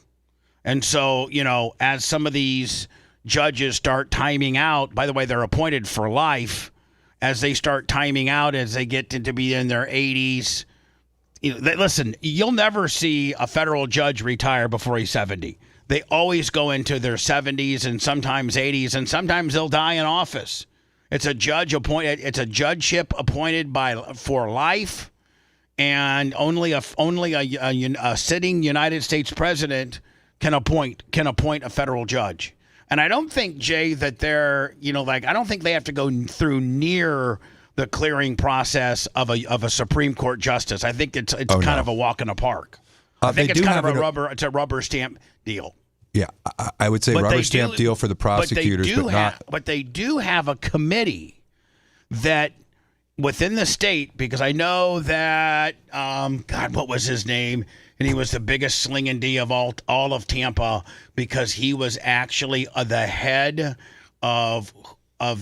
he was the head guy that made the recommendation to United States presidents as to who to potentially pick for Jeff. He was attorney here, and he still might be. God, name some bigs. Not Todd Foster. Fitzpatrick? Yes. It was Fitzpatrick, and he was the head of Florida, not just in the three sections, the upper, middle, and lower districts of Florida. There's 3 judicial systems in Florida. It's too bad that I know all this stuff, but I do.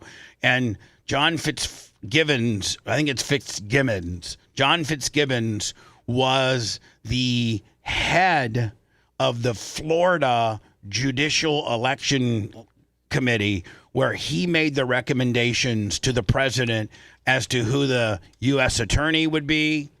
Like when Brian Albritton got replaced by Robert O'Neill, it was John Fitzgibbons who made the recommendation. He also makes the recommendation as to who should be the federal judges. So that guy's a kingmaker, and that guy is the guy. But, there's a bunch of those guys. So, I just found that the appointment of U.S. attorneys is governed by Title 28, Section 541 of the U.S. Code. The president nominates U.S. attorneys who then serve a 4-year term and can be removed at any time by a president. The appointment process involves Senate confirmation, where nominees undergo scrutiny from the Senate Judiciary Committee regarding their qualifications and legal philosophy. And so there was an interim one. They hadn't appointed a full-time prosecutor in that jurisdiction. And so that's where it's really a presidential decision only. Deborah McMullen, let me 25 on the PayPal, Venmo, Cash App at the Bubba Army, but it's all determined.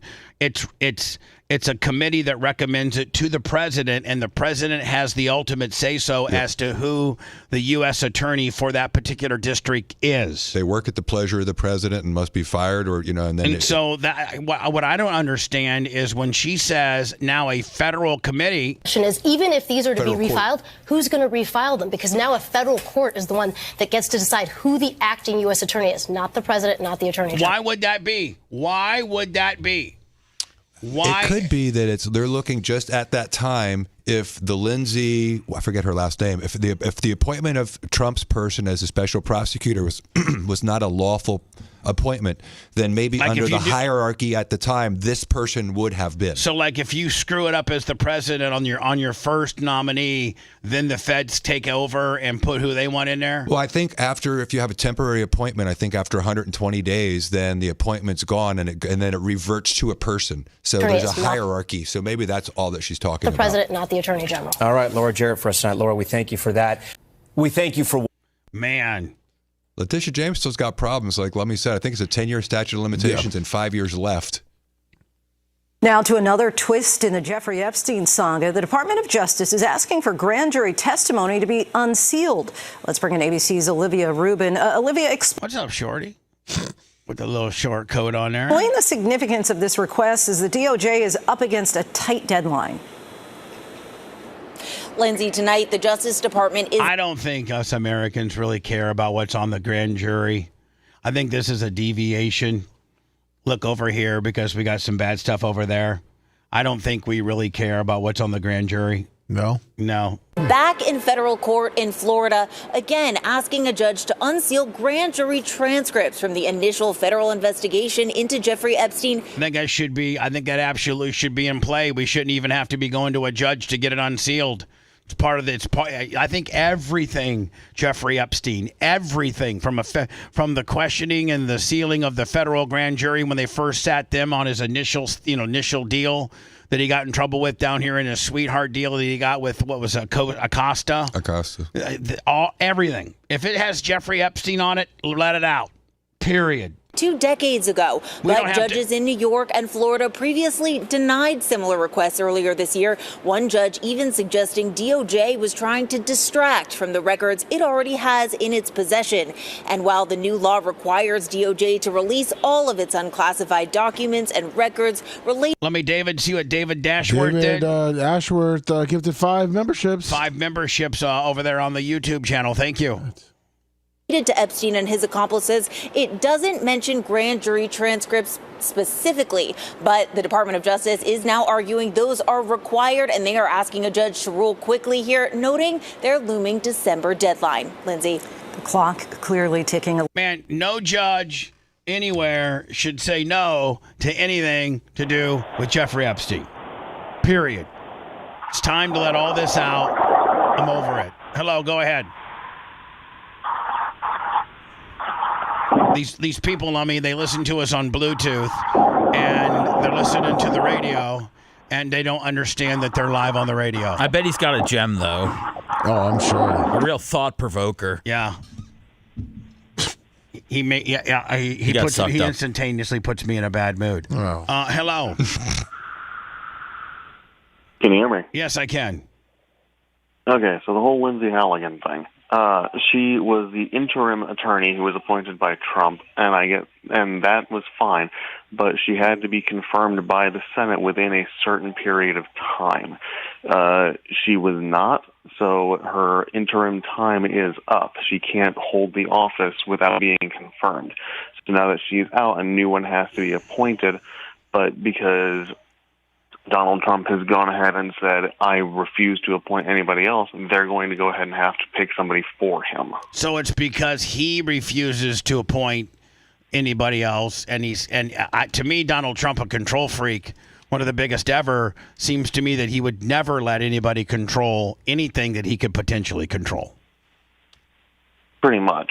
So that doesn't even make sense to me. Well, he wants to have the final say-so, but again, he picks a person to be the Why doesn't he have her now? Is she completely X'd herself out because she wasn't confirmed, and now that's done? Can they just go ahead and have confirmation hearings on her and confirm the person that he wants in there, regardless of what it does to these cases? He would have to go ahead and say, I want her again. But shouldn't he have known the process, and rather than just quickie putting one in there, shouldn't he have known that there's going to be an appellate process because she wasn't confirmed? Shouldn't he have known that? Yeah, but come on. Do you think he actually listens to people? He does what he wants. I understand that, but I mean, procedurally, he has to understand that this is going to be a problem. Yeah, but he's got that one legal loophole of nobody will stop me. Well, somebody just did. I know, unfortunately. So we'll see what happens now, really. All right, buddy. Thank you, Johnny Negator. But yeah, he's right. That's what happened. And the court decision appointed a Grace, I guess, Desiree Grace. Which, by the way, is exactly what I just said. All right, so hold on. If she was not specially appointed, there's a hierarchy of who it goes back to. So there is a name named Desiree Grace. She has been appointed by the government, and she now will be the attorney general of that particular area. Until the vacancy, they go through the whole hoopla. What is Desiree's Grace background? I'll look that up. Where does she come from? That'll tell me a lot. Is she a registered R? Is she a registered D? Is she a registered I? Is she black? Is she white? Looks like she's a white lady. Okay. Trying to get into her politics now. It looks like she's a Democrat. Great. Which she was fired by the Trump administration, and then someone else was appointed. Now they re-establish her. Nice. That's going to work out great for Donnie. Not. Want to listen to the show on demand and on the go? Enlist today at BubbaArmyHQ.com. Sign up and start listening. The Bubba the Love Sponge Show will be back after this.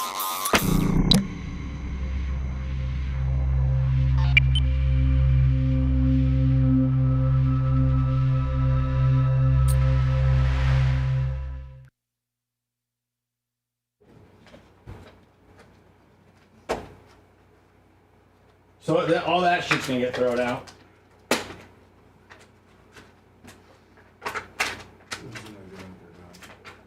I bet that you're right about Comey, and I think they're going to end up having a new prosecutor eventually, and they eventually will go after Letitia James.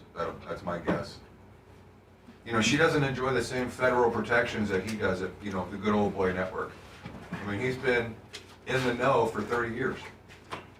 She's just, you know, a state prosecutor in New York. That ran on fucking with Trump. Right. So I don't think that she has the same levels of good old boy network protections. Did we ever figure out, was there ever any news reports on how the meeting with Mugabe and fucking Trump went? Yeah, a lot of them. Huh? A lot of them. I didn't see it. It would have been on yesterday's show. I don't know that we talked about it very much, but they, did we talk about it, Seth? He's not in here. Yeah, I mean, I talked about it briefly, right? I brought it up. I wasn't going to talk about politics at all, and then Dan. I think it was before you got here, and then Dan. We talked about MGAT or MTG, and then we talked about their meeting for a minute. How did it go? Better than anyone expected. Well, it depends. If you're a Republican and you think he's the Antichrist socialist, and then you wanted Trump to lambaste him, that didn't happen. If you're a Mamdani supporter and you wanted him to go in there and roast Trump, that didn't happen. What happened is they went and they had a meeting of the minds that affordability and housing are really important to New York. And Trump, despite being called a fascist and the worst thing to democracy, met with the guy, and then they weren't supposed to have a press conference, and then they gave like a 20-minute press conference that looked like him and Macron. I mean, they looked like chums, didn't they, Seth? Oh, yeah. They looked like they were getting along. And the media's like, do you still think he's a fascist? And Trump looked up and said, you can just say yes, it's easier. It was remarkable. I don't know how to interpret it myself, other than I think it's good for people to get along. So it went better than people wanted it to go. Exactly. Everyone wanted it to be a landmine. And so the left is mad at Mundami for not calling him a fascist to his face, and the right's mad at Trump for not, you know, throwing him out of the office, and the rest of us in the middle are like, wait a minute. They actually agreed on crime and affordability and housing, and that's okay. I don't know. We'll see.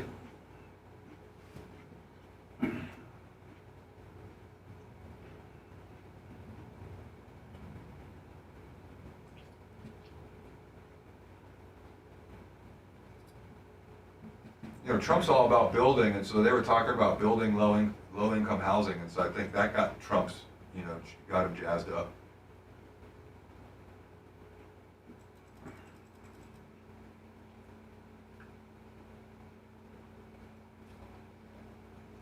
You know, Matt Pfister, that's the question. I don't know if it's to help people or if it's kabuki theater. I really don't know yet. That's what I mean by I don't know how to interpret it.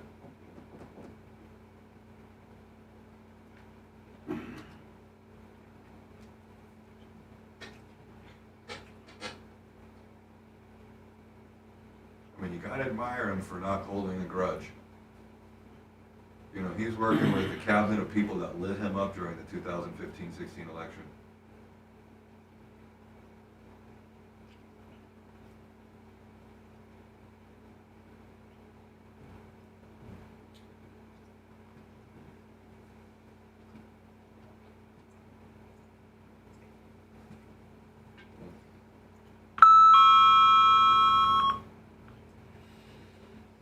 You and I will be here, Matt, figuring it out.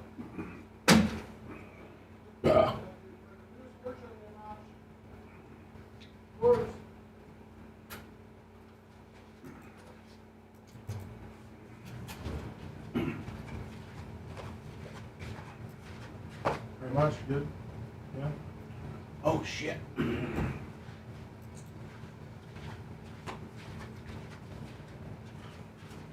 probably right, Jeff.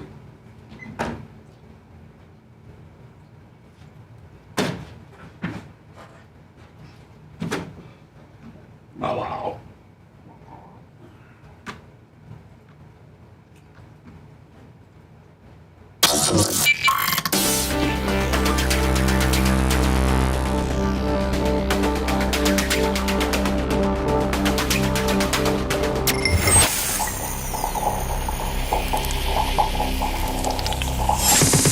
The Bubba the Love Sponge Show, listener supported via PayPal, Venmo, and Cash App. All at the Bubba Army now returns. There'll be a Clem Kush today. Not necessarily even an abbreviated one. There'll just be one.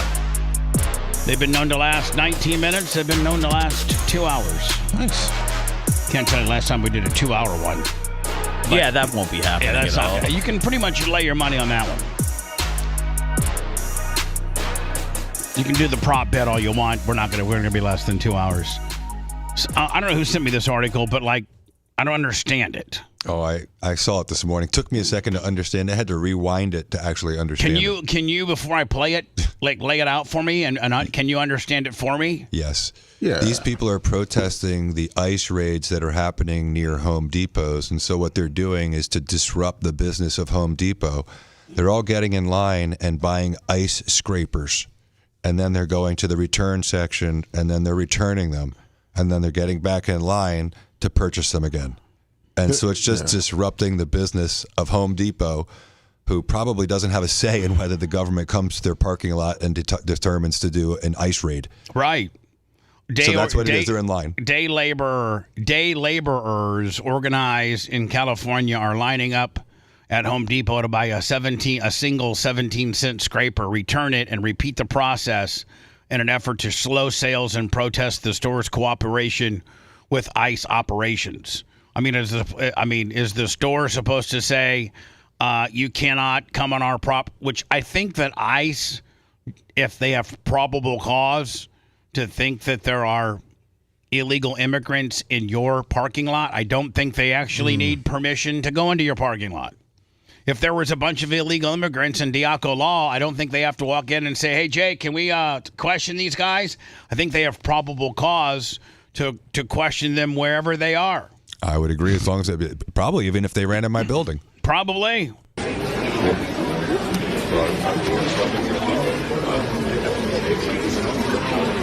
mean, these kind of protests seem so like... Hold on, and it looks like, now, if you're Home Depot, and this woman looks to be like maybe she works there. That person is right there. That's what actually was out of position. Hey. Can everybody's attention, please? You know what this would? I mean, I would make ice scrapers $117. I put ice scrapers in a separate line. Here's where all the ice scrapers go. Line 5. That or I'd take Everyone them else goes in all the other. Or just make them free. That or I'd take them off the shelves. Yep, that's exactly right. Just clear the shelves. They can't tell you what you can and cannot sell. No, as soon as they return them, I take them off the shelf and never put them back out again. Right, then they'll just find some other knick-knack. Volunteering with... You know what I would do? I would do this, Jay. I would set up one line, just one, for anything under $10, and anything over $10 can go use the other 4 or 5 or 6 registers, and then we only have one person working returns today. So let them wrap around the store. I mean, nobody wants to stand in line for that many hours. So if your purchases, which if you're a construction guy, I mean, this is pissing you off. But you're never your bill at Home Depot's never less than $100. Oh no! Even if you buy a screwdriver, it's like $10. Yeah, exactly. Tell me this time. And let me ask you a question. Why is everybody so anti-ICE? Like, why? Like, these are... They got masks on. I mean, they're anti-air. They're illegal immigrants that are in our country illegally. Not paying taxes, not contributing to the U.S. tax code, not helping out. I mean, listen, they're great workers. They, are a lot of the hard labor that U.S. Americans, such as U.S. Americans, will not do. But there's a process to become a legal citizen. Like the great Ronald Reagan said, I think we could solve immigration by, at the border, signing them up and they contributing to our tax code. And we'll let all the good ones in. It's the same argument, Bubba, that they make for everything that Trump does. It's not that he's doing it, it's the way he's doing it. Oh, okay. We don't like the way he's doing it. Is this in California? Yeah. This is a long-ass line, man. Yeah. I put them all at aisle 2, just like you said. As a private business owner, I put you all in one line, and every Seth other wouldn't paying... wait this line for a Caleb Williams autograph. Well, the problem is because it's all self-checkout now, so they're all going to self-checkout. Good, because, you know, the Nash brothers that are going to aisle 4 don't go to self-checkout. So you guys can... everything's self-checkout at Home Depot's General now. Oh, really? Yeah, except for you got to go all the way to construction. So everything's home checkout? Everything's self-checkout? At the Home Depots now? Yeah. Oh, there's a problem. There's like one or two. Time to bring back the workers. Well, it's not everything. They have one or two as well for people Not that in the don't... main area. You got to go to the specialty sections. You got to go construction or you got to go to the garden center. Clem Kush, we'll call it 15. Only today, the Clem Kush and tomorrow's show left. And then happy Thanksgiving to you. I'm going to be working with Gary Cantrell to see if we got the U-Law. We got it. We got it. The copyright, copy-free U-Law. Yeah, it's gonna be up and running. That will be playing. I'll give you more details on the Bubba Army U-Law that you can be blasting on your TV as background while you and your family either eat or open presents or anything like that. See you tomorrow. Thanks for letting me finish. You've been listening to the Bubba the Love Sponge Show, starring me, Bubba the Love Sponge, co-host and show historian, Plummet. It's Seth, co-host and president of podcasting. It's Brian Matroni, king of counter programming. Gene Lasker, voice of the people. Glad you get to hear me. Gary Cantrell, video editor. Yeah, back here wiring up. It's Mini Macho. The BRN agent, Thomas Buttoned Up B. Co-host, Dr. Dan Diaco, Esquire, of Council. Co-host, J. Diaco, Esquire, the Spitting Cobra of Council. Now, time for the legal disclaimer. Exactly. The Bubba the Love Sponge Show is intended solely for the enjoyment of our listening audience. Any rebroadcast, retransmission, or other use of this show without express written consent of the Bubba Radio Network is prohibited. We must dissuade him of this delusion. Until next time, always remember... I'll repent.